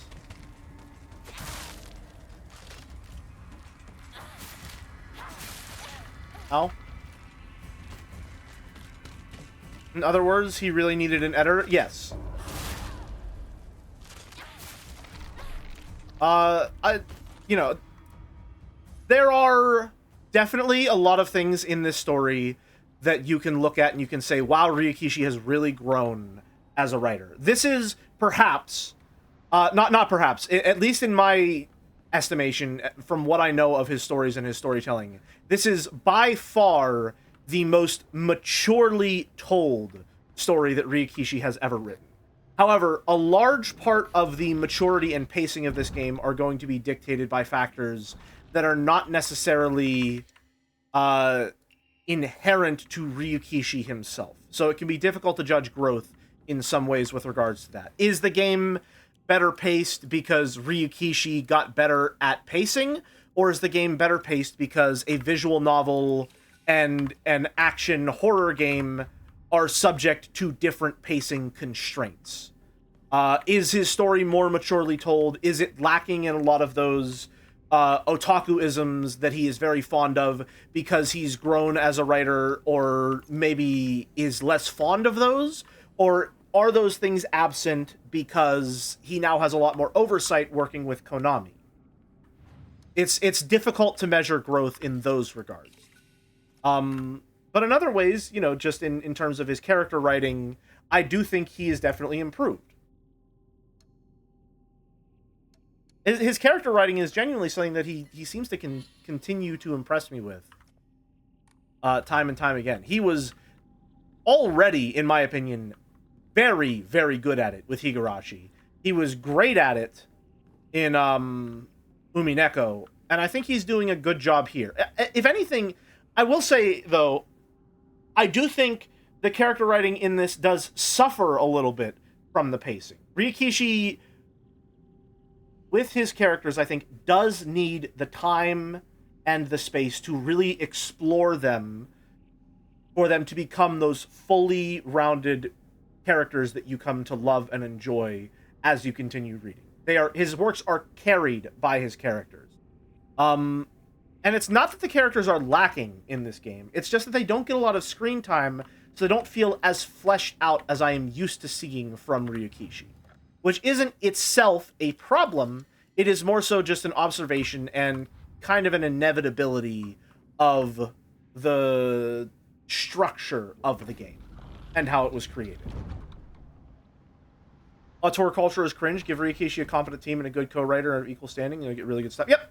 I don't want to prop him up like he's like I see with Kojima. It is not a one-man production. He is not solely the reason that this is successful and that it is so well written. But he is a large contributor to that, being the lead writer.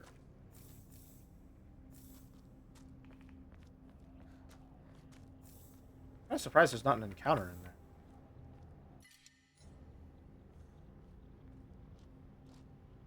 I would say the characters are better fleshed out for me since they're actually acting, if that makes sense. Yeah, you're getting a lot of the physicality of their scenes, how they carry themselves. Just how Hinako fights tells you a lot about her character and how she's reacting to the situation. They're doing a lot of really good work on the animation to make the most out of very little, which I think is something that survival horror games as a whole do really effectively. I in college had an entire essay talking about the visual language of Dead Space and how Isaac, throughout the game, as you get more upgrades, as you upgrade your arsenal, as you become more competent as a player, physically changes to accommodate his adaptation to the environment. He starts out in no armor in this very fleshy, spongy, what looks like, just a regular engineer suit. And by the end of the game, he is this hulking mass of interlocking armor that looks like he has been hardened by his environment and he is fully capable of handling it. And that's something that happens both throughout the story as he comes, into contact with these things and becomes a more capable survivor, but also something that you experience as the player, as you grow, as you become more competent yourself at dealing with your environment. Dead Space is really fucking good at that. It's really, really good at that. And I think survival horror games are situated in such a way that they can make great use of those sorts of storytelling techniques. And I think Silent Hill F does that pretty well as well.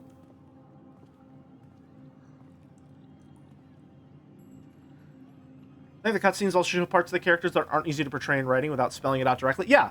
The physicality adds an entire new dimension to Ryukishi's writing.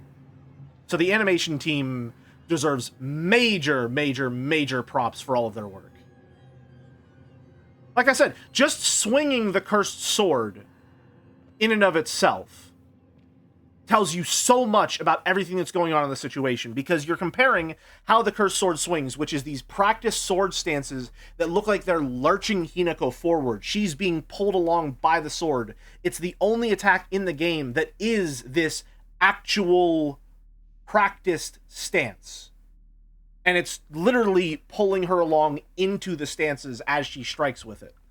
And that, you directly contrast that against whenever she's swinging it herself, and it's these wild strikes that leave her really open, and she's just using the full force of her body to throw that attack without any technique or consideration for defense. Kind of the same with the Foxhand too. When you're attacking with the arm, it kind of feels more in control than... Yeah, whenever she attacks with the arm, it's lurching her body forward. The rest of her is pulled along by the momentum of its swing. I remember talking about that whenever I first got it as well. The animation team did a phenomenal job with this game. Just very, very impressive all around.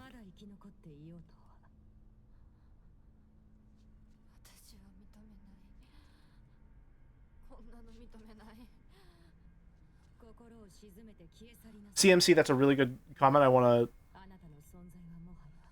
I'm gonna actually pause because I do want to answer that. What are the strengths of the VN format? So, in a lot of ways, this is talking about the strengths between maybe, say, a book or a movie adaptation of the book, in that sense. A visual novel is going to benefit a lot from the reader's imagination and a lot of pacing differentials, shall we say. In a visual novel where everything is text, and you go in with the expectation of everything being text, you have a lot more freedom to use your writing to express things in a very different way. It's not so much better or worse, it is just different mediums of expression.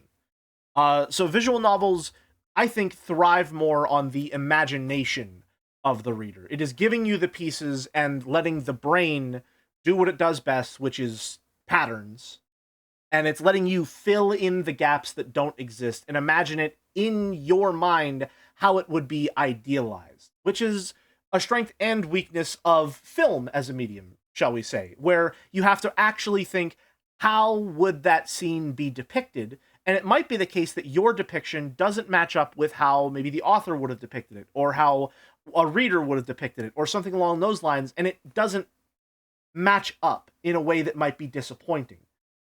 So reading benefits from being able to leverage the unknown, from being able to leverage the parts that aren't there, that the reader fills in for themselves in the best way possible. In a sense, you are writing the bits that can't be written. Whereas with a film, the bits that can't be written have to be shown. I wouldn't call it movie format, considering how much interactivity is used to convey the story. I'm not talking about it in the context of this game. I'm just talking about it in the context of the medium as a whole, broadly.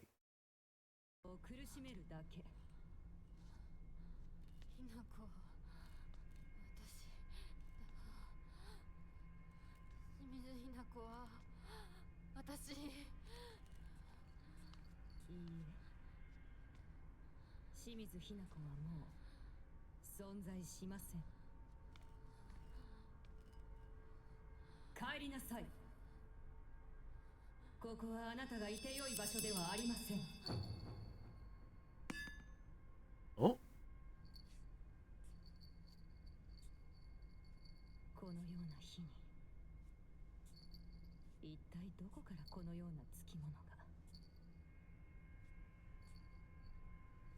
ひな子、今払ってあげるから少し待ちなさい。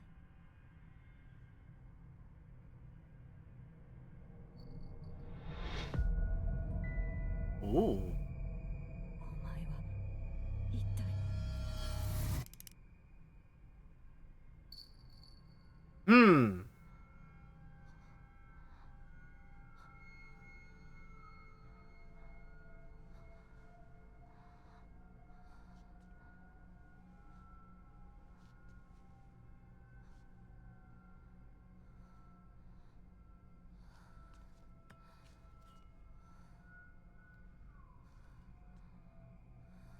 Oh. Police sirens. Yep. Police sirens in the ambience. That's one of the things I noticed last stream. In the Spirit World ambience, there are occasional police sirens.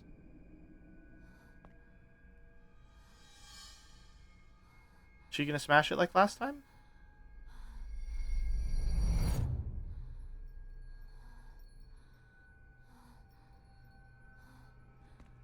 Yep.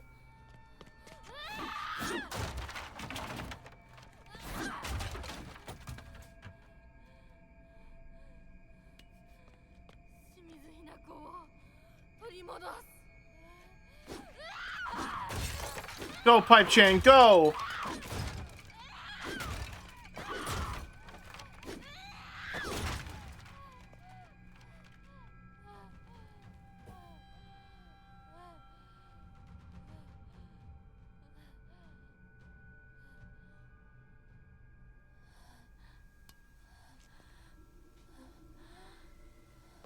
As an empath, I think she's angry.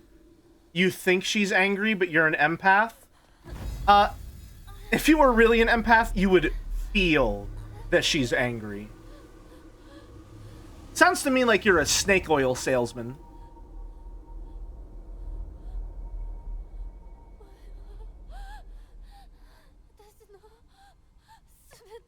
Oh, hold on. Am I going to be playing as... I don't remember her appearing as this one first.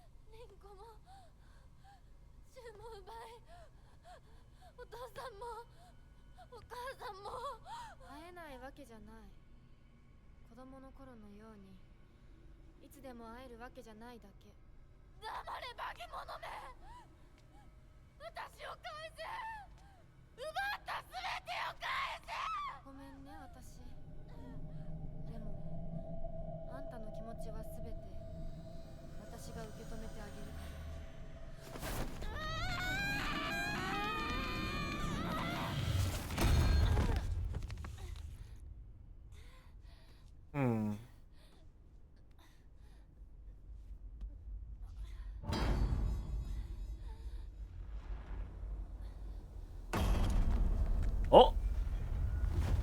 Oh. Interesting. ひなこ、この薬を飲みなさい。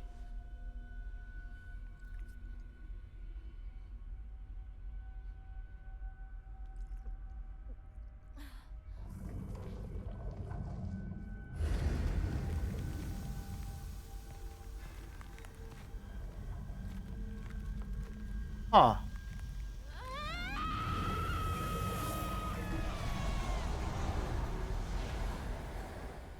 君はあのようなものに疲れてけなげに耐えていたのか。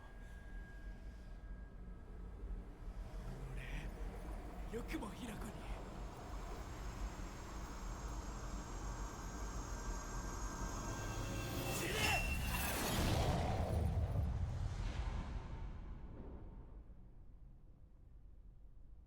Don't like that. Don't like that. ひなこ、もう大丈夫だ。 Oh. Chew?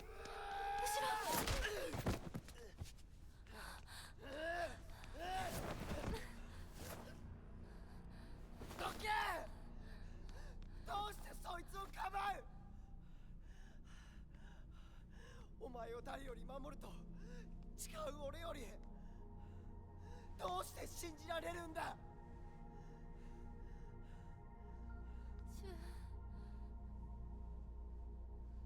シュウと一緒に昔のままの姿でずっといたかった。でも私もシュウもいつまでも同じではいられないんだ。それは分かってる！でもどうしてそいつなんだ？どうしてだ？シュウはいつまでも今のままでいようと言ってくれる。 Yep. だけど琴雪さんは Yep. 私と共に未来へ歩もうと言ってくれる。 Yeah. どちらも不安だった。どちらにも希望を感じた。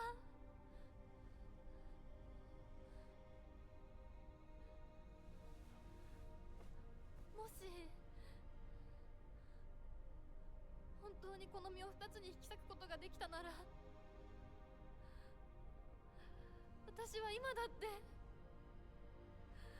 その半分をお前の相棒として残していきたい気持ちでいるんだ。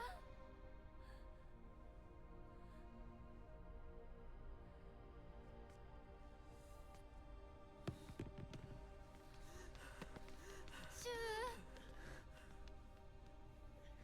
終われば。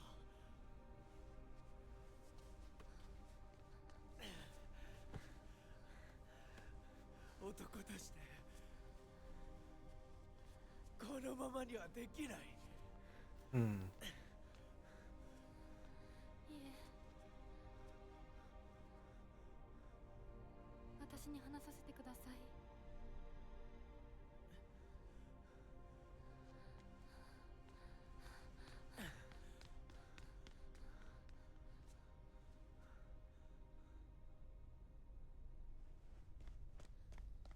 シュウ、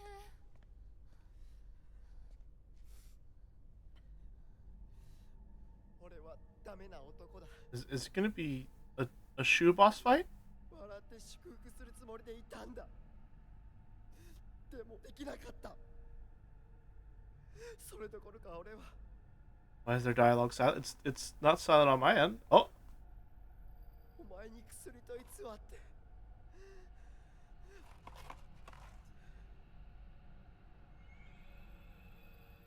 それは Oh no. 内なる自分と対話できる薬だが、体質によっては非常に危険な薬だ。どうしてそんなものを私に。結婚を断って欲しかった。 Oh no. Uh-oh. 一番思ってるのは誰か。気づいて欲しかった。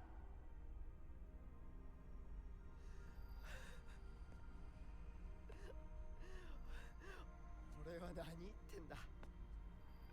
相棒の大切な日を祝福できなくて何が相棒ってんだくそ。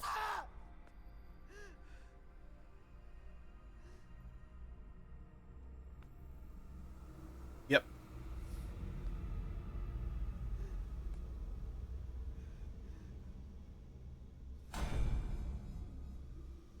頼む、幻滅してくれ。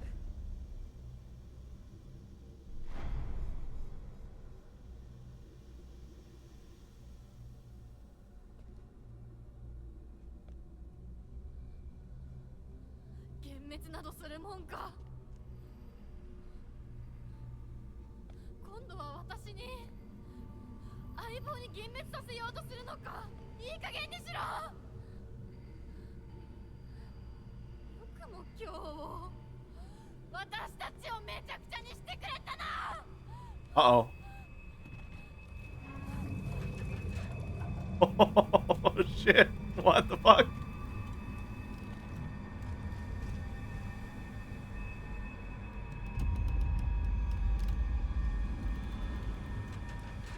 Hmm.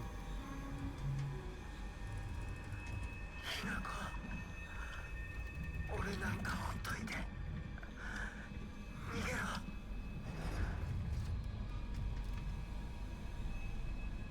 戦うぞ相棒。そのおかしな宇宙人野郎を私たちで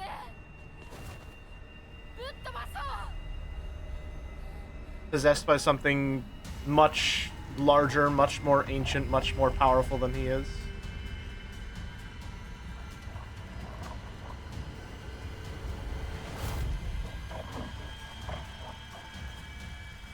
Okay.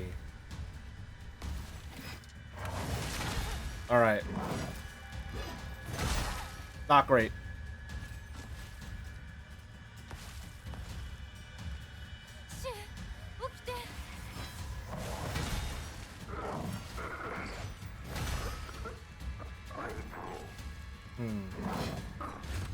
There we go. しっかり覚えてるか。小一の頃、当時の時だ。 Got him. Rabbit charm is crazy. 先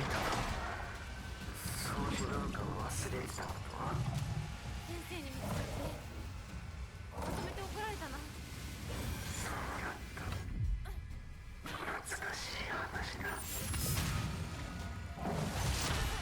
Rough. レーザーガン覚えてるか。引き金を引くと音と光が出るやつだ。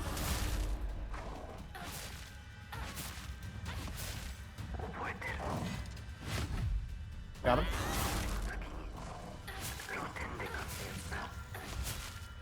No way Jelly can hear what they're talking about right now? No, I'm hearing it loud and clear. Is the game audio just too low? Oh. I just realized. Hold on.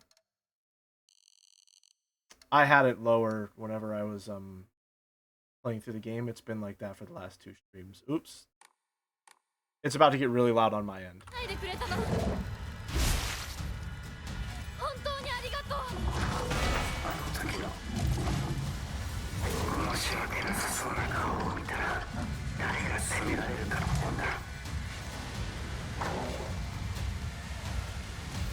Am I supposed to attack right now?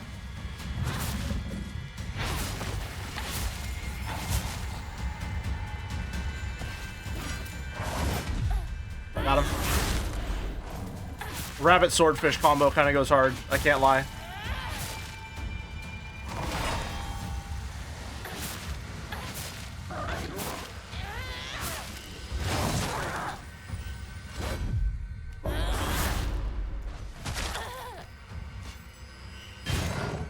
Using all these sacred weapons.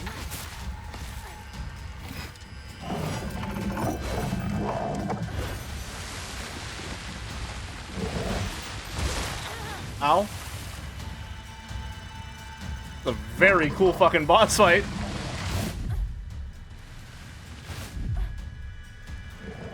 Now we're fucking gaming, baby.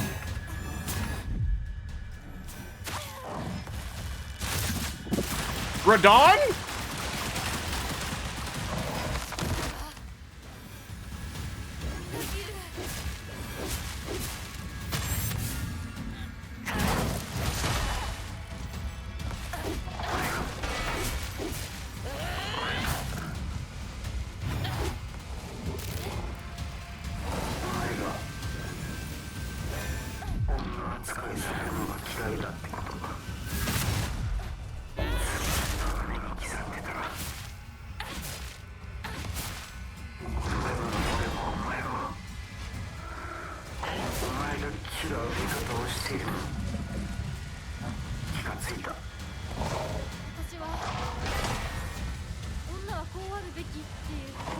Yep.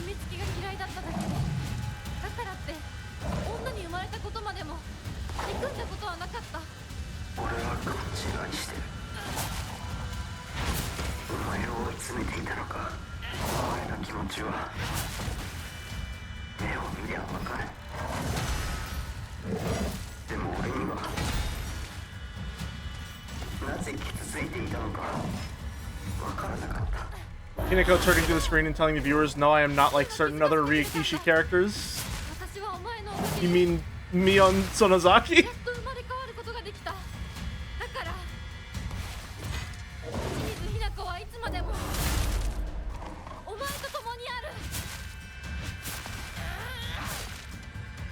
My good friend Mion Sonozaki of Hinamizawa fame.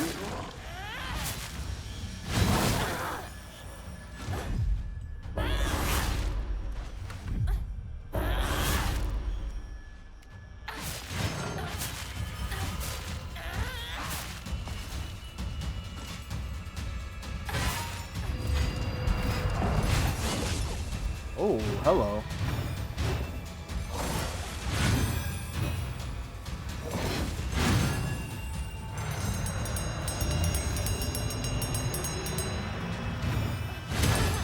Ow. Full dodge?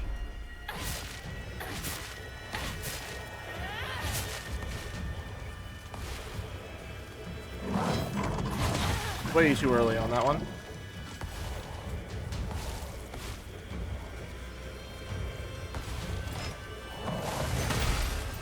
This dodge.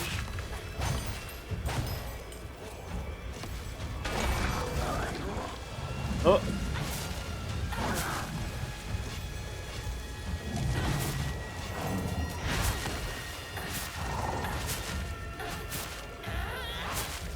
You having a moment, Shu?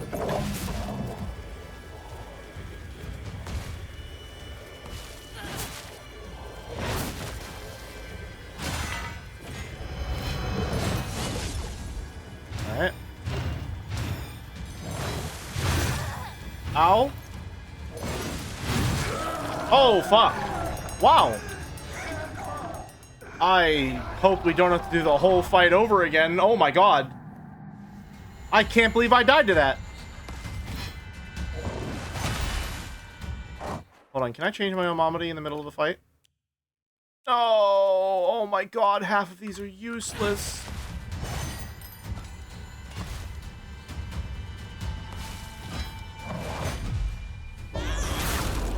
That sucks.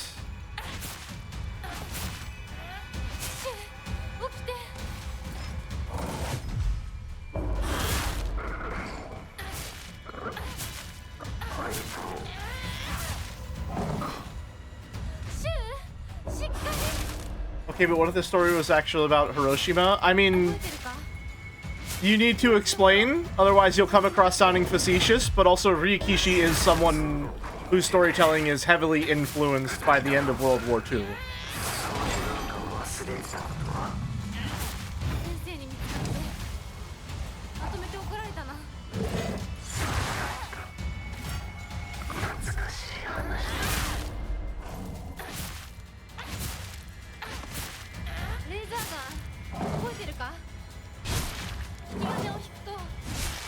This timing, oh my fucking god, Morgott over here.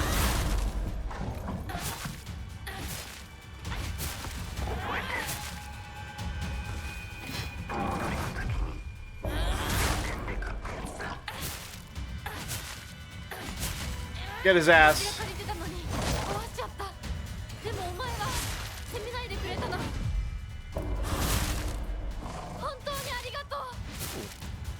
That's new. The laser gun was a new part of the puzzle.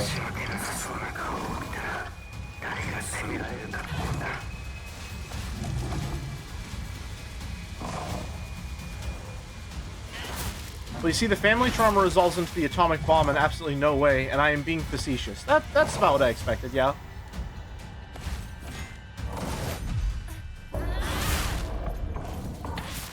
What order did you make right? Hey, that's mean. That's mean.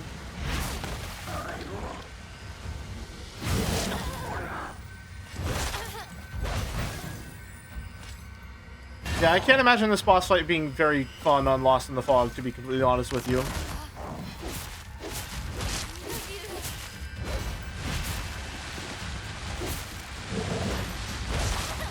Oh. Going out of Fox mode.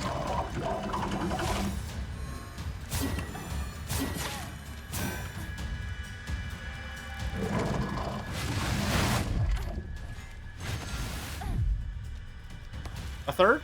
Perhaps? Perhaps? How was... Okay. If you say so. What? That's new!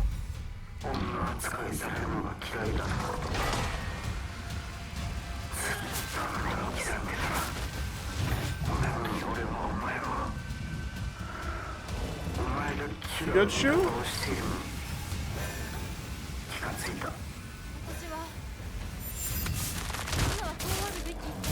Gotcha.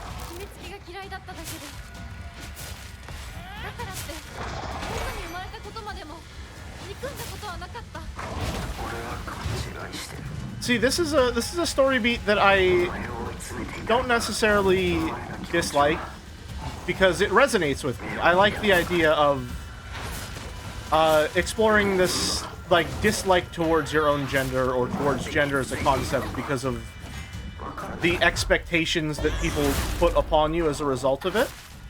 I think that's something that I've even experienced in my own life to some degree. But unfortunately, I played Persona 4, and Persona 4 is a game which does this story beat so poorly, it might just have ruined it forever for all time for me.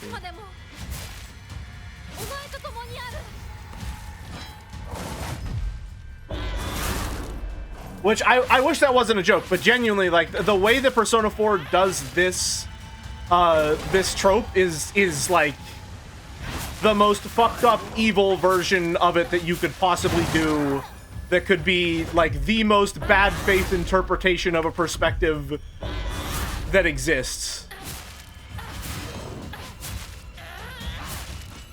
Like, Persona 4's utilization of this is offensively bad.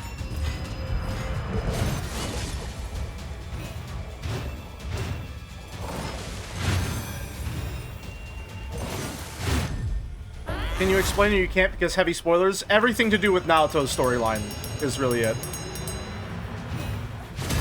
Dodge way too early.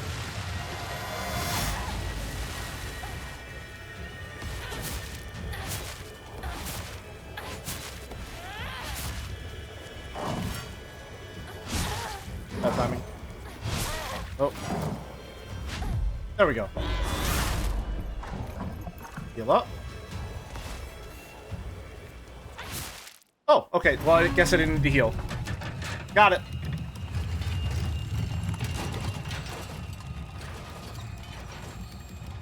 Thank you, Aigo. そのことまで俺は完成したぜ。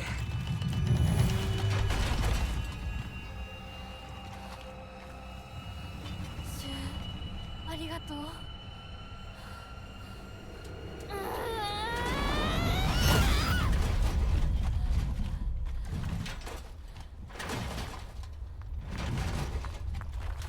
I do like the symbolism here of it being this robot wrapped in tradition. This inherently new scientific concept cloaking itself in all of these traditional garments and masks and relics, taking control of him. The monster design in this game is phenomenal. I really like that. You see the boss's name in the objective? I didn't, no. 琴行さん、俺の相棒、あんたにしばらく預けるぜ。しばらくのつもりはないのだろう。俺のひな子を不幸にしたら、100発殴ってやるからな。ひな子は私のもの。Hey, fuck off! Fuck off! Fuck off! This is an olive branch! 俺の相棒なんだから俺のだ。貸してるだけだ。人を物扱いするな。Yeah. 私と君は世界で最も彼女のことを理解し、大切にしようと思っている二人だ。Oh.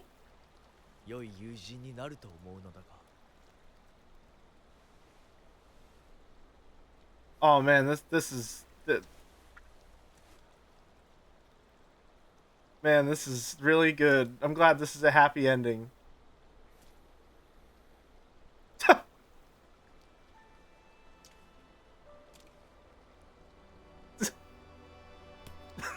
They get their fucking moment while Hinako's just standing here in the background.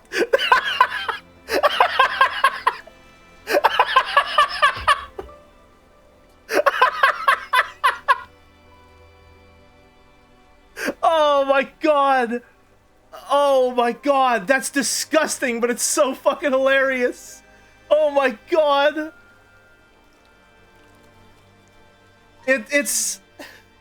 It's like the shittiest fucking shonen ending you've ever seen. That's crazy.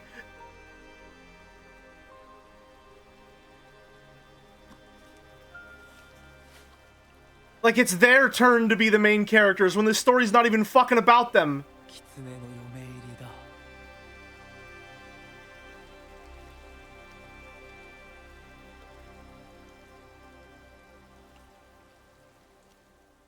This is old school shoujo coded, unfortunately. I mean, not unfortunately, I think that's exactly what it's going for. That's exactly what it's going for. It's showing you this, like, idealized ending, like, oh, we resolved everything, and now, like, the two guys that were fighting over Hinako, they made up, and they're friends now. Except Hinako still had all of her agency removed, and is forced into a life of marriage, with the presentation being that she was never given an alternative to consider. That is disgustingly presented. I love that.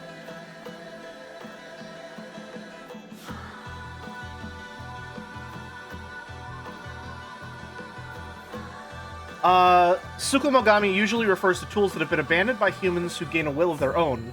It is also the faith abandoned here for the Yonari one. The way it possesses Shu probably means that he thinks of himself as a discarded tool by Hinako. That's exactly my... I mean, yeah, that is exactly the read that I would accept on that one.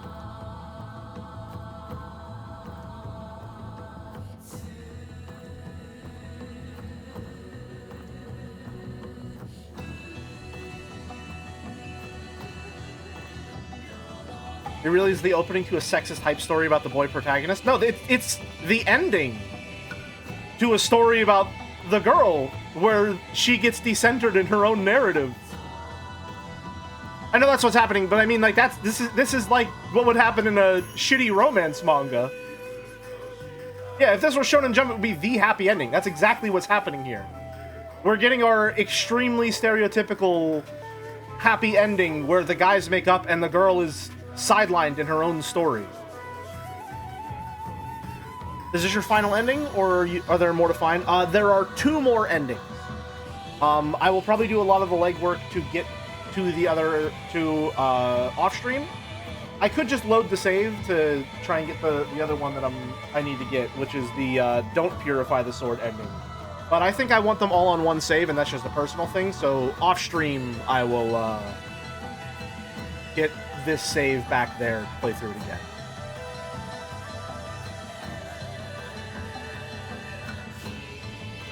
The noble Shu gets over his dark side and befriends the villainous Kotoyuki. Oh, and Hinako is there or something? Yeah, exactly, yes. do it on stream, I would not have enough stream time to do so. Plus, it would be a lot of replaying stuff that isn't any different. It was so funny seeing discourse on this game with people thinking the cuck ending is the true ending. Okay, listen. I can understand someone, or at least a reasonable amount of people, playing through the first ending and being like, that's how the story ends? That's bullshit. This game sucks. It's just completely wrong. But like, sometimes people who play videos game are like that. There were people who played Nier Automata and got the A ending and were like, wow, this story fucking sucks. And they didn't play the other endings, even though the game literally tells you, hey, story's not over, play through it again, right? This game literally tells you, like, hey, story's not over, play through it again. But if you go through it again, and you're like, wow, what the fuck? This ending also sucked. When there's other endings still, now you're just an idiot.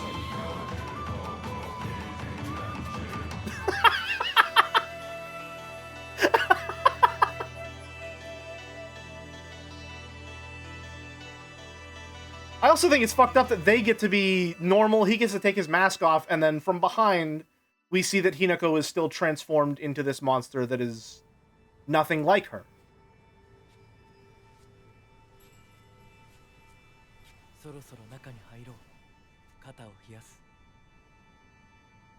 Seemed to me that Shivyu's agency and masculinity inherently linked and couldn't reconcile Hinako's whole deal. Yeah, and also, as the guy, it's his, like, he's given this narrative that, like, he's supposed to pursue this girl that he was friends with, and so if he's not the one that gets with her at the end of the day, it's some failing on his part.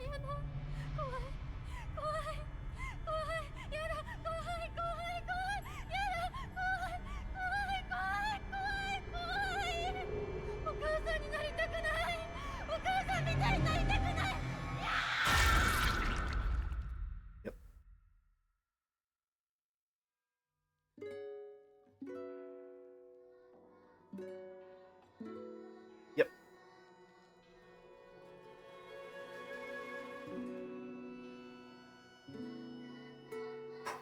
Two more endings.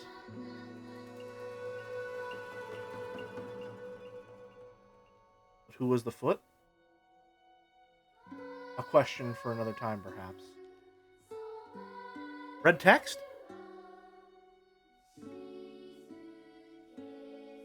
The hill steeped deep inside the Silent Hill?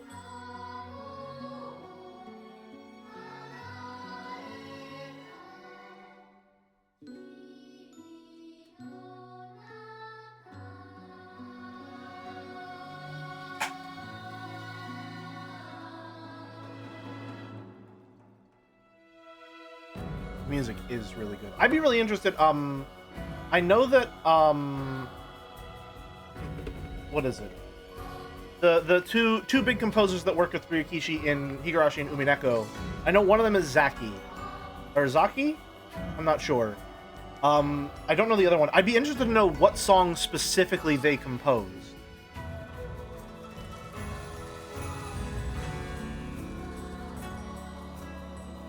Dai and Zaki, yeah. I'd be interested to know which songs they composed. I got the soundtrack with the special edition, so there's one song that I listened to that I had a feeling was Dai.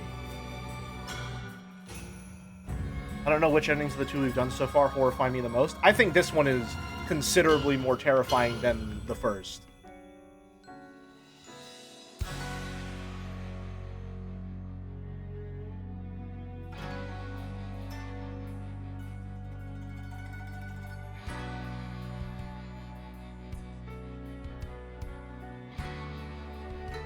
The first one is a very Ryukishi first chapter ending. You know what I mean? It's extremely Ryukishi. Ibisu, God of Luck, Fisherman, Business, Valka, Hill. An electric guitar? I'm sorry, what?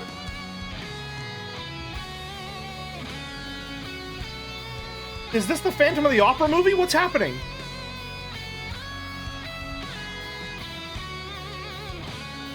Sing for me. My angel of music.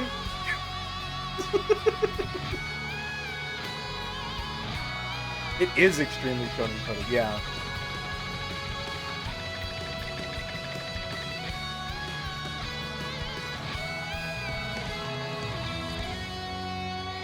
He's not ready for the other Silent Hill ending themes? I guess not.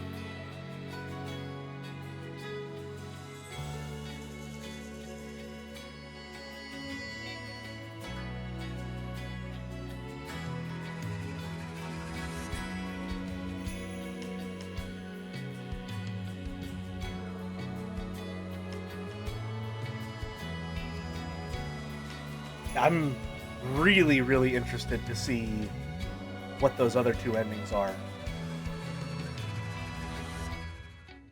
Maybe I'll play this after all. That was nuts. I highly recommend it. I sincerely recommend it. I have been loving this so far. Although I'm a big fan of survival horror games. I'm a big fan of horror as a genre. I'm a big fan of Ryukishi as a writer. This was made for me. This is everything I want all in one package for art.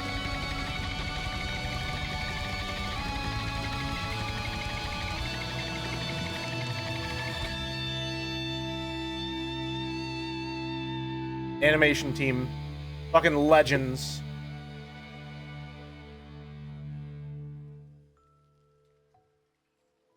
Winking support.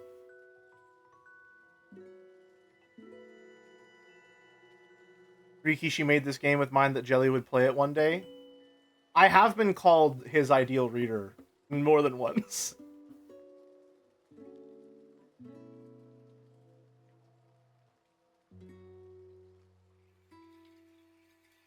Oh, I thought the logos... Okay, no, that's the last one. Gotcha.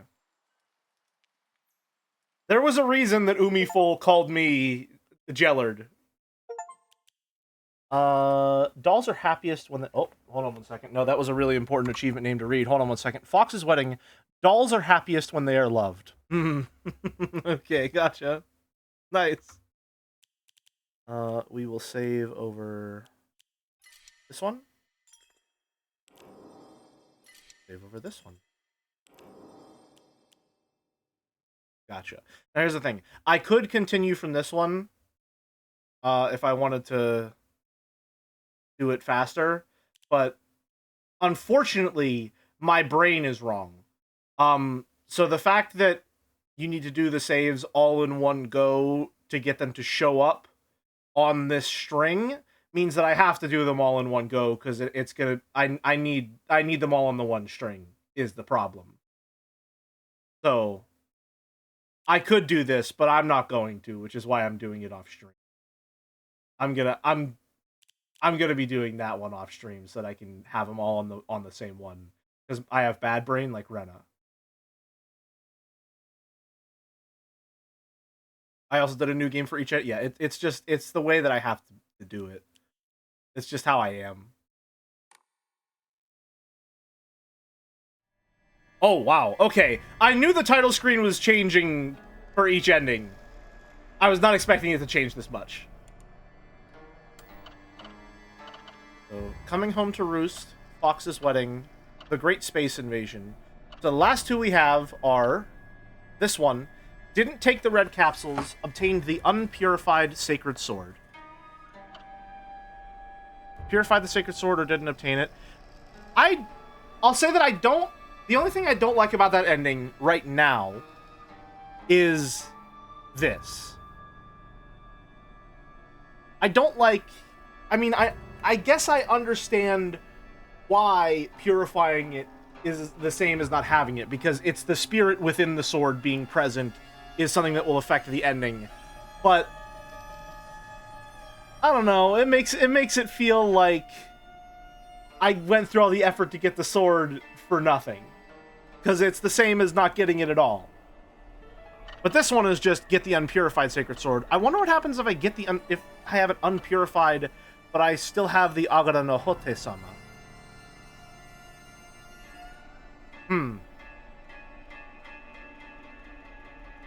I would have preferred maybe another ending of getting the Sacred Sword and purifying it, or something along those lines. But maybe with a lot of people complaining about the replayability and how many times you have to go through it, that would have been more of a problem. Either way. Oh, never mind.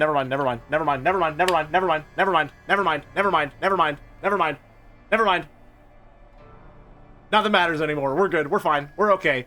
We're good. I'm happy. Never mind. Get to purify the sword for the true ending. Alright. We're good. Never mind. I was gonna look at that anyway, because I needed to know what to do. I just didn't think that it would be revealed yet. I thought you would have to get both of these endings, and then you would be able to see it. Oh well.